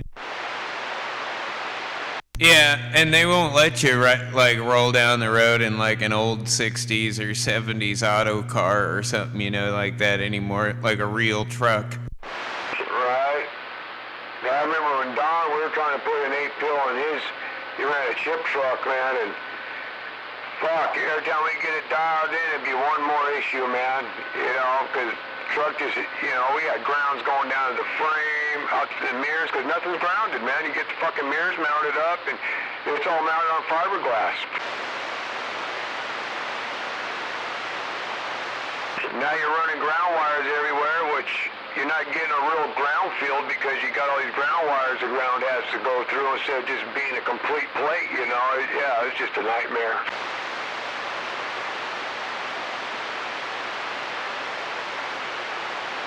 Well, and yeah, and even then, even if it's like a, an old school Peterbilt or whatever that's brought up to code or, something that has a full metal body or something, like an older Kenworth or something, but you're still dealing with the fact that it doesn't, you got all those computers in those diesels.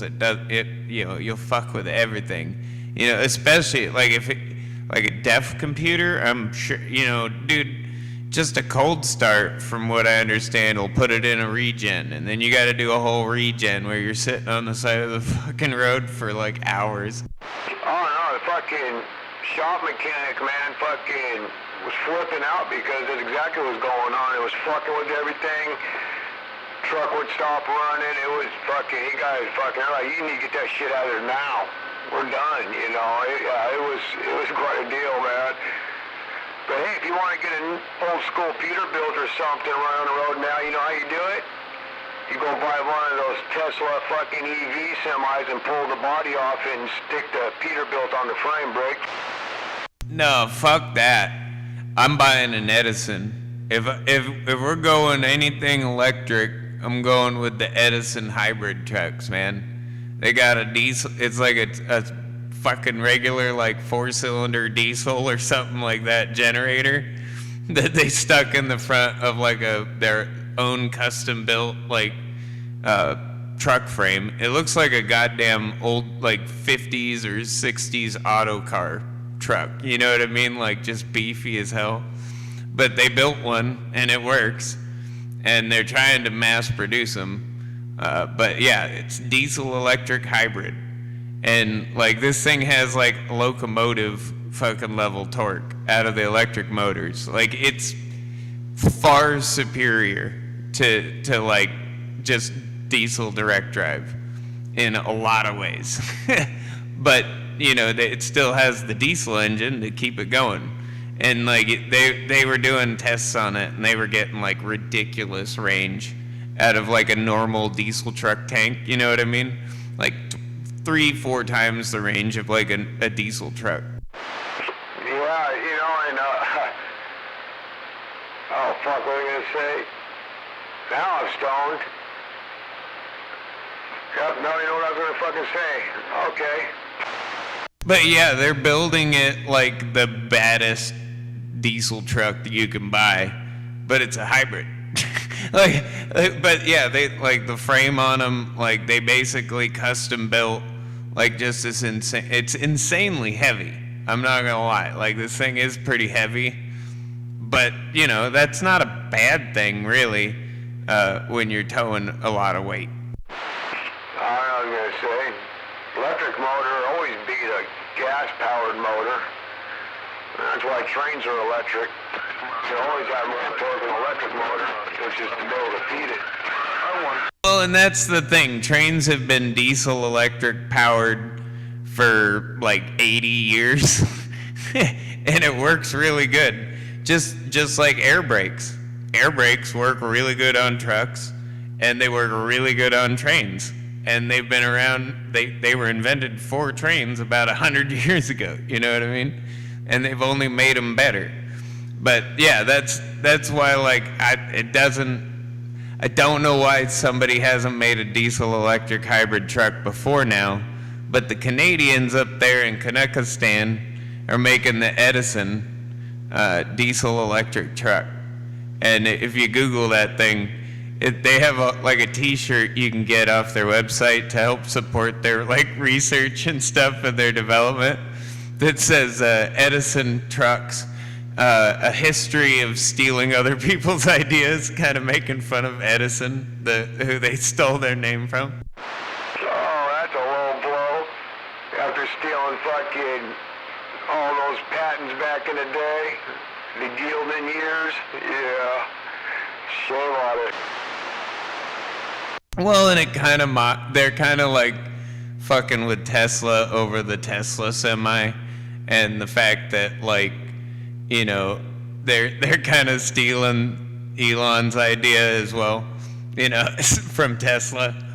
So they did, you know, might as well call it Edison. That's who Edison stole most of his ideas from, was Tesla. Sure. But I don't know, man. I mean, can you make an uglier truck? I mean, seriously. Then people are crying because their stainless steel ain't staying all polished without them putting some elbow grease in it. Well, and that's why it looks like a fucking trapezium, is because it's stainless steel. You know, it's really hard to fucking work with. You can't get, like, smooth you know, it's really hard, so it'll, like, fracture and split, and you can't get smooth curves and stuff out of it easily. So, like, the only way to mass produce or mass manufacture something like that is to have a lot of straight edges. Yeah. And make sure you put the ugliest wheels you can on it, you know. That's partially why I think they made the F-150 so boxy again when they went aluminum on it. It's because aluminum's the same way. It doesn't conform the way you can't shape it the way you can steel. You can stamp steel into any shape you want, and you can do it easily and quickly. That's why American cars, for the most part, have been so fantastic at it. Well, that's why we won the wars, because we can mass produce. That's how we learned how to stamp and everything in mass production. Yeah, but you translate that into artwork, and then we've made robots over time that can make it even more exact and quicker, and but yeah, I mean, there's there's other materials we could use, but at the same time, it's hard to beat steel. Yeah, that's why I like the old classics. Hard to beat steel. She's all steel. We call her ironclad because it's all steel and iron.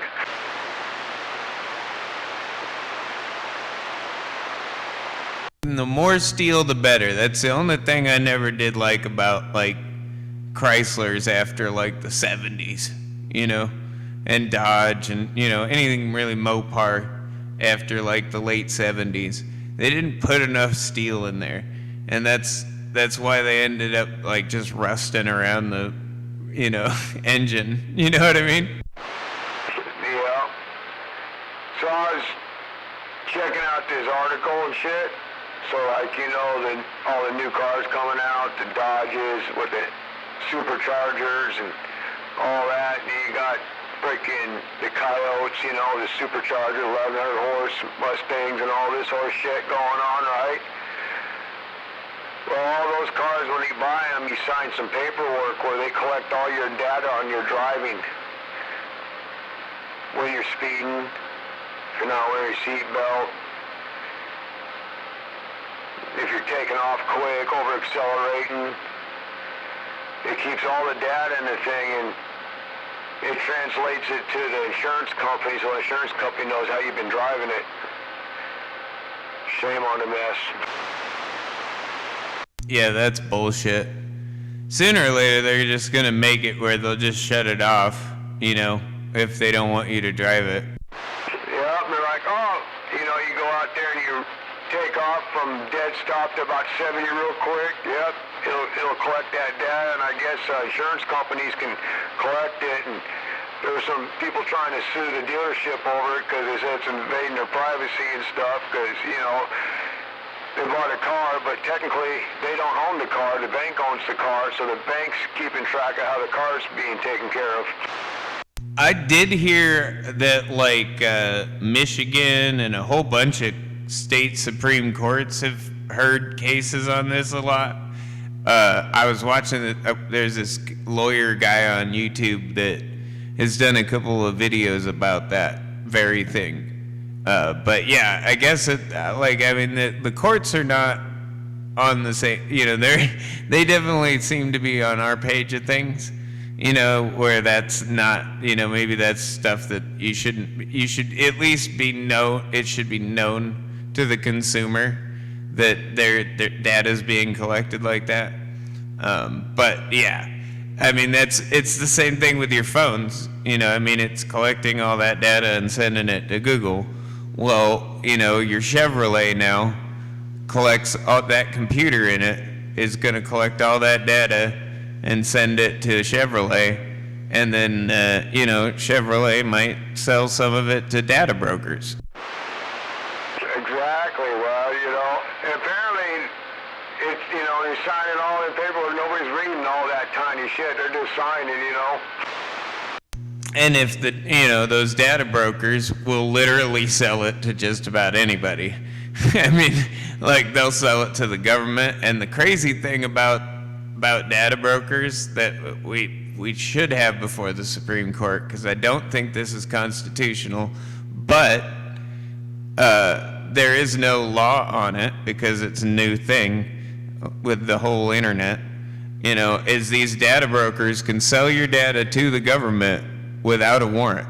Right? No, it's like your phone. Every time you go on an app and you agree to shit, who reads it? They just agree to it when they load an app up and stuff, you know? Data. Well, and how do you you know, I mean, legit, the NSA, any government state agency, would not be violating the Fourth Amendment according to current law, you know, or at least current court decisions, if they buy your data from that, you know, a data broker. Yep, absolutely. That's just nuts to me. I mean, they can get away with that. But yeah, that's what, I mean, people should be thinking about it at least, you know? I mean, I know a lot of people aren't super connected on the internet, and that's probably a good thing, you know? I grew up with it, so like I kind of, you know, they got me young, you know what I mean? Right. When I was going into high school, no, junior high, is when they had the floppy disk thingy, whatever, man, where you had to do all that. That was just, they had a couple of them in the library, and you'd have to go do like go to the library, you know, one of the class during the week, go to the library and try to learn how to use it. That's when I was introduced to computers, and right after that class, that's about the last time I got on them. Well, I remember when they were trying to get computer processors over like 900 megahertz. And I remember when the first AMD K62 900 megahertz processor came out, and then the Pentium 3 came out shortly after at that rate, and it wasn't melting down anymore. I knew things were gonna happen that like way faster, and they did, like to the point where like everything is like a million times better than it was then, and like on every single level in technology. Like the internet back then, like I remember like my senior year in high school when we first started going into like Afghanistan, like after 9/11. I remember like seeing that like we had these Apple iBooks or whatever that we were learning on stuff, and they were letting us watch like the embedded reports live via sat phone on like CNN's website and shit. We were watching the troops go into like Baghdad and shit like that live on the internet. When I saw that, I was like, dude, that's just insane. We're seeing something that's happened on the other side of the globe live through a computer screen. So, on that note, how do you think we went to the moon with the electronics we had back then? And that was like in 2002, you know? Like, look at what we are now. I mean, admittedly, like, yeah, it is remarkable how far we fell back to some extent in technology after the moon. Because, you know, we can't seem to get back there, and most of the people that knew how to do it died. You know, I'm just trying to figure out how they loaded up that radio and tubes and stuff to communicate. I don't know. Keep in mind the earliest computers, some of the ones I was exposed to, they took us for a field trip in 4th grade. We got to see the IBM computer. It took up a very large room. It had a printer for the display and a keyboard you could input. However, it took punch cards and stuff, had big giant reel-to-reels. It was an enormous machine. And by today's standard, it doesn't do hardly anything. Yeah, it was a calculator, you know, a very complex calculator. But yeah, now they got, I think the microchip, for instance, or the microprocessor kind of changed everything. Because they had the microchip, you know, in the kind of the 60s. And that's, you know, you had your like, some of the first personal computers came out, you know, were kind of being developed then. And, you know, really didn't come out till the 70s. But even then, like the microprocessor was really what changed everything. And that didn't really come out till like the late 60s. They didn't even have that kind of technology. And it was mostly because of NASA. They had to figure out how to fit a computer into a space capsule. Yeah, because the old computers that I'm talking about, the stuff from the late 40s up through the early 60s, those were all most of those were all vacuum tube. They were very warm. They were slow. Heck, when I got my Tandy 1000, it ran at 7 megacycles. I thought that was super fast. Had a 20 megabyte hard drive. That was huge back then. And now they're talking about quantum computers. processors that can compute on a level smaller than an atom, the quantum level. That's, I mean, okay. Charlie, yeah, I see your text there. I just sent you one back. Yeah, four diggity.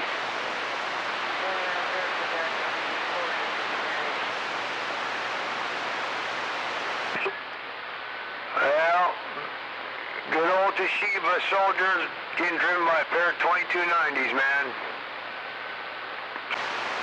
I remember having my mind blown back then in the early 2000s.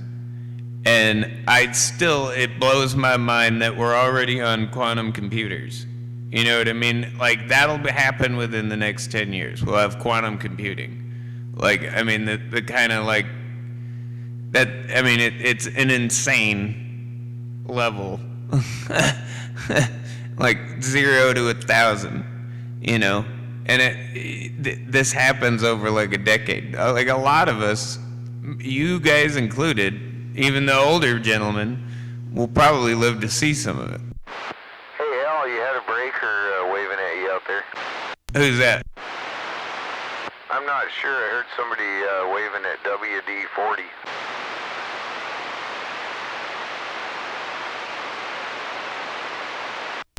I didn't hear him. It was a kind of a weak signal just a bit ago. I was trying to get that in there, but hey, who was out there breaking and waving at that WD-40? Number 10 one, no.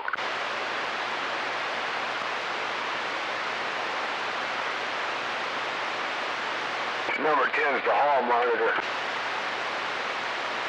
No, this thing's got pretty good ears on the station here. Well, and you hear different people than I do. You probably hear better to the south than I do, for the most part.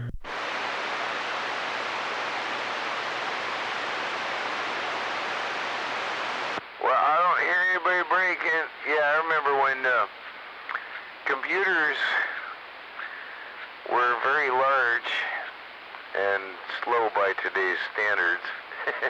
The memory storage was on either paper tape with holes punched in it or punch cards, or magnetic tape, that half-inch wide computer tape. Well, I was listening to this Joe Rogan podcast on YouTube the other day at work, and it's this guy that's kind of an expert on AI and like computing and technology and whatnot, but he's like a PhD mathematician or whatever. He kind of reminded me of my uncle, only a little bit more like Sheldon Cooper, nerdy-ish, you know? But yeah, this guy was going on about just how like pretty much like since the 70s, they've been kind of doing these equations on how exponentially technology develops. And he was talking about we're going to have like deep thought AI and like fucking quantum computing and all this stuff within like the next 10 years, like the next decade. Probably the next 20 years we'll be doing like quantum computing and we'll be building stuff that like fusion reactors and things like that. We'll be figuring this out. I don't know if he's right, but he says the math adds up. Just that's how fast technology is developing right now. We will probably that's how the math adds up.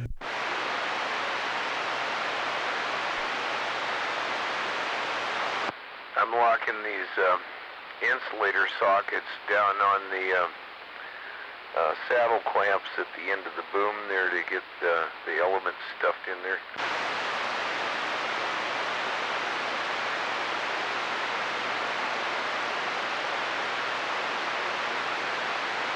I still gotta get the hole drilled in there for the hookup on each of the elements there. I gotta make sure I got a place to put a solder tab on there, you know.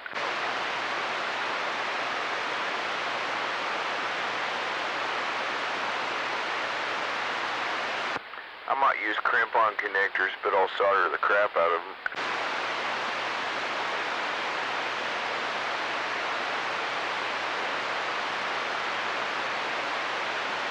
After that thing's all painted up and sitting up there, everybody's gonna be like, "Do you talk to the aliens with that thing?"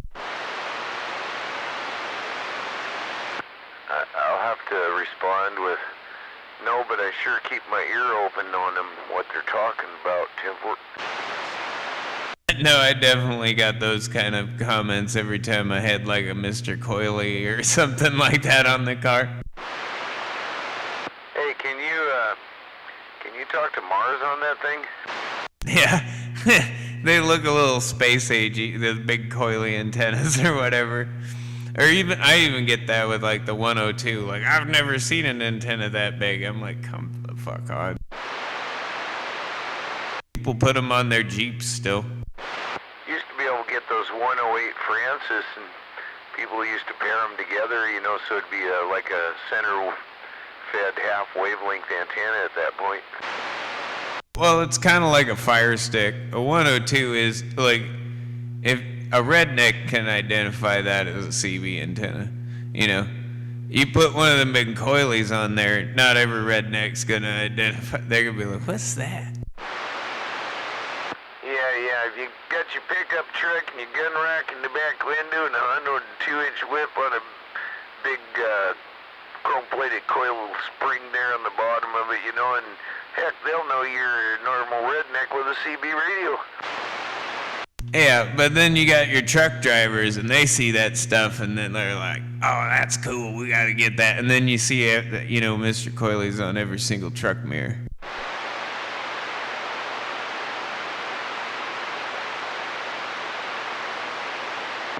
Okay, I got the element sockets, the element socket insulators. They're all mounted onto the cradle mounts that go on the end of the boom. And they're all everyone you see on a truck now is, they're gonna have the coily mount with it mounted pointed slightly forward at like a 30-degree angle or more.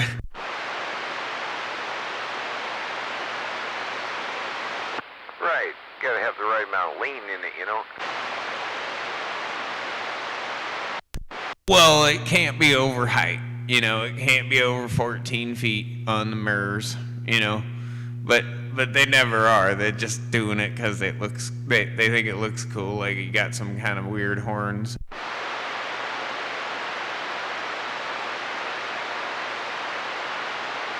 At least that's my guess.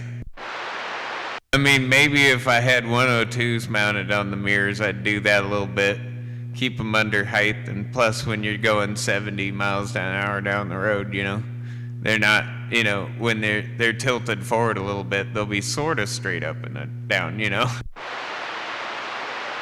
I gotta test these out with a continuity tester, make sure my insulators work properly, but I gotta drill the holes for the hookups on these two sockets on each of these things. And, oh man, this thing's shaping up pretty good.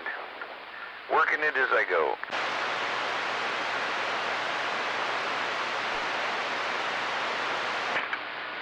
What do you say? Wait till you see that Franken coil I built for a hairpin match. Yeah, 10. Oh, he's building this beam. Well, it's like an enhanced dipole. But yeah.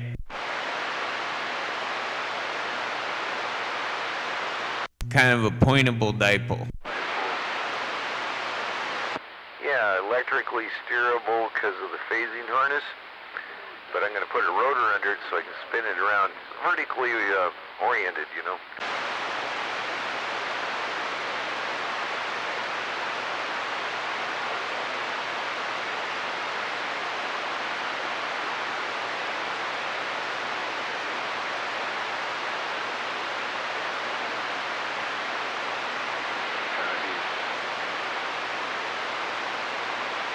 Oh, shit. I gotta remember to do that. Hey, WD-40, man. You know you're getting down these days up in Tacoma, right? Oh, am I? Yeah. You got a good 7 signal that your audio's really good. You tightened up your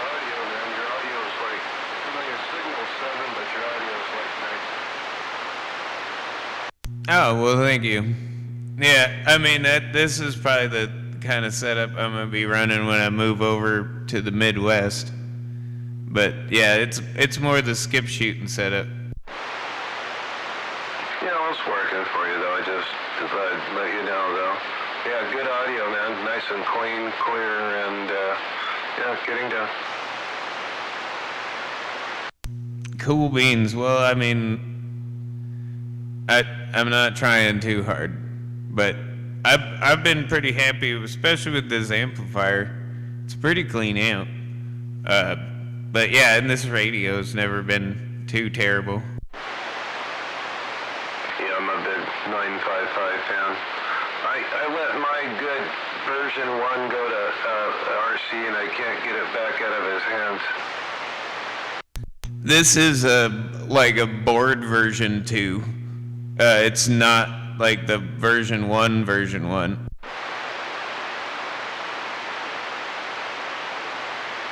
It's like a, I don't know, like a second version 1.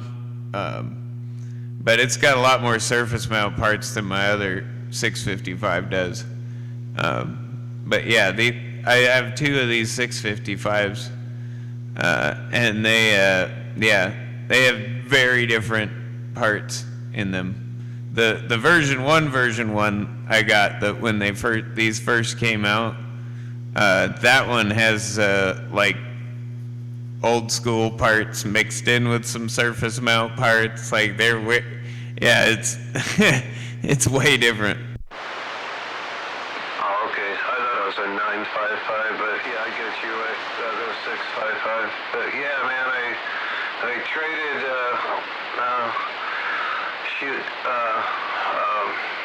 RC for this. I traded RC and some dough to get this N6. That I guess I got one I wanted, but man, I'd like to get that old 955. He got that, but I ended up with this N6. That's a good sounding radio, man. Every one of those things I've heard so far sound pretty good. Those and the what is it, the N4 version of that or whatever. I don't know what I don't think it's like the Longhorn N4. It's like a something else, like a 99 N4 or something like that.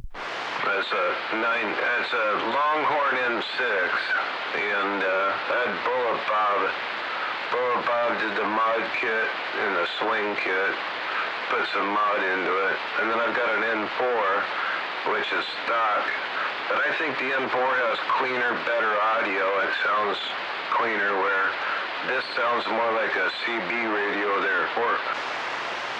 Yeah, but there's nothing wrong with that. You are talking on the CB band, you know. Maybe it should sound like a CB radio. Nostalgia, man. Nostalgia. Yeah, I know you're right. It's a good radio, though. I like it, you know. It's a good radio. I like it. It's got audio. But, all right, good to hear you down there. Sounding good. Thought I'd throw some props down there on your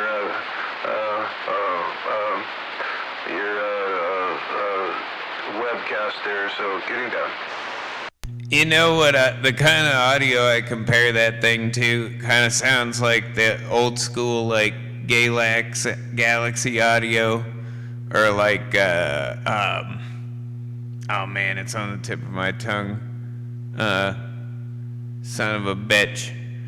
It'll come to me. But like or like an AR-3500. You know what I mean? It's got kind of that old school audio to it, versus you know, the other ones that sound a little bit more modern. I had an AR-3500, man. Badass fucking radio. Connex 3300 board in it. I think it's got like a Connex 3300 board in it, but Longhorn N6. But all right, we're gonna jump out of here and we'll talk to you another day. Later, I'm Devin. 10-4. Yep, I had an AR-3500, man. Badass radio. Just program what frequency you want in there. That's going to go from like 2 megahertz all the way up. Oh yeah, those. I mean, that's that's back in the day, kind of. I mean, 80s. You know, but yeah, I mean that was kind of the hot shit. For its time, especially in such a small radio. You know what I mean? Right, had the 2290s in the back of it. Yeah. You just punched in, and then there's a code you push in it. So all the buttons on the front, the square buttons, there's actually a sequence you punch in there. It's like a 12 or 14 button sequence you punch into the front of it, and it unlocks the processor in it. And like I said, it'll go from like 1.2 megahertz or 2 megahertz all the way up.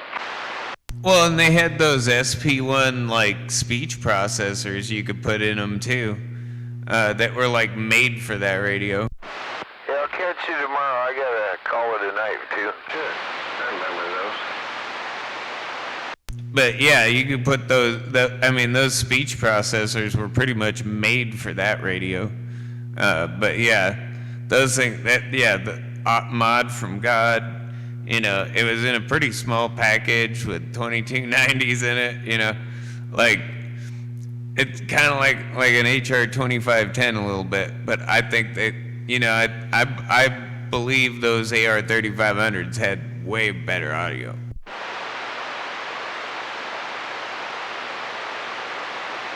Hey, Box, I'm gonna bounce out of here. Later there, WD, I'm getting out too. Later. Have a good night. Hey, I'm going in also. Go count them sheep and not the ducks. Got no itch. I'm itch free and I'm back home. I'm definitely gonna go get something to wet my lips, so I'm getting that cotton mouth. Yeah, I'm headed inside catch itch wigs though. Yeah, gotta get the itch wig. Oh shit, I'm gonna use that. I'm gonna exploit that. Yep, you do that. I'm back out. I could probably get it in Slee Stack green.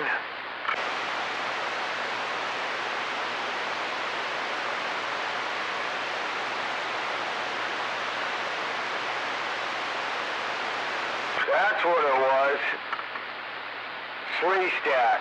We were talking Slee Stacks the other day. And I go up on my phone, Google, and it says the definition of Slee Stack. And then it had Land of the Lost show and stuff right under it. That's what brought that up. We were talking about Slee Stack out there on my phone. Listen to me.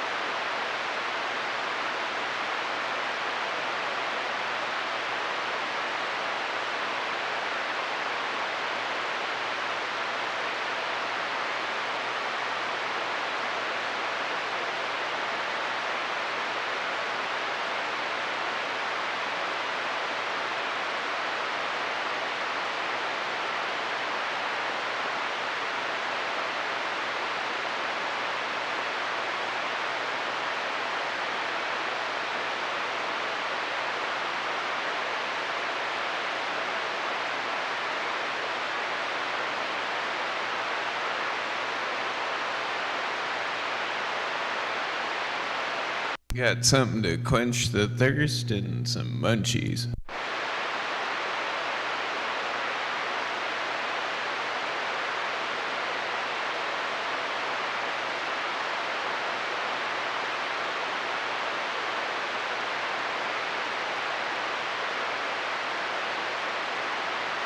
I can go back to death scrolling Facebook Marketplace.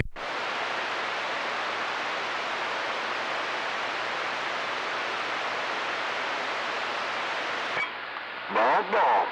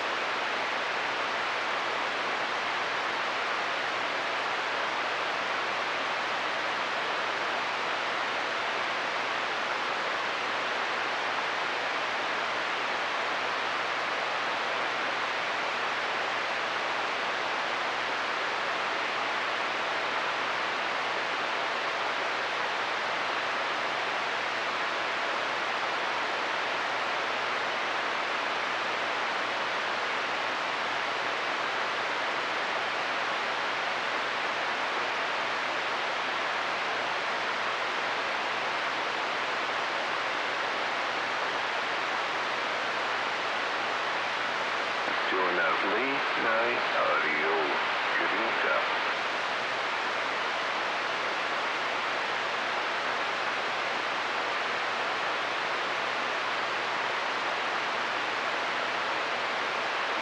Just turn that background noise on. Turn that background noise. Grinta.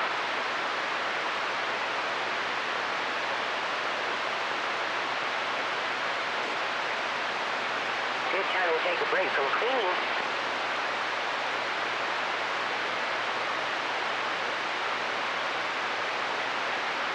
No, I'm mopping my floors. Something you probably don't know anything about. No, I don't know anything about mopping floors at this time of night. That sounds like some tweaker shit to me. What sweet you gonna do is you gonna come over and do what's in my bathroom?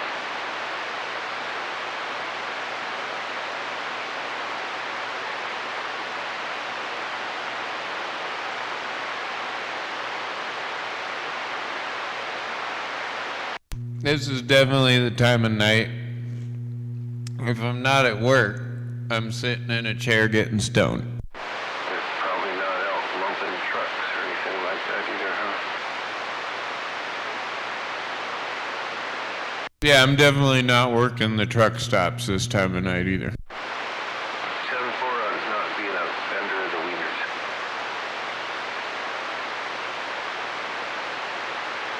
There, I'm gonna put a little bit of audio out there, just like that from G-Town. Thought you were going to bed.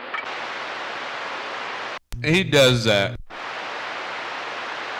He lied. You were over there, snuck over and smoked a bowl and pretend like he wasn't. Yeah, Dan. My flannel wasn't fluffed right. I couldn't get my flannel fluffed right, and I'm begging. Man, don't want flattened, wrinkled up old flannel. Got to cuddle up. I know you right. I want some good old flannel that flattens properly, I'm begging. Oh, wow. For sure. Waving at that sweet pea out there. Don't even hear Jedi out here, man. What the fuck? The boy ain't even out here. She talking about him. What the fuck? Hey, we're waving right back. I hear ya. Waving their shoebox. I'm like, what the cotton candy? The boy ain't even out here. She talking about him. Sandbagging off. His boyfriend. Oh, I just got off of work.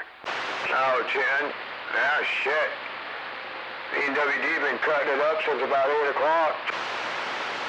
Damn. They got their own set of knives already. They've been chopping it up so long, they're selling them on YouTube. Talk about everything under the planet, I guess. I don't know. I can get back quiet. Don't want to bore the channel. Yeah, Tin. I was just consuming some munchies and some, quenching that cottonmouth. Good evening, Triple M. Hey, waving there, WD-40. Good hearing you out there, and waving at that MAD. Hey, what's going on, Triple M? How you doing up there in Triple M land, San Diego? Well, I figured I'd give a wave to everybody out there, and then I think I might crash here pretty soon. Too early to crash. Yeah, I know, but it's been a long day. Hard-working guy, man. Hard guy out doing his hard doing things. So, Rod Joe on the gotta get disease. Get them beauty sleeps in there too. MAD wouldn't know anything about those. Well, good evening, man. Appreciate you taking a minute to put a wave on. Duck itch wigs for sale. Duck itch wigs for sale. For free. Yep. They're not for sale. I'll donate them. Oh, God, figure, you're such a good Samaritan. You're gonna donate to Duck Itch Wigs. I'm back out. Well, they gotta make sure they got the copay when they go get the shot at the clinic. So you got the copay, you get the shot, you get a wig. I'm back out. Oh, yeah? I put a sign right up there where it says the shot. Oh, and a big old quack. MAD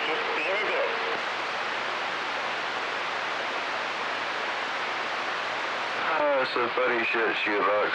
Box, that's some funny shit. Hey, I'm keeping it PG. You now listen to him. Come back out.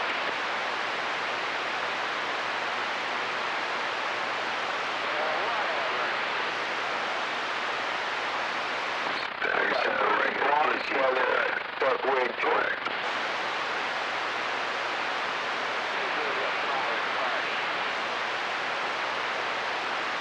Spring season. Got that spanaway duckage.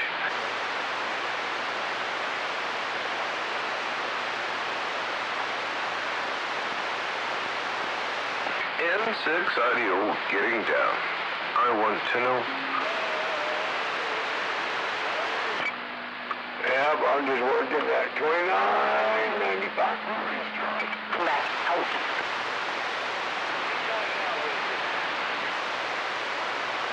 Lay off, bitch. Looks like a ship-to-shore radio. There's a spill on aisle 3. Spill on aisle 3. Somebody spilled the duck juice. Clean up on aisle 3. Clean up the duck juice. Better send the fish in to get it.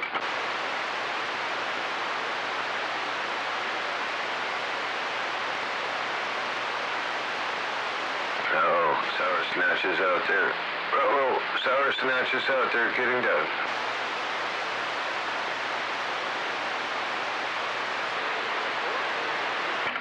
Like a vampire, right after midnight.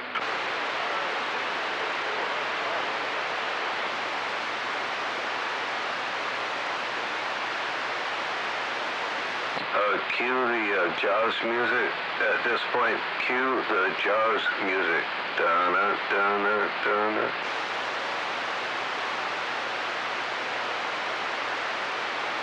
I remember seeing that movie at the drive-in on 84th Street.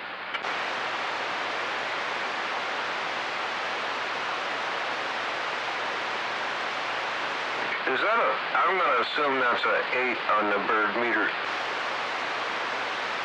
Yeah.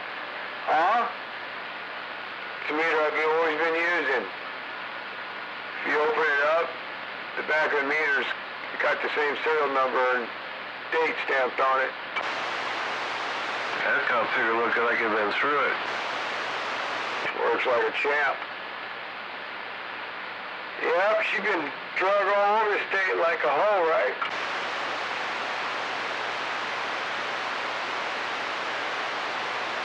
Think about that. 1958, it still works perfect. That's what's up. That look, you know, I assumed it was the 8. You know, I don't want to really strip the case and paint it, you know.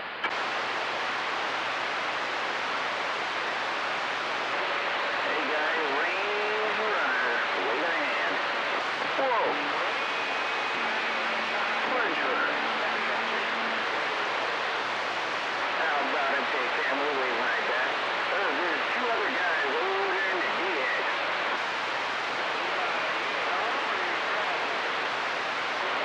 Hey, MAD, when I say 250, that's man watts. At home. There you go. Hello, Range Runner. Hello, Range Runner. I want to know. Well, it's like midnight-ish, and I'm still alive, so, you know. Got a can of White Claw raspberry in one hand and some Booty Lube in the other. Okay. Oh, you actually heard me. My bad. That came out. My bad. I'm back wet. No, I heard all that. That's just nice. He comes out and pounces like a leopard and gets back in the trees.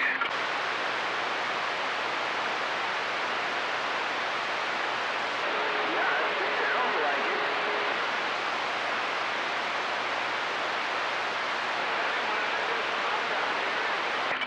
Tiger MAD.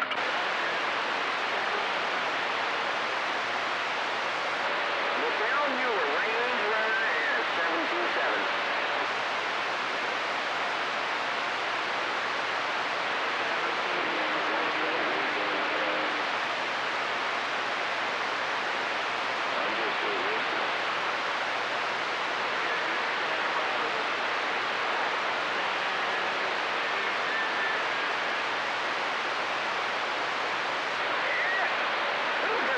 I'm just sitting here cutting it up.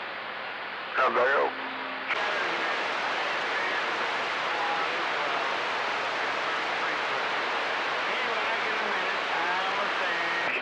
Apparently my radio got some audio working tonight. Yeah, you chopping it up. You and WD-40, like I already said, you got your Ginsu knives already for sale out there on YouTube. You and WD-40 chopping it up. I'm back out. Me and Jen Ryan chopping it up. It's like holy slicekins. Holy slicekins. What's that poison fish those damn Japanese make? Don't eat that. What, like the sea urchin or the puffer fish? Puff fish or something? I know they got them puffer fish too. Those are poisonous. But sea urchins, they got some poison to them too. I think it's the slobber ducks. The slobber ducks. Don't eat the slobber ducks. Yeah, 10-4 on the gooey ducks. I assure ya.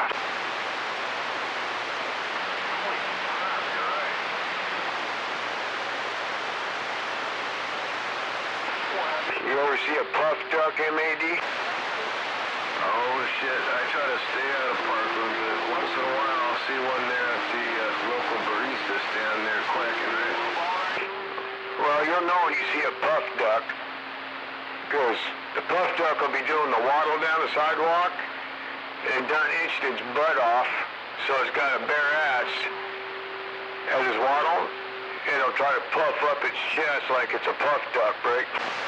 Oh shit, it got no booty feathers, but a big old chest waddling on back out. Yeah, put their chest out like they're tough duck, but you know they're just a puff duck. Makes them all kind of top heavy. Right? I mean, and you'd automatically notice it because it's still got that stupid itch tube on.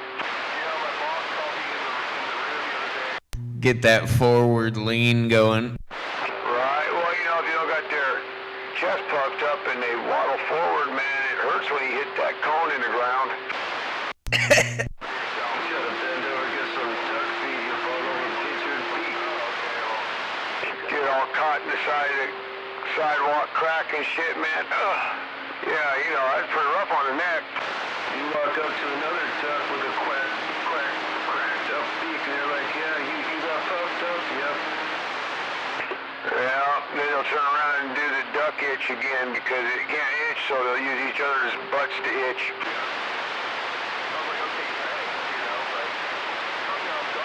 And I'm back out. That's about when you gotta send them to rehab for duck itch.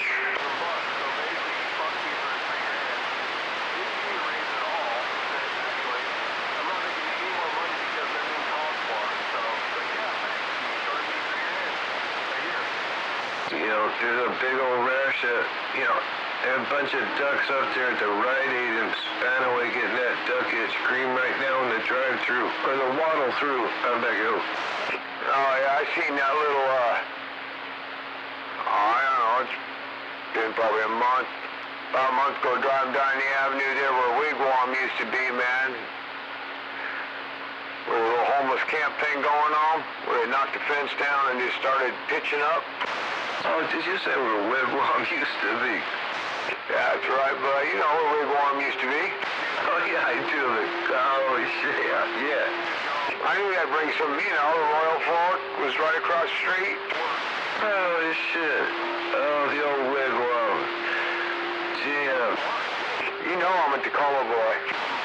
Look, Mama took you and tried to buy you some jeans. You said, hell no, I want to go to the barn. Oh, dude, man, I remember going to Royal Forks when we used to go to Royal once, man. Be slicing off that rib. Oh shit, all you could eat. And the best thing was all the soda you could drink. And all the ice cream, you can make your own ice cream or whatever you wanted. Yeah, like shit, Mama make you eat all them mashed potatoes and gravy and beef, then it was on. Yeah, remember that prime rib, man? The guy chef would be standing there. How thick do you want the slice, he'd ask. You know, royal or getting down. You go a quarter, half. I'll take a half-inch slab.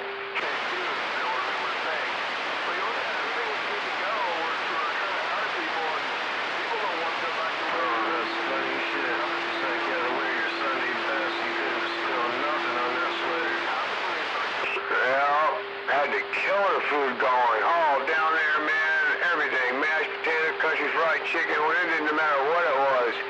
You know, because that was back then when they actually cooked the food and put it out there instead of just processed it. Shit, macaroni and cheese and them downstairs had them cinnamon rolls. They had them big-ass royal fork cinnamon rolls. Oh, the cinnamon rolls. Such memories.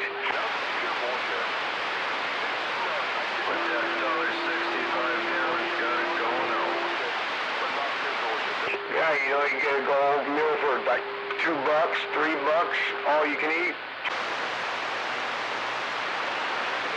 Oh, that's funny shit. Damn, now I'm hungry.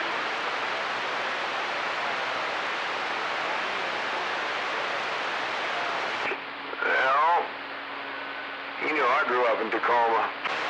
Yeah, we had our high school football banquets there. You know, so you had to give them $3, whatever it was, and then you had to get up there and get your letter when they called your name there for it. Oh yeah, in the ballroom? Yeah. Shit. Now you bring them back today. I know, right? Everybody else is like, what? They have some badass chicken now, man. They can throw down sauerkraut, they get chicken.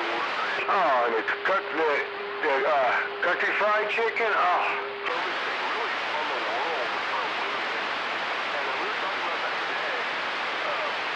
They knew you weren't going to eat much dessert because you'd be back and getting a slice of rib, some chicken, going back for thirds. It was like $2, $3. Like $2, $3. Yep, right?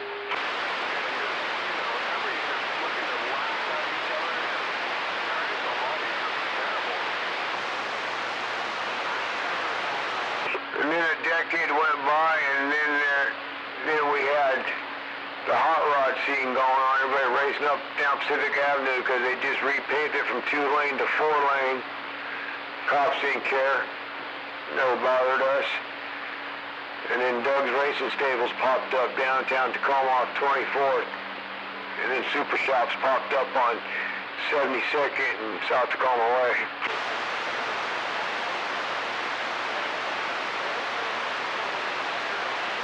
Then everybody used to go down to Bushes and hang out. We'd have everybody hang out down there like a break. Figure out who was racing who and had the GP. Shit, Bushes was like fucking some kind of crazy like slab place. Yeah, right under the bridge on 38th and South Tacoma Way. The restaurant Bushes. Everybody park in the parking lot, pick out who they're going to go race.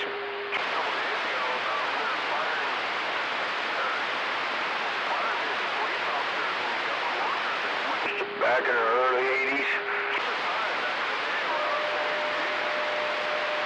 Puyallup, everybody cruising Puyallup the strip.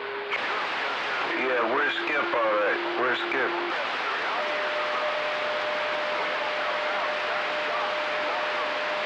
Got kicked out of Puyallup, went up to Renton. What's going on, Weeklo? Yeah, but you never kick that, man. You always go, man. You always energize your finish. Alright, Weeklo, I gotta step out of here and I'll get out of here later. Hey, I gotta go.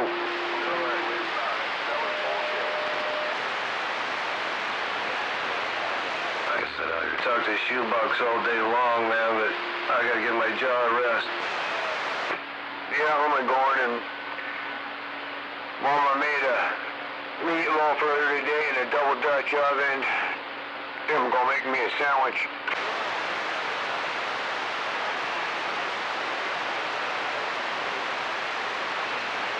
Nowadays, you make a sandwich. You don't go buy one. Nowadays, you make it on your own. Therefore, it's a lot better than begging. You know, you see what I eat, all homemade scratch.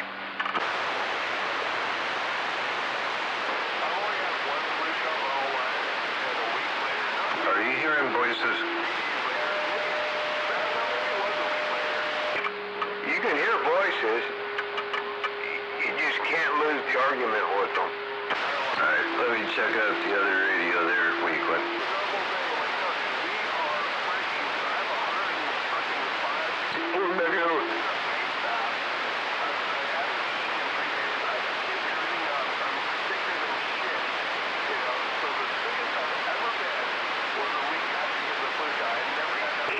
Hey, MAD.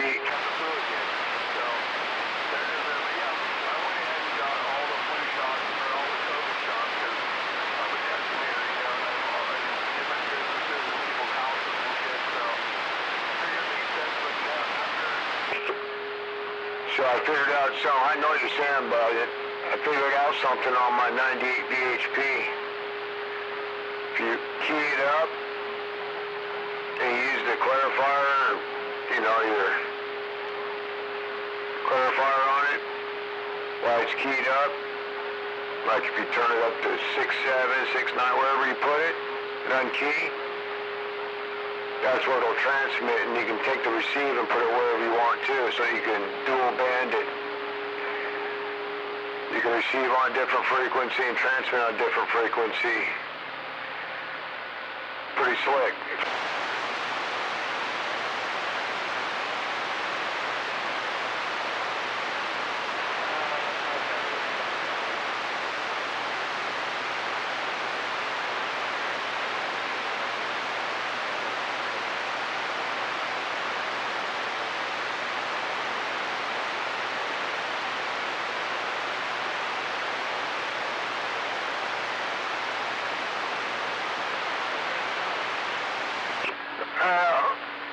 We're gonna make a meatloaf sandwich.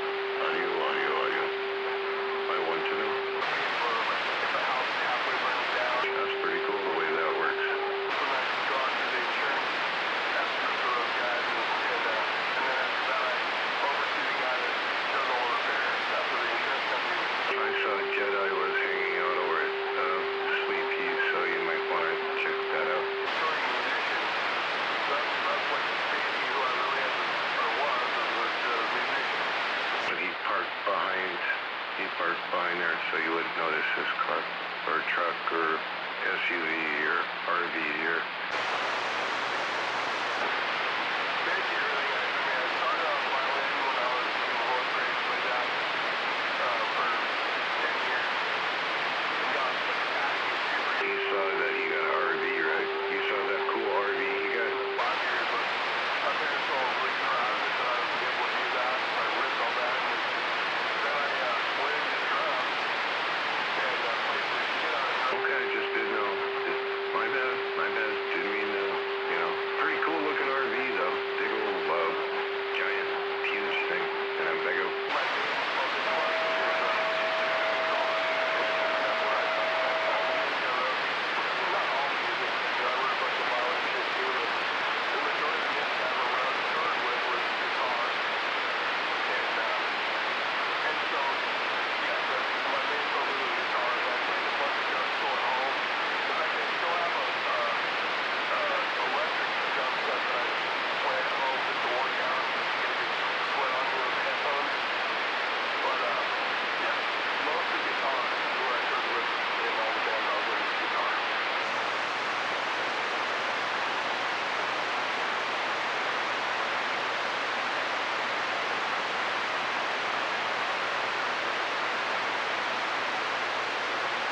Actually, I was playing an African Aboriginal guitar. You're right. I'm starting to hear the voices. I'm starting to hear the voices. I just fucking yeah, I played electric guitar, plus like Jackson guitars and access guitars, and Roland amplification, and I toured with fucking metal bands too.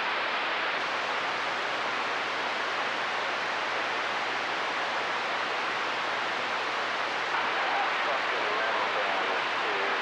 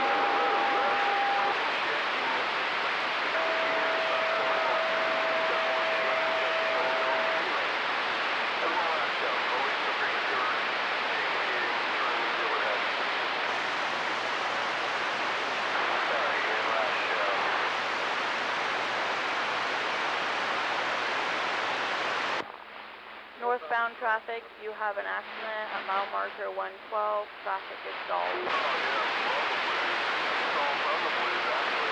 Yeah, boy, thanks for the info. I do. There was one guy.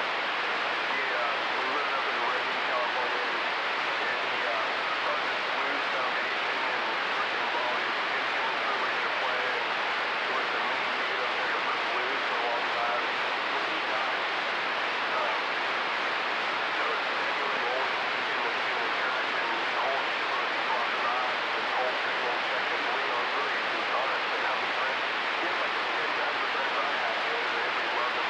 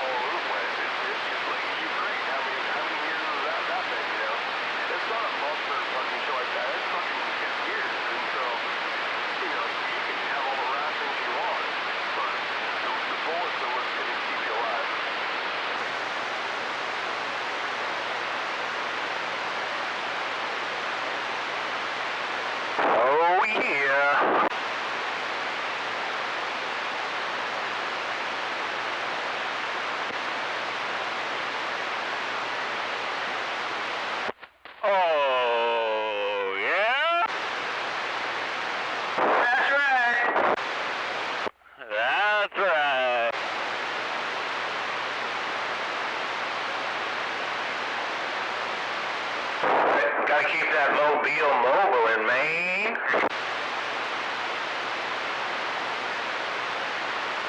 Copy of the southbound for half a second. Roger the southbound.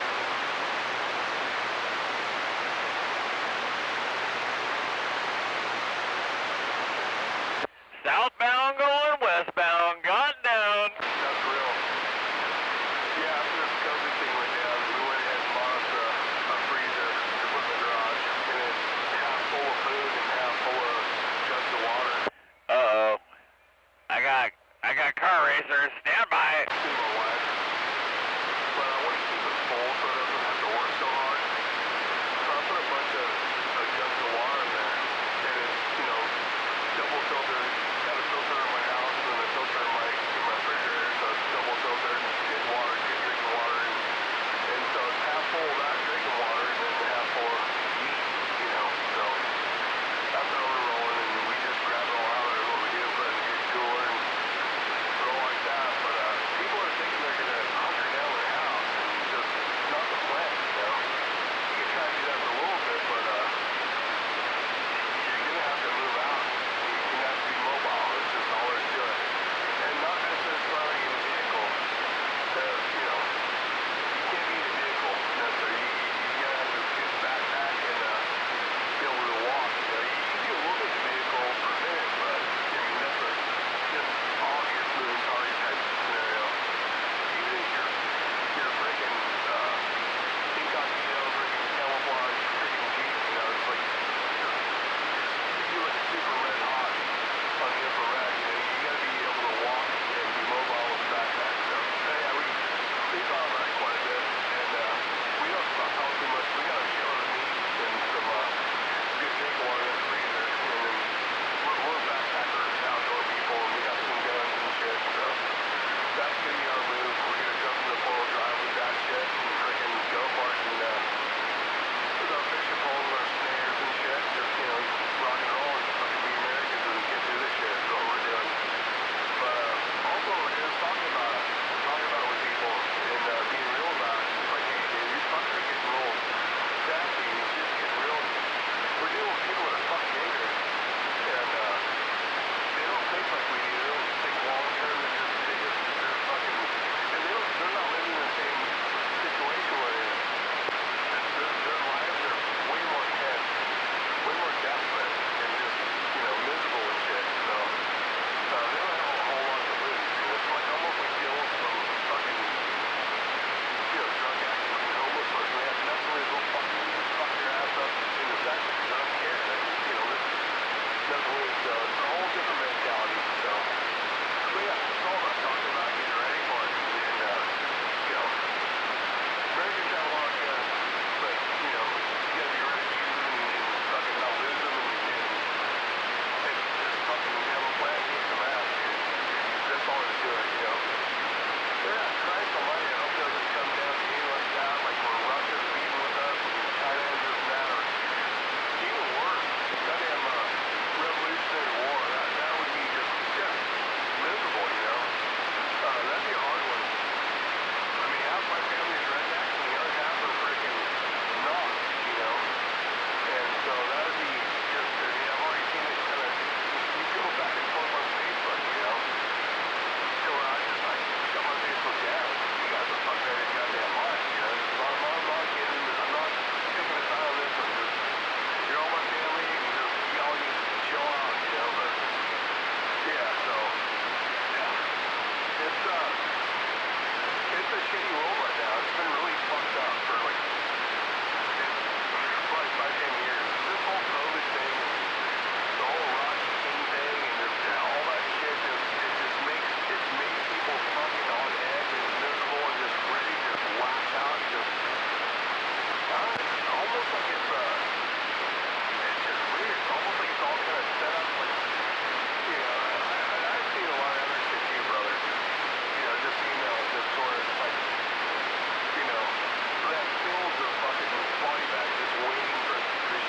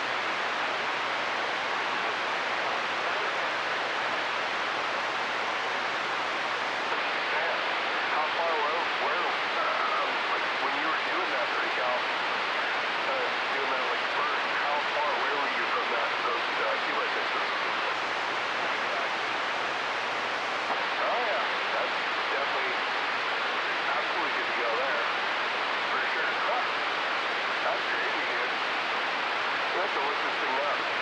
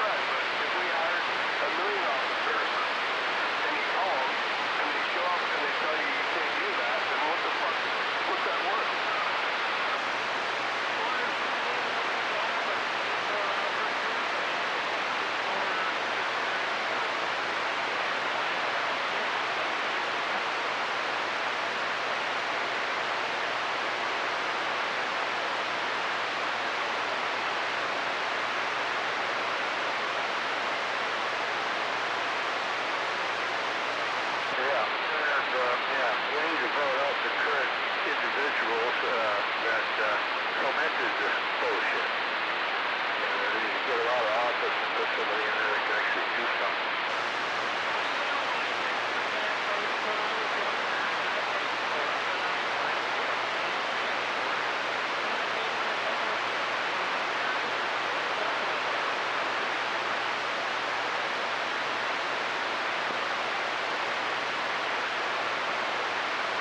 Maybe you need a producer repeat or something.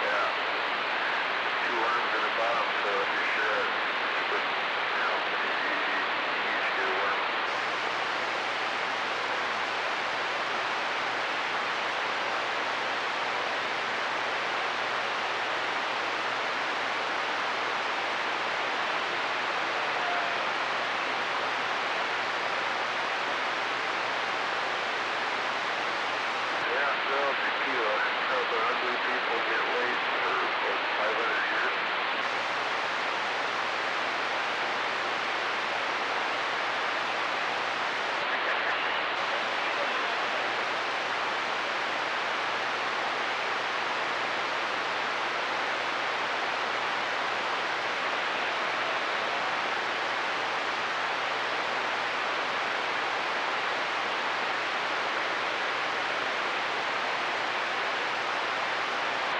Dude, I watched my painkiller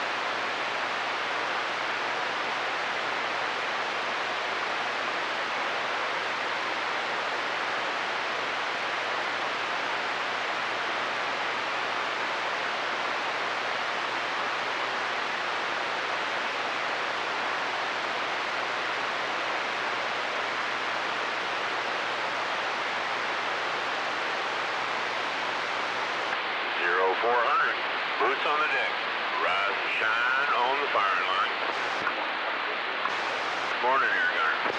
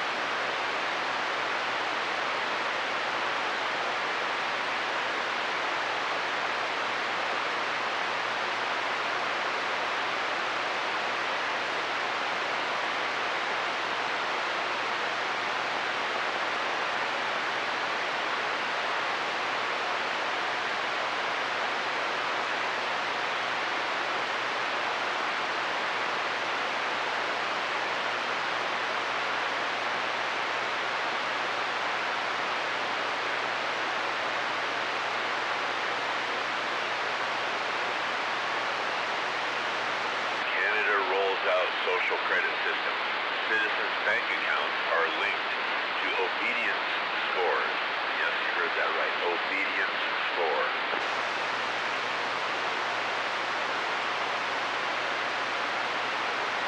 It's coming. Obedience 4. How they score you on how obedient you are. Oh man.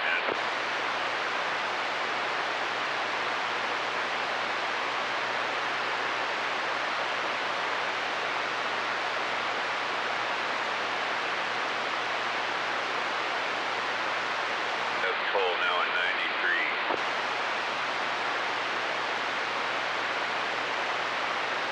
Moscow attacked terrorists plan to flee to Ukraine, says the FSB.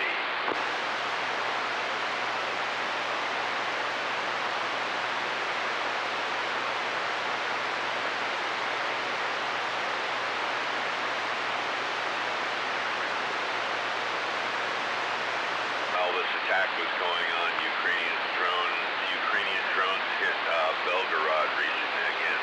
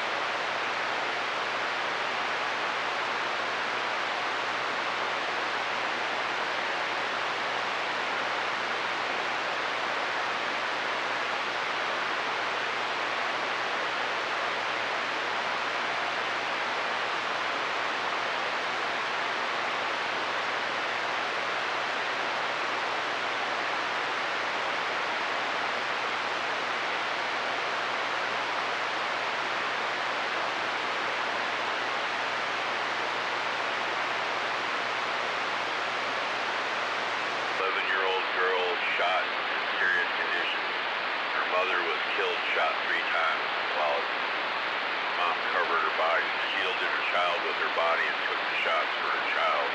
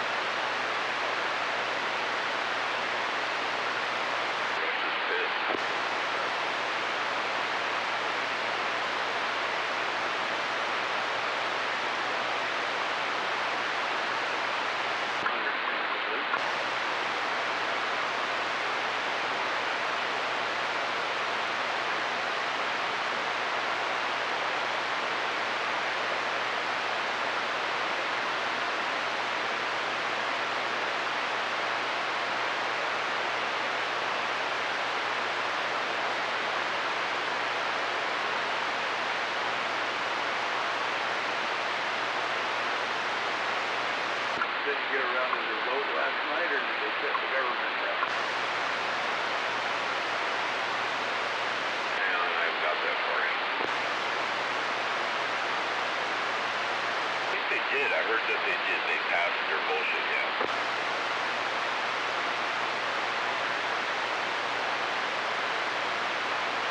Mike Johnson caved on a whole bunch of crap. Still no money for the wall, but he gave them a whole bunch of their leftist bullshit. Senate.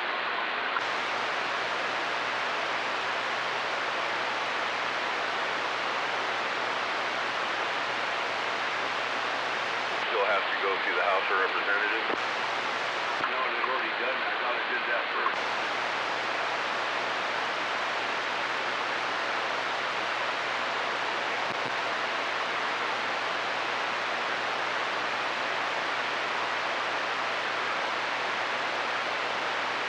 Apparently they arrested 4 guys in connection with this.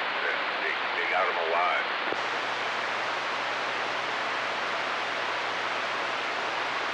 They were ISIS. Don't they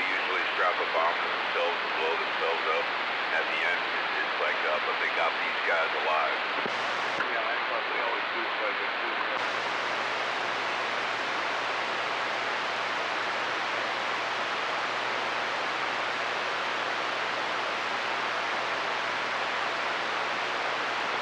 Saw them on video, they sure look white to me, man. They don't look like Muslims.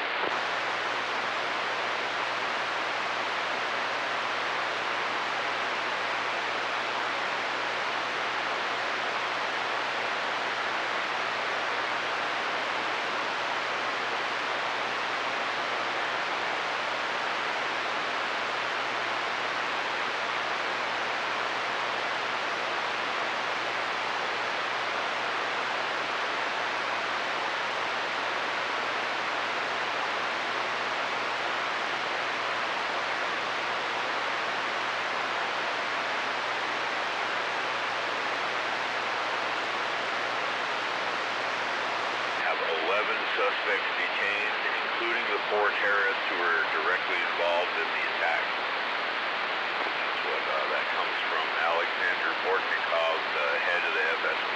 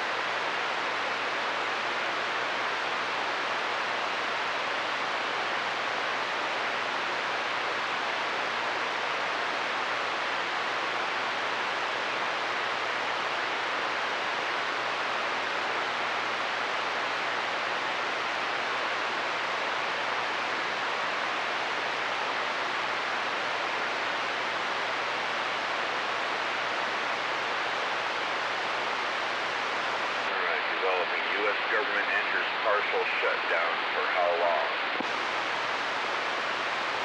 U.S. federal government entered a partial shutdown after the Senate failed to pass legislation before the 12:01 a.m. deadline Saturday. However, the shutdown is expected to be brief and make little impact. Senate leaders are expected to finalize the deal within the next several hours.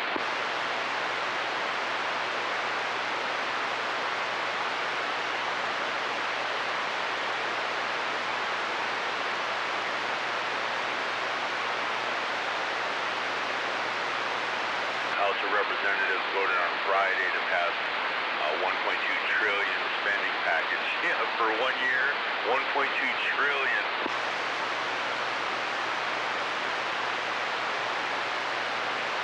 House just passed a ridiculous $1.2 trillion spending bill. Here's the full list of Republicans who betrayed you.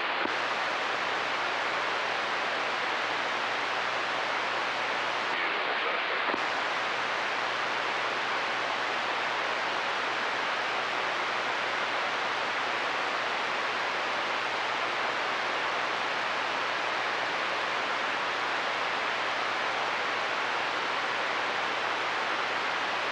$150,000 for a gay senior home, $15 million to pay for Egyptian college tuition, $400,000 for a gay activist group to teach elementary kids about being trans.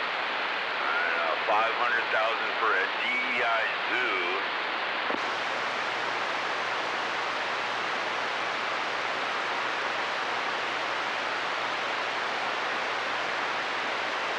Anti-racist nature appreciation program. 400,000 for a group to give clothes to teens to help them hide their gender. All right, 1.5 billion green new scam funding. 300 to 500 million to Ukraine Secretary Assistance Initiative. Whatever the fuck that is. 500 million to Ukraine anyway. Continues funding for Joe Biden's border invasion. 12,000 Afghan special immigrant visas and authorization to support loans to the International Monetary Fund. Benefits for illegal aliens. Late-term abortions funding at home and abroad. DEI funding initiatives across the nation. Funds FBI new headquarters. Yeah, like they need a new headquarters. 1.2 trillion.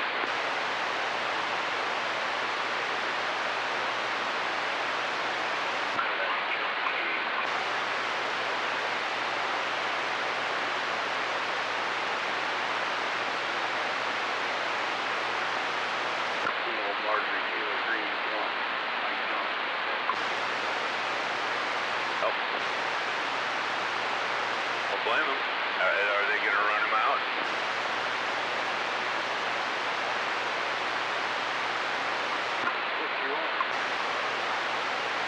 Takes one guy to bring up the vote, or one person to bring up the vote now, doesn't it?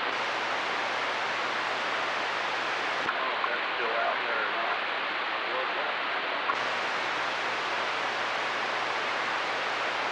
The traders are Mark Amadai from Nevada, Don Bacon from Nebraska, Jim Baird from Indiana, Andy Barr from Kentucky, Cliff Bentz from Oregon, Stephanie Bice from Oklahoma, Larry Bouchon from Indiana, Ken Calvert from California, Mike Carey from Ohio, John Carter from Texas, Buddy Carter from Georgia, Lori Chavez de Raymer from Oregon, Juan Ciscomani from Arizona, Tom Cole from Oklahoma, Rick Crawford from Arkansas, Dan Crenshaw from Texas, A. Desposito from New York, Monica De La Cruz from Texas, Mario Diaz-Balart from Florida, another one you can expect usual, right? John Duarte from California, Neil Dunn from Florida, Chuck Edwards, North Carolina, Jake Elzey from Texas, Tom Emmer from Minnesota, Drew Ferguson, Georgia, Brian Fitzpatrick, Pennsylvania, Chuck Fleischman, Tennessee, Mike Flood, Nebraska, Virginia Fox, North Carolina, Mike Gallagher, Wisconsin, Andrew Carbarino, New York, Mike Garcia, California, Carlos Jimenez from Florida, Kay Granger from Texas, Sam Graves from Missouri, Brett Guthrie, Kentucky, French Hill, Arkansas, Ashley Hinson, Iowa, Aaron Houchin, Indiana, Richard Hudson, North Carolina, Bill Huizenga, Michigan, Daryl Issa, California, John James, Michigan, Mike Johnson, Louisiana, Dusty Johnson, South Dakota, David Joyce, Ohio, Tom Keene Jr., North New Jersey, Mike Kelly, Pennsylvania, Jen Kiggins from Virginia, Kevin Kiley, California, Kim Young, California. Yeah, this is the Hall of Shame. It goes on.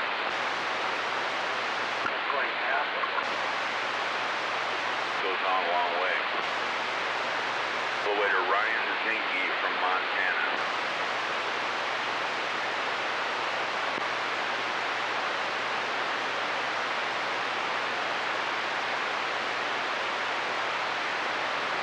How many Republicans voted for this?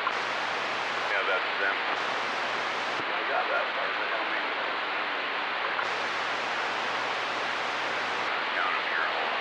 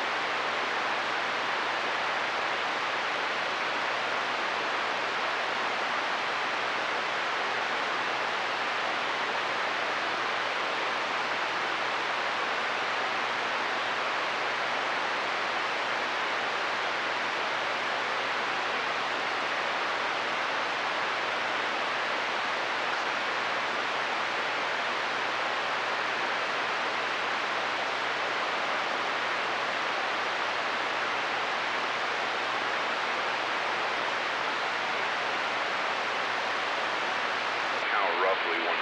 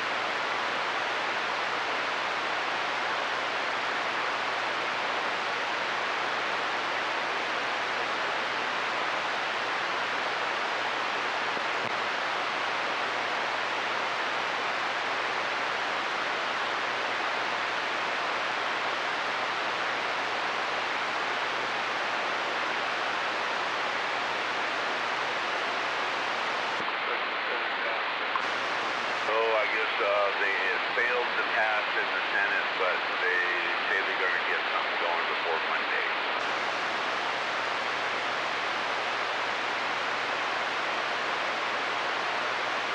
And they will.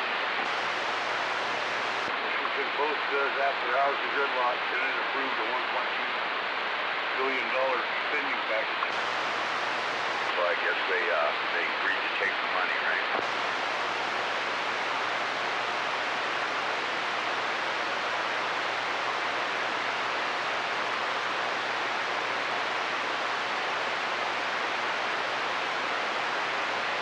School bus carrying 40 pre-kindergarten students collides with cement truck.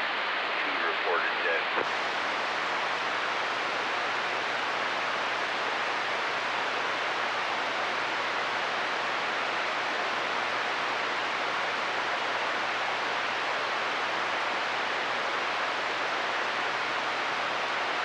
Judge tosses challenge, upholds law allowing non-citizens to vote. D.C.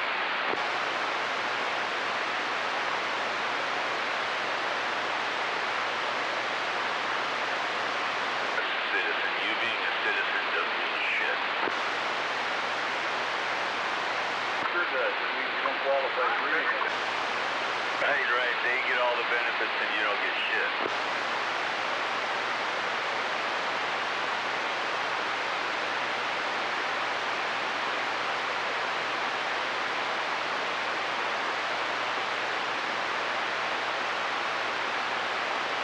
An article, has America run out of time? I think yes.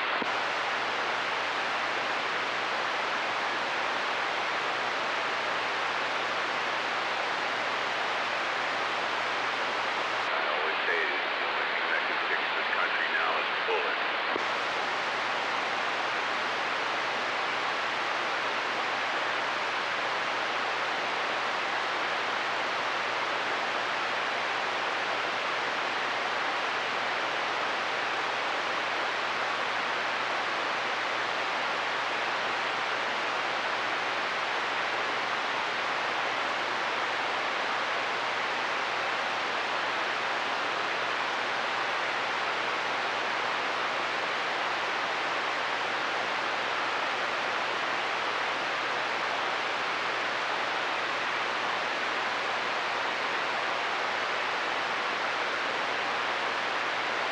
Destroyed our minds of our children, and now we're locked up in court.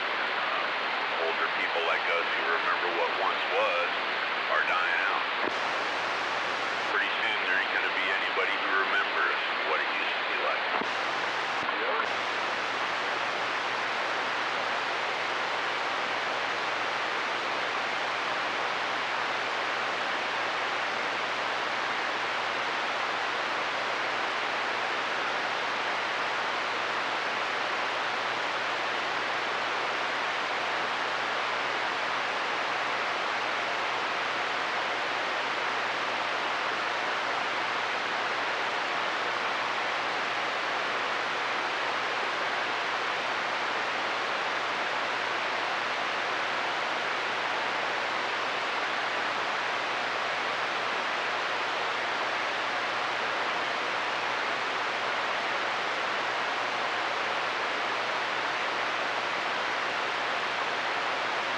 schools in Washington State are now mandated to teach LGBTQ history following the signing of a bill by Jay Inslee.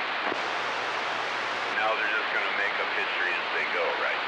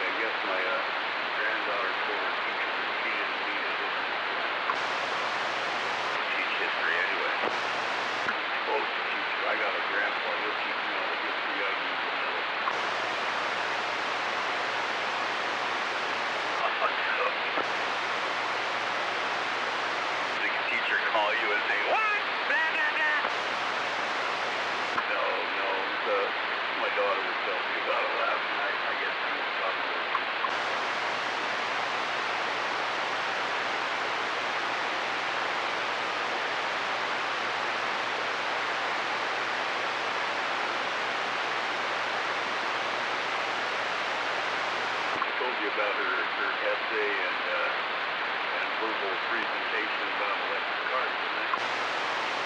Not sure how to remember that. That was good. Go teacher, right?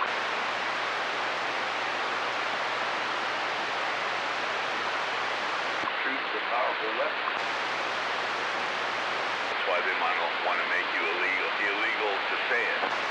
Yeah, exactly. Yeah, she got like 98% on her report. Awesome. And that specific teacher is a total fucking leftist douchebag.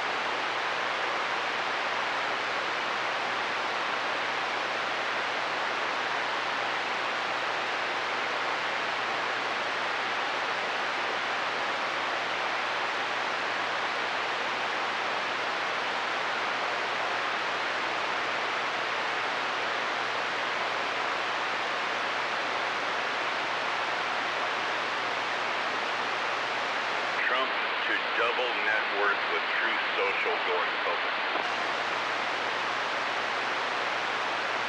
Oh, come on, he's out of money. I heard it on the news yesterday. Yeah, I saw that too.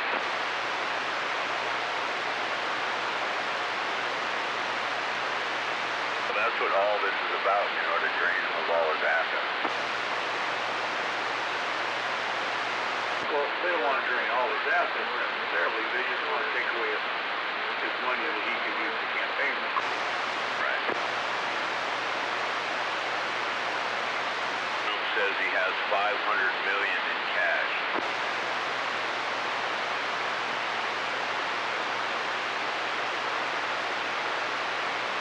Marjorie Taylor Greene files motion to oust Speaker Mike Johnson for selling out. Yeah, I seen on the news there. Oh, Trump's such a liar. 3 months ago he said he had 400 million. Now he says he's got 500 million. What I understand, this Truth Social deal is going to get him billions. And turn it into a publicly traded company and sell stock. You bet it will. I mean, billions. Plural.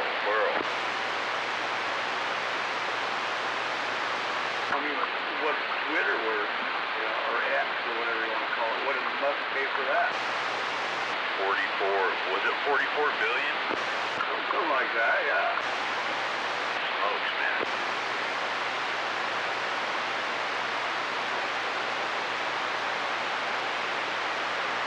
Just way too much fucking money. That's why these assholes think they can run the world, you know?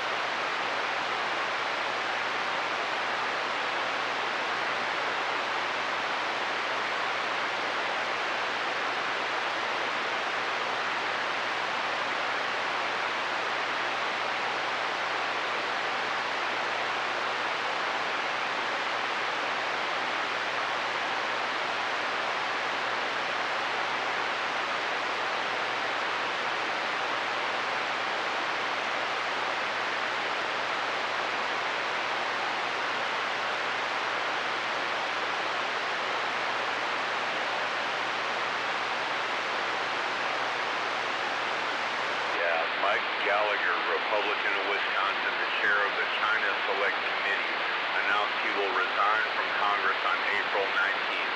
That makes the House majority down to 1.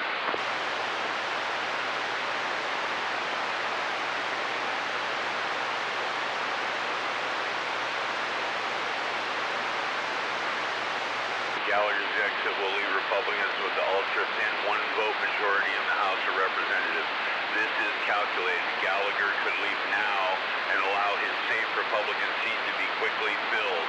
Instead, he is deliberately leaving on a timeline that will leave it empty until November, leaving the GOP majority even smaller and making a Democrat House takeover a real possibility. Another fucking GOP traitor. A spiteful, repulsive creature. Another douchebag. $10.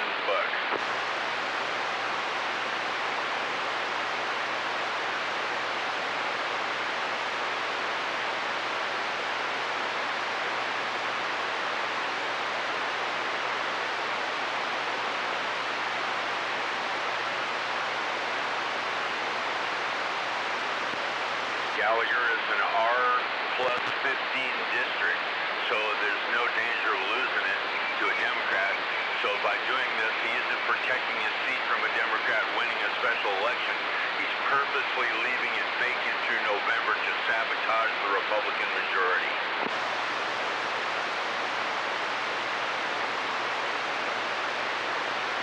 We have enemies in our midst, people that are traitors. Well, they're not really traitors. They're just wolf in sheep's clothing, right?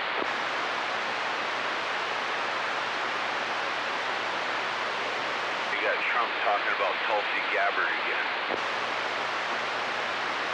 The VP. Where Trump is his own worst enemy.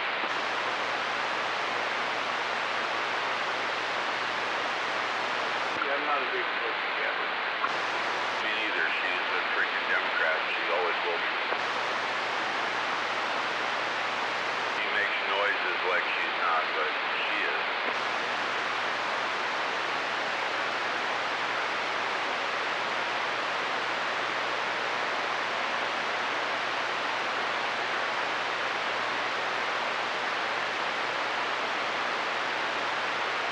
Was that guy that was switched from one party to the other and back and forth? What the hell was his name?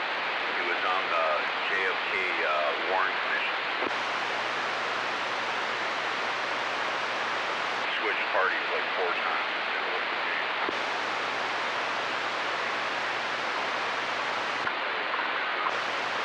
Pennsylvania, I think.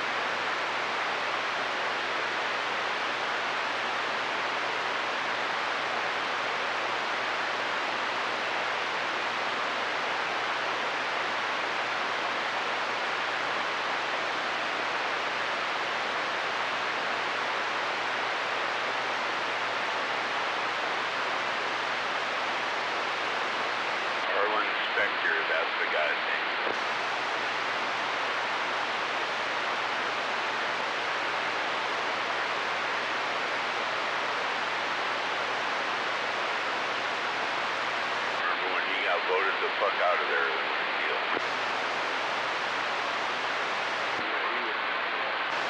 He went back and forth between the Republicans and Democrats like 4 times in his career.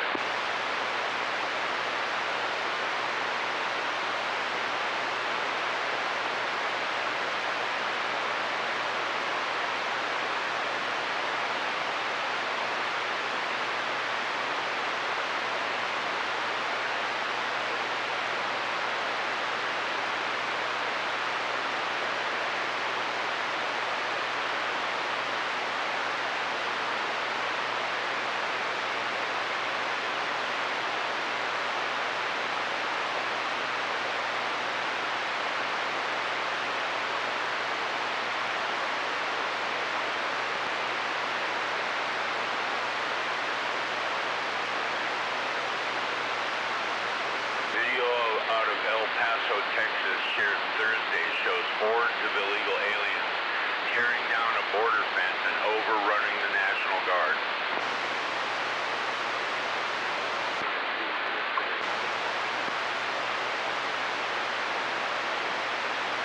That's what a machine gun's for.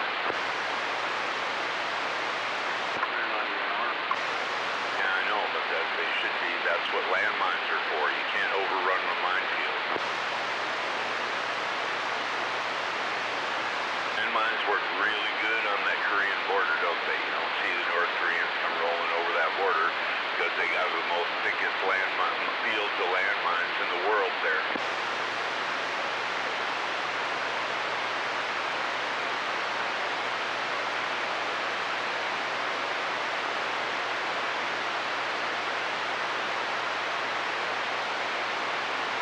The group was eventually pushed back into Mexico.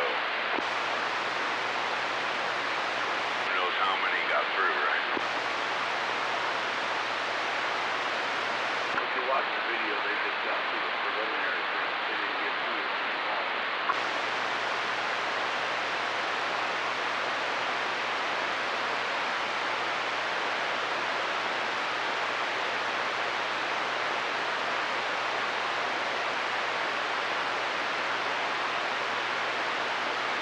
2015, Joe Biden said, while sitting next to his now current DHS head Alejandro Mayorkas, he said that, quote, an unrelenting stream of immigration into America making white people an absolute minority is the source of our strength. Holy smoke.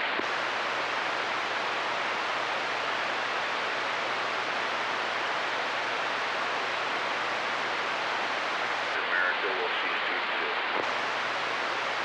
But it is their goal.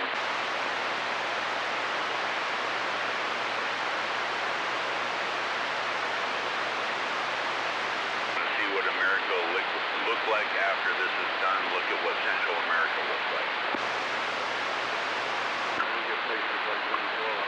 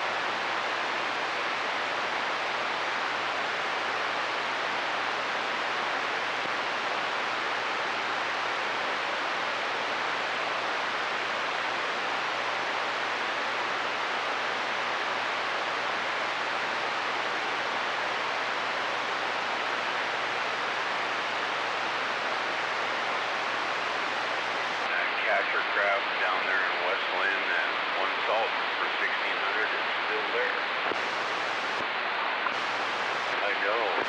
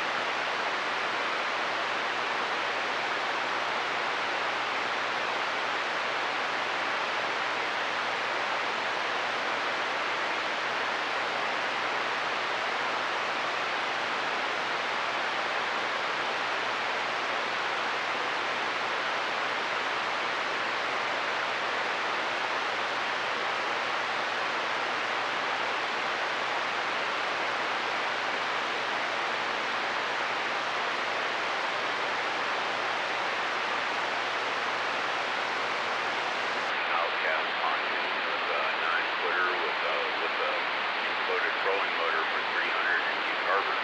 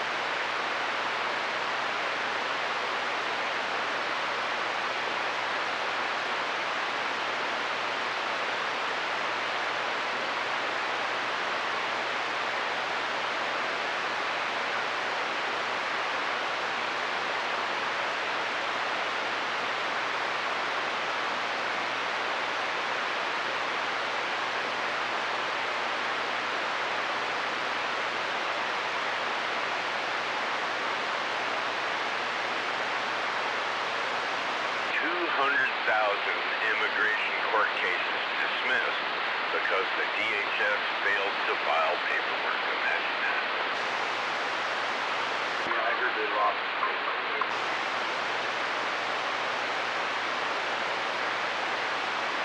Fucking traitorous swine need to be shot.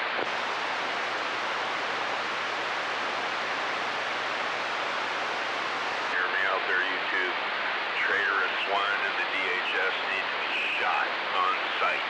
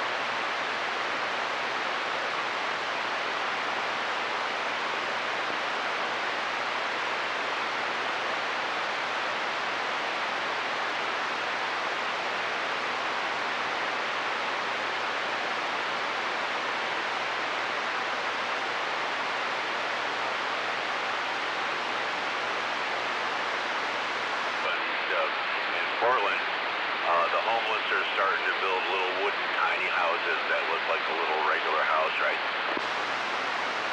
Yeah. People are asking online, they're on the comment lines for the city of Portland, they're saying, surely they are paying thousands of dollars for permits, good on them. Yeah, and property taxes too. If you have a house, you can't build shit without freaking paying huge amounts of freaking dollars for permits, man. I mean, you can't build nothing.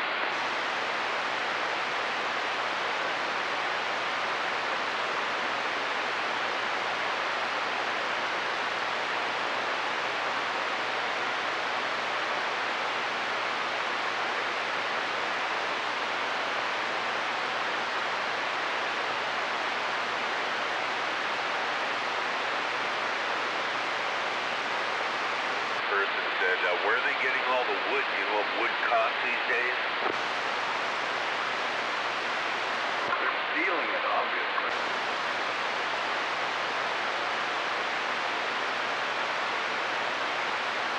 It look like pallet wood.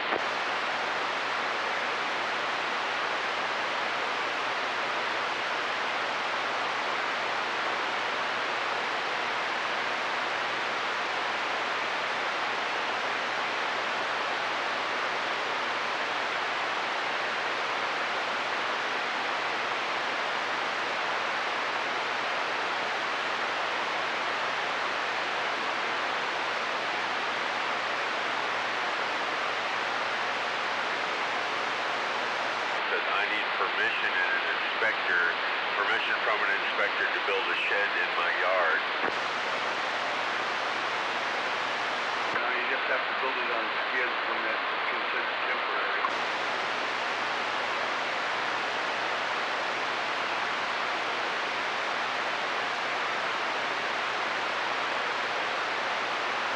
You can't set it on blocks. It's got to have skids under it. Well, I guess the skids can sit on blocks, but it has to have skids so it's mobile so you can move it. Right, right.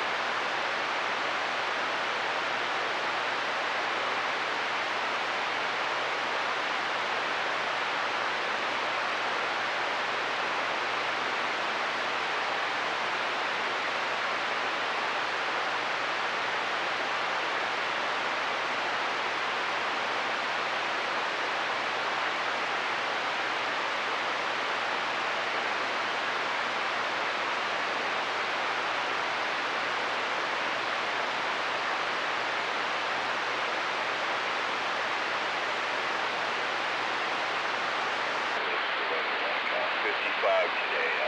Steady rain this morning, showers this afternoon, high 55, wind 5 to 10, chance of rain 80%. Usual spring stuff. Give us just enough of that sunshine to tease us.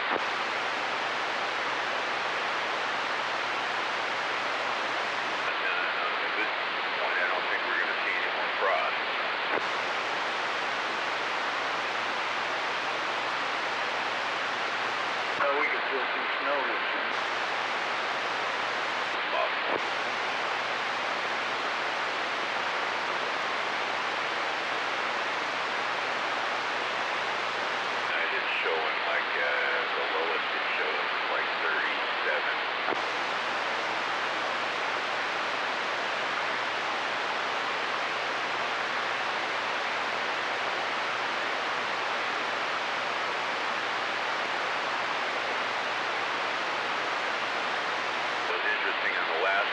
got the decent weather, it looked like there was no ice on the cars and there was no dew on the grass. I was really impressed with that.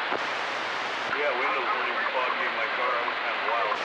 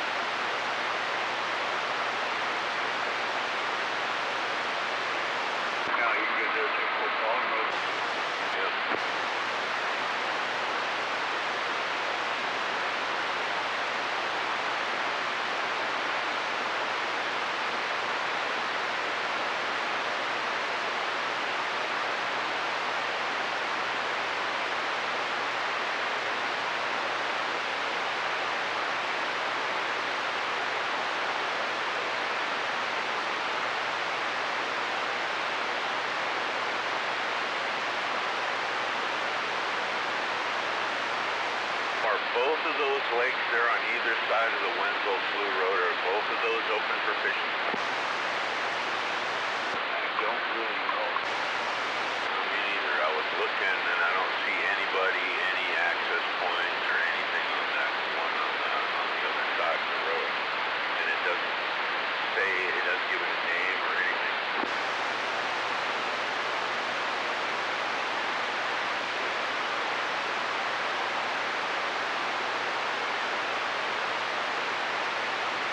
They put a whole bunch of those 10-pounders in the kids' lakes there, in the kids' pond. They like that. Yeah.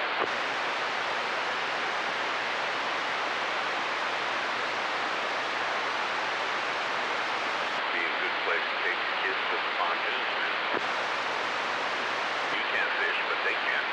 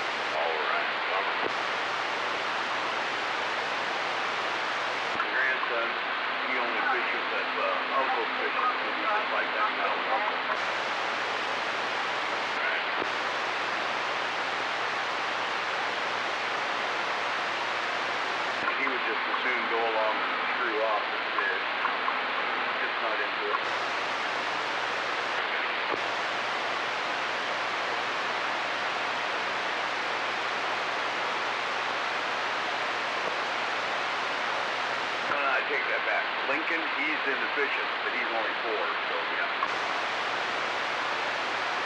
Yeah, he's just a big young bird. He's been on it. I had him on it out at the lake. He thought it was pretty fucking cool.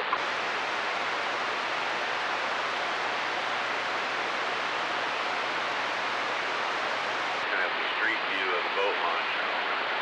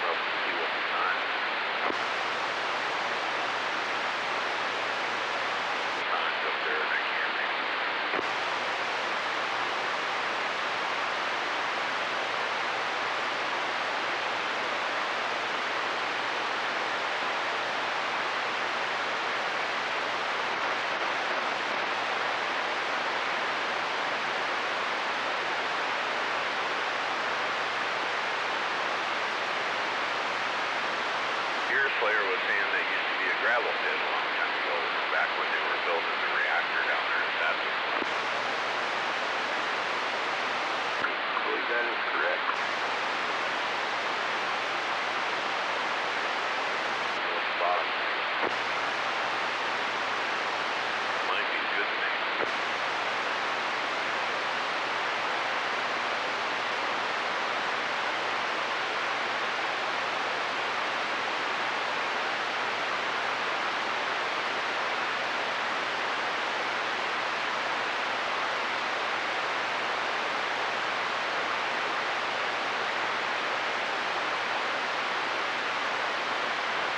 No overnight parking.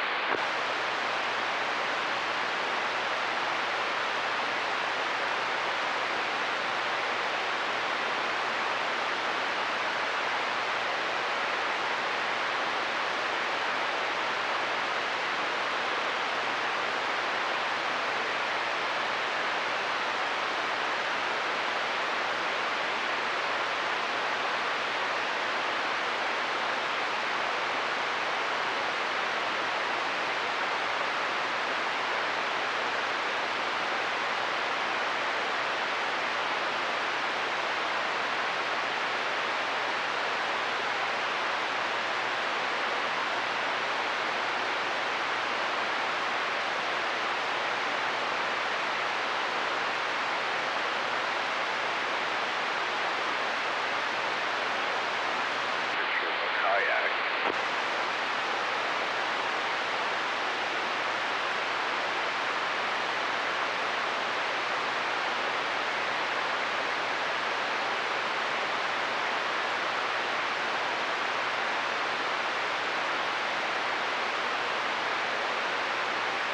Oh man, it looks like he could possibly cast all the way across that sucker in the water. Yeah, probably.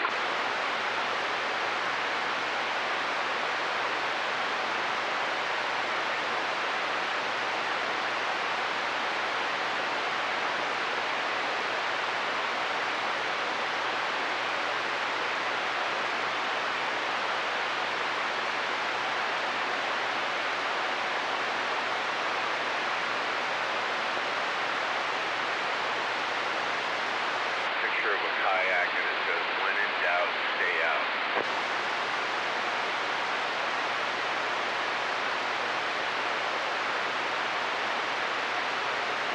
No overnight parking, day use only.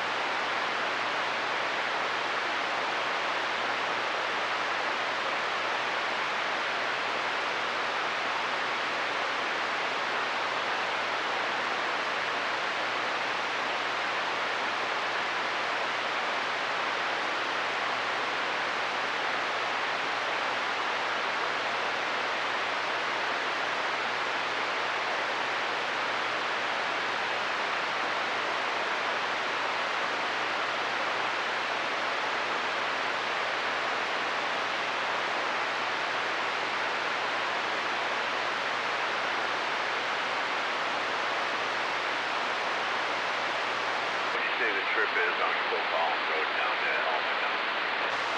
What's that? How long would you say the trip would be in time-wise? I could be in almost half an hour, plenty.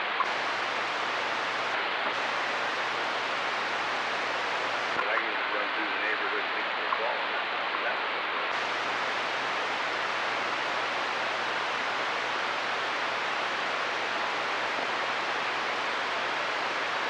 See what time it's like when you drive.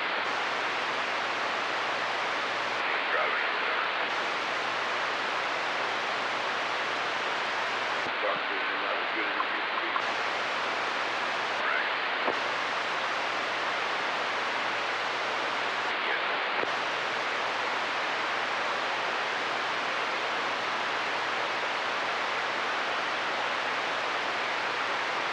I've noticed that in really dark areas without street lights, I'm a little more prone to use my high beams than I used to be.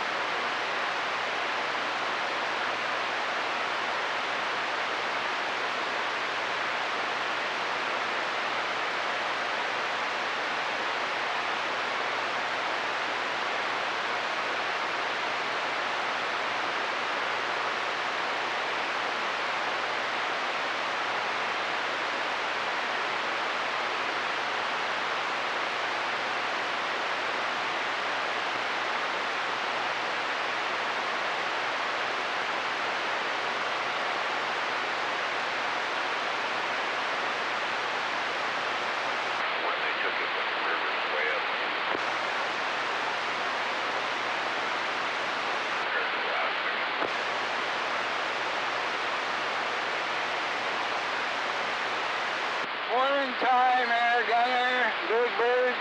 Here, watcher. Board fire.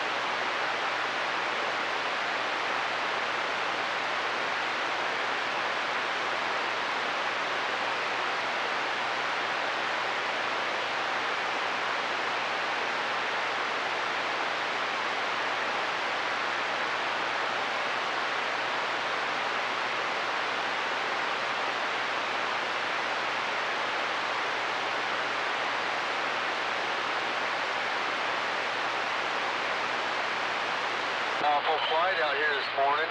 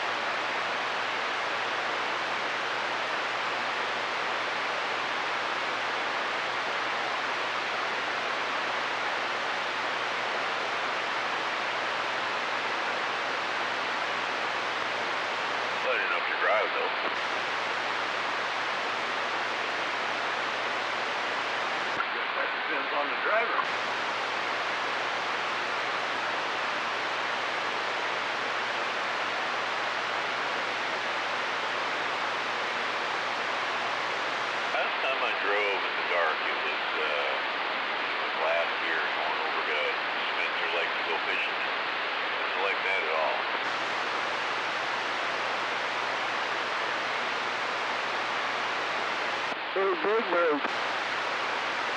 Yeah. You know those amber fishing glasses you can get? Right. I used to wear them at night when I was driving, and that really made a big difference. Brightens up everything in front of you, but it takes all the glare away. You need to back your audio down a little bit there and do what?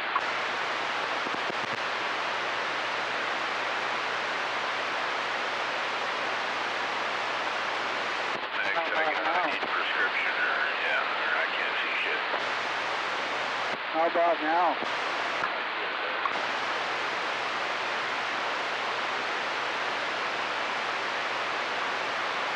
There you go.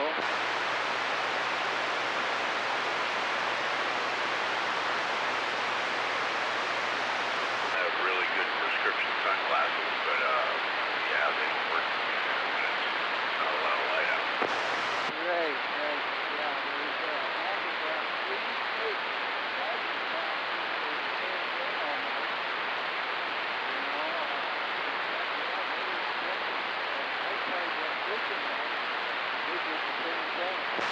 Now your audio's too low. How about if I get closer? There you Yeah, this 198 mic made you talk right up to it. Sounds good when you do that.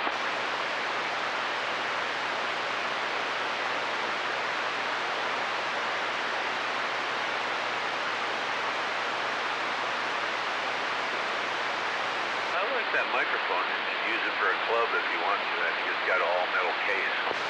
Right, pretty heavy, yeah.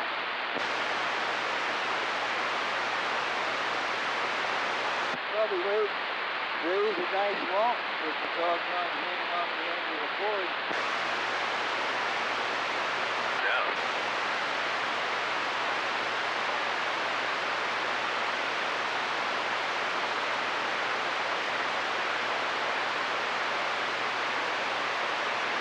I found that Friends Landing place you were talking about their deer slayer. Oh yeah, 10-4.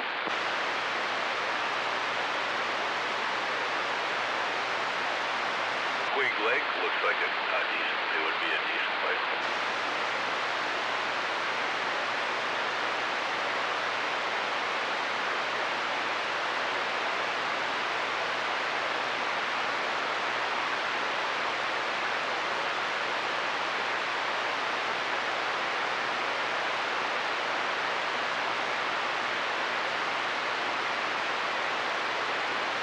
They put 3,710 rainbows, 2.8 fish per pound in Trails End Lake, and 2,700 same size fish in Key Lake, and let's see, 4,915,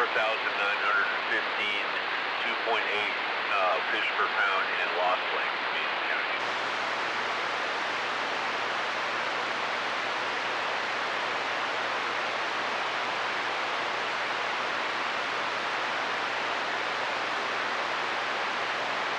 Must be done putting in all the big fish. Now they're putting in the little. Hell, where everybody be? Well, good morning. I was wondering the same thing. I got down here about 6:30, but I slept in late, so boy, I had quite the following. Felt like the Pied Piper with instead of being followed by a bunch of mice, I was followed down here by a bunch of cats. Oh, that's funny.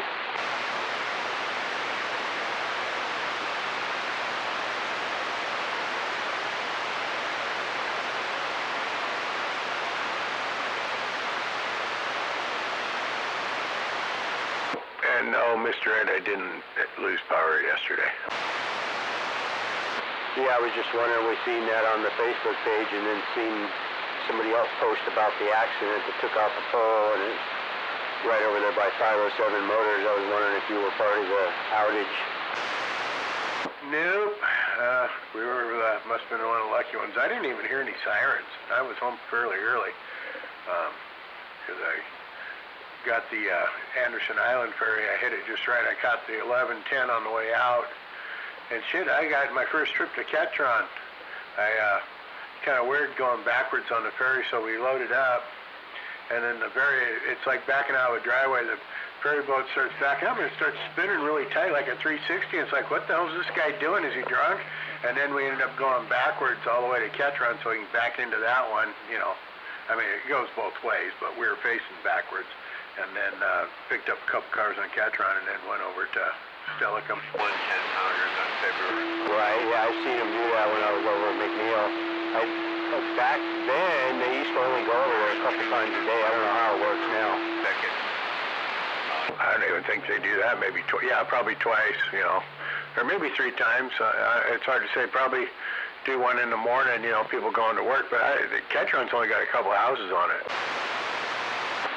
Right. And then they got that old dilapidated ferry that looks like it's beached right on the side of there. You know, it's grounded. Oh, there you go. I plan to go down there real soon. So you guys are doing stuff over on Anderson right now, huh? Yeah, it's a custom on the lake over there for Fox Custom Homes, but he doing a couple of them over there. One on the other side of the lake that I could see, and then the one right next door. But that one's just hasn't even got foundation; it's got a well in.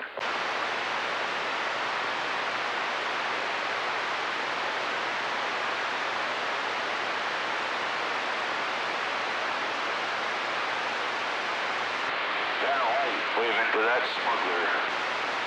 Oh, I'm waving a hand, man. I didn't recognize you without that lipstick red pickup truck you usually got on.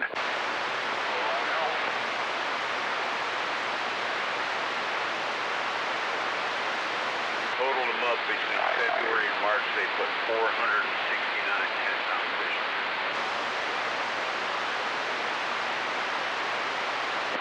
My grandson's got some music thing he's supposed to be doing up in Tumwater, I think, this morning, and I was thinking about riding up with my son-in-law to watch that this morning, but I haven't heard from him yet. Good morning, around the bend and up I go. Wave it dynamite. God, that's a target-rich environment. Well, good morning, Dino, and let me look around here a minute. Yeah, I'm back out too. Oh, okay, you're back out too. I think it's not back out. So you say riding with your son? Are you guys taking the motorcycles then? No, he's got all the car seats and everything in his car, so I was thinking on just riding up with him. Oh, you don't meet the height requirement, so you're going to use one of his seats? Exactly. I tell you.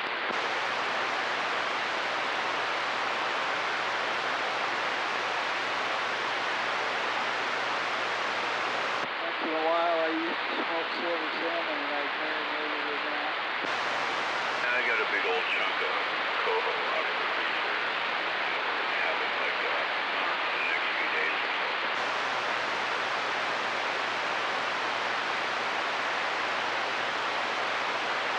So what do you do today, smuggler? Oh, right now I just took my 3rd sip of my espresso that I made, and I don't know what I'm going to do yet. I'm down here in my pajamas and hoodie, so I haven't thought that far ahead yet. What's me with the good time?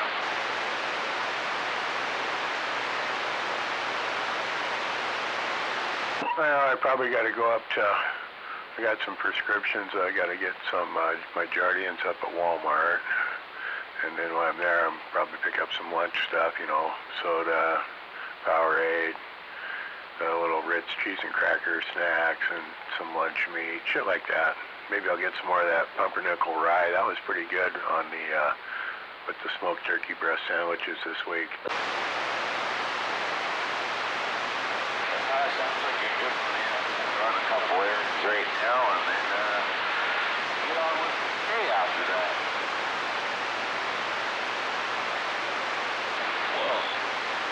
I usually don't do a whole lot. If it was nice out, I'd probably mow again, get the second mow on, because the first one, you know, is just kind of chop shit down, and then second mow, you get things kind of cleaned up a little bit around the edges, but I don't think the weather's going to permit that. And typically after driving around all week, kind of like you, 'cause that's a cheat, you do a lot of driving around. Typically, I don't like to go anywhere once a week in hits. It's like, yeah, fuck, I don't feel like driving. Yeah, well, unfortunately, I got to do more driving today, but that's okay. But yeah, I don't think we're going to put anything out until there's what we see is what we get. I think, well, you know, according to the weatherman, you know, according to, supposed to be like this all until next Monday. Get all ready. Yeah, it looked like it's going to be a week of shit, so at least by the other half was gone in Florida last week, or the week before. I got everything all kind of cleaned up. I got the rest of the trees pruned and lawn mowed. You know, got most of the shit done.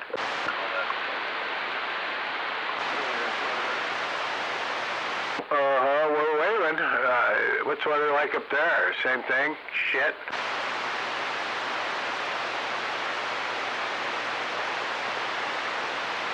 Must be looking out the window.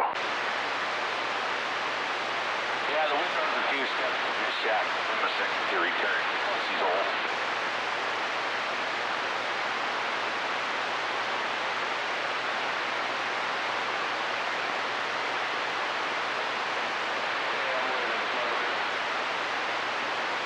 Yeah, good morning.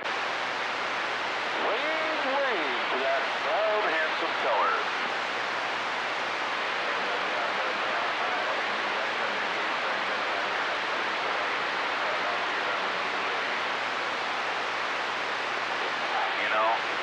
No one ever talked about a man waiting on a woman, or a woman waiting on a man. I mean, holy moly, it's too early this morning.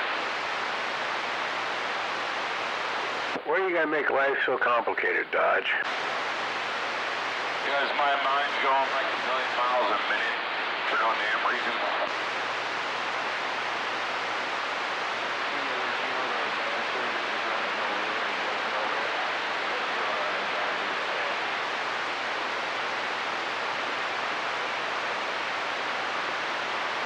It's probably running at 14.5 volts still. Yep, gotta overvolt those HDs.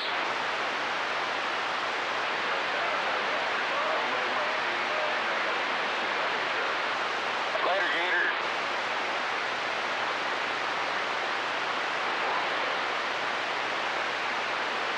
Got a little bit better there, Smuggler. That comes from your receipt right there. Oh, I could hear you just fine before, but yeah, you're pretty loud. Oh, that's good. I gotta make sure Lipstick Mobiles that Smuggler receipt. Why were you on top of the hill there? I'm on top of a hill, but on that hill.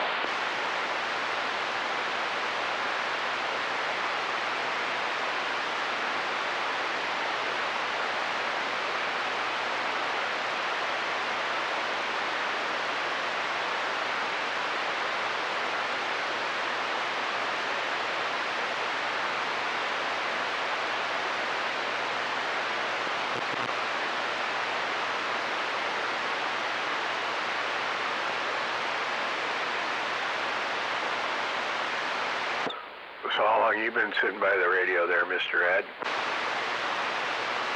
I turned it on right before you queued up. Oh, okay. I didn't know if maybe my brother and Red were out here earlier. I just missed them because I kind of a little later start today, but I didn't feel like getting up. Mama Kitty woke me up at like 4. She thought it was time to eat and was relentless about it, so I fed her, and then fuck, I dozed back off for a good 2.5 hours. It was kind of nice. I didn't want to get up either. About 5 Mr. Ed. That was a double Ed. I heard you, Dodge. I didn't get what you said. I just well, that's what I think until about 5 this morning. Once again, Ed, I heard you, Dodge. I didn't hear.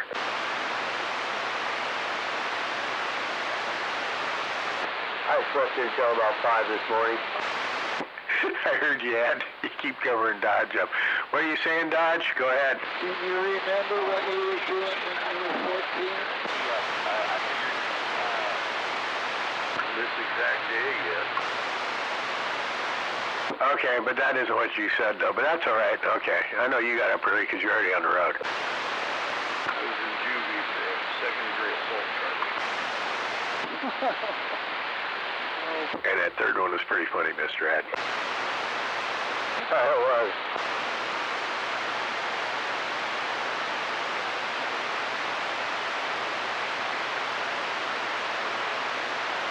Yeah, the kids are kind of arguing this morning. It's pretty funny. All I hear is word, the same 3 words all the time in a real shrill voice. You lying bitch, bitch you're lying. Those, in some sort of order like that. Oh boy, trouble in paradise, huh? In a row. Well, he supposedly got a new job, and he left, was it Thursday morning, and then didn't get back till, I don't know, it was real late in the evening. He always usually fell asleep in the parking lot thing, which, that big red flag's right there anyway, but they say don't arrest you for it anymore.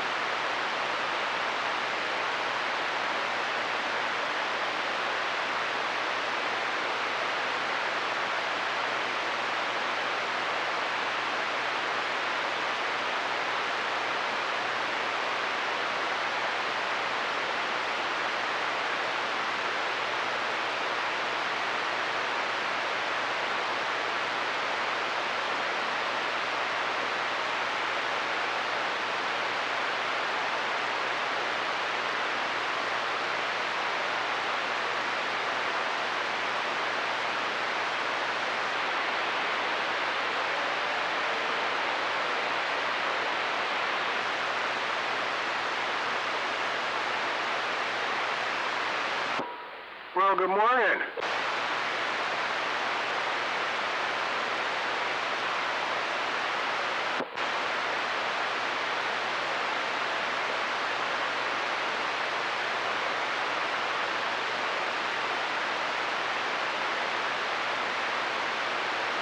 Is it real quiet over there on your end too, Mr. Ed, when everybody unkeys? Very quiet. I know. I almost was going to look outside and see if my antenna was still up.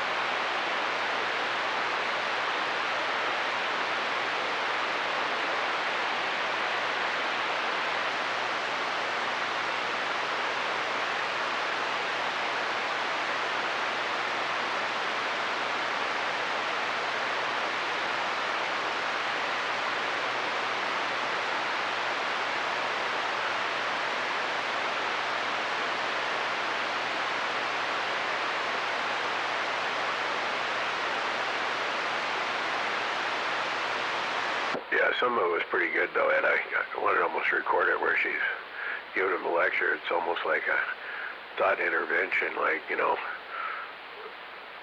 instead of doing stupid shit all the time and can't figure it out, I want you to sit back and look and think about it for a minute and say, what can I do to change the outcome of what I'm doing? It was pretty good. I should have recorded it. Oh, that's funny. And then you ended up with, you stupid lying bitch. Wow.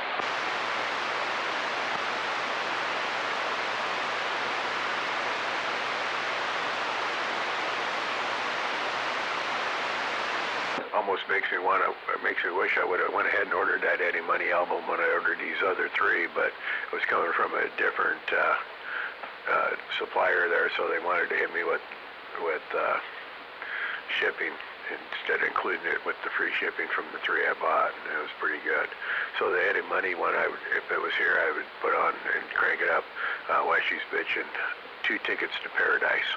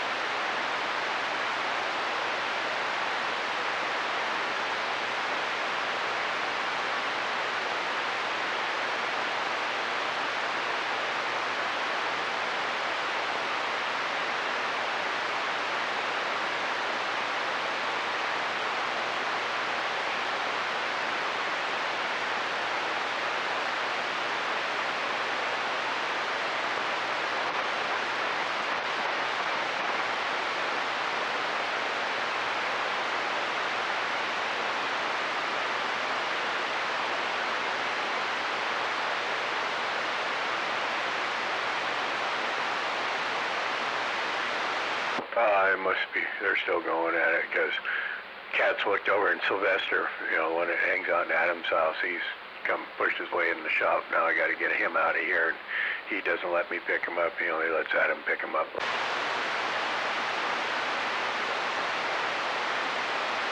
I mean, I could get him out if I opened up the big door and shoot him out, but I don't want to have to heat the garage back up again.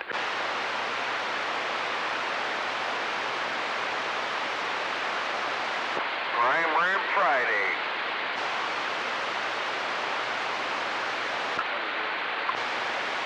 Roger. Morning time.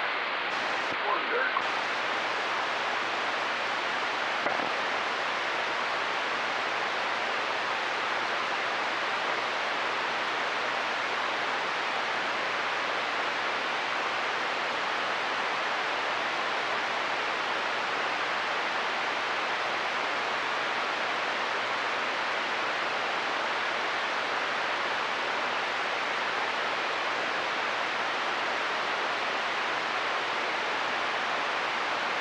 Actually, today's 10 o'clock Cinnamon Roll Saturday.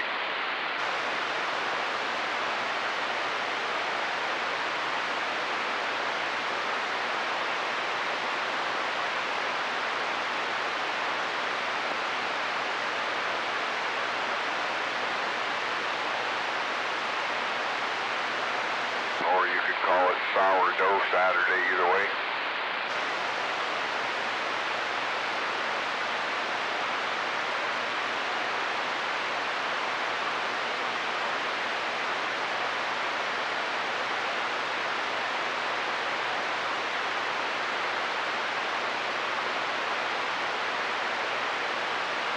Trying to determine, you know, that striker antenna on the car. I wanted to get a couple, 2 or 4 more little set screws, but there's 2 sizes, small and large. Small being a 3.8 millimeter and the large is like a 4.7. I don't know why they have 2 different kinds. Good morning, little Red. 3.8. Morning. Did you get your D104 crown? No. I don't know, Gunner, but... Oh, okay. Did you get a picture of it? And I had him in and out. Oh, yeah. Looks cool. Oh, shit. Could get the little Ellen in there, and I was going to try to get it out and... I didn't see that one yet. And readjust it with my amp on that's in the car and see if I can get it even set better, but, yeah, that's what I'm not sure about. When I go look under striker, they show 2 of them, large and small. I believe they're the small ones. It's bright. And I was going to order them this morning, but I keep going in, changing like order 3. Well, I might as well get 4. And every time I get out, go back in, the price pretty soon I'm clear up to $28. And I think Well, I have. I don't know if Red has or not. It is really bright. It's too bad they couldn't fit Riding Hood on there. It was too small, right? 28, like what the fuck? No. No, that's Shoebox's wife. So I closed my phone out, went back in, and Little Red Riding Hood? the price was up there for some reason.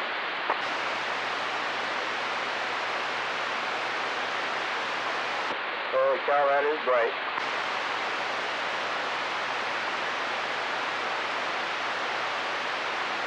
Alright, I'm back on this dusty trail, headed back east. We're waving one more time at that smuggler, and I'm waving at you, Red. Mr. Nobody, I'm back quiet. Yeah, morning, nobody. Waving, Mr. Nobody, wave, wave, oh yeah. Sounds like somebody, doesn't it? Damn, you're loud. Wave to that. Captain Ram. Hey, you in that little pick-them-up truck getting on that dusty trail? That's 410 there, Roger.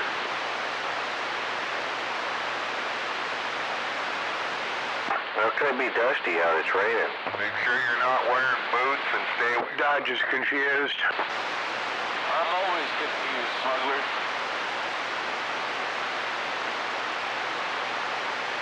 No noise out there right now. It's a good time to be talking local. Oh, yeah, it's quiet. It's like I keep reaching over and see if my squelch is up. Squelches up. Oh yeah, that handsome bald feller out there on that dusty trail getting ready to go hang out and be happy. Lots of cowboys out there with white hats. Oh boy. Waving trailer. That's what we were trying to figure out. G-Man was, and I couldn't remember what the web page was for the singing cowboy there with the white hat. Do you remember? Wasn't it Paul though? But I can't think of what the web page was. Do you remember there, Red? No. You know what I'm talking about, right? The song "I'm White."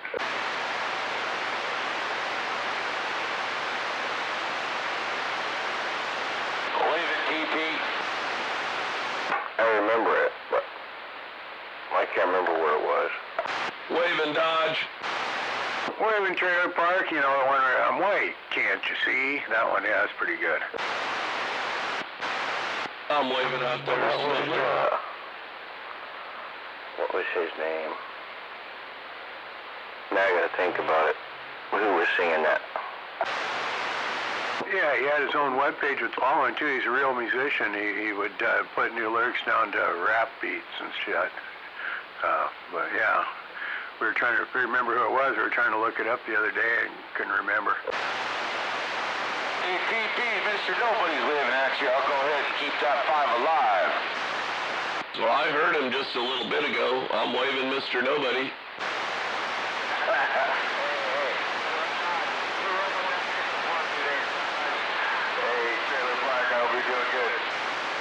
Oh, you're in the same ring.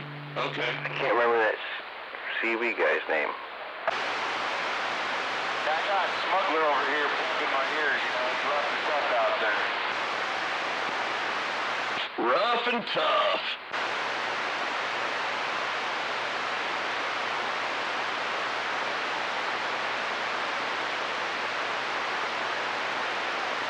I'll be back. Head for the rugged all the shoes. The rugged Dug at Starbucks.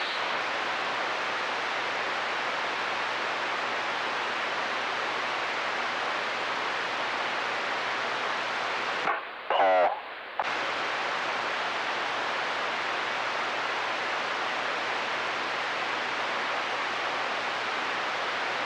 Hey, how much noise you got over there, Mr. Nobody? It was quiet until I got down here to the AMP and the lights there are loud. Yeah, they are. I'm getting close to an intersection up here. Went from 1 to like 5.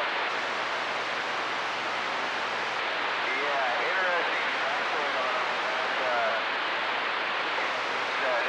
I don't know. I don't know if it's moisture or what, but we went all the way up to 4 watts on the reflex there, 410. Oh, yeah. Yeah, the SWR, yeah. Oh. Swerves went from 9 to 1.1. Oh, man, I gotta get off the radio.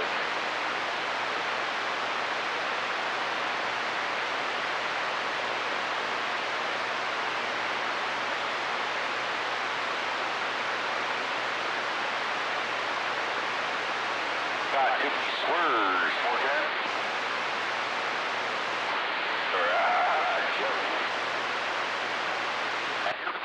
Here in this northwest corner there, Mr. Nosey. I don't know what you're doing, but it's definitely loud and proud. So bring that big slam right at you there, Captain Ram in Washington State. Yeah, Captain Ram, down here in southern Texas, waving a big old hand to all those ducks up there in the corner.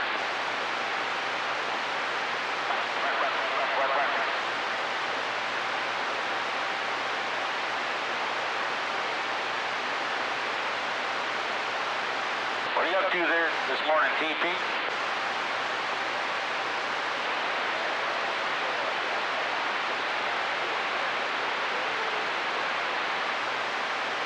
What'd you say, Dodge? What you up to there this morning? I'm just sitting here looking at the news, listening to you guys, and I'm going to go out to Lake Young's, out where my new shop is most likely going to be, and check it out. Are you going to put up a base case over there? But of course, it's got some pretty good elevation too, I think, so it's not bad. Alright. Yeah, because, whatchamacallit, I'll be getting my radio into the work truck next week. Oh, there you go. Yep. Cool. A Bullet Bob radio, no doubt. Hey. Bullet Bob radio? Got another 655 Bullet Bob edition.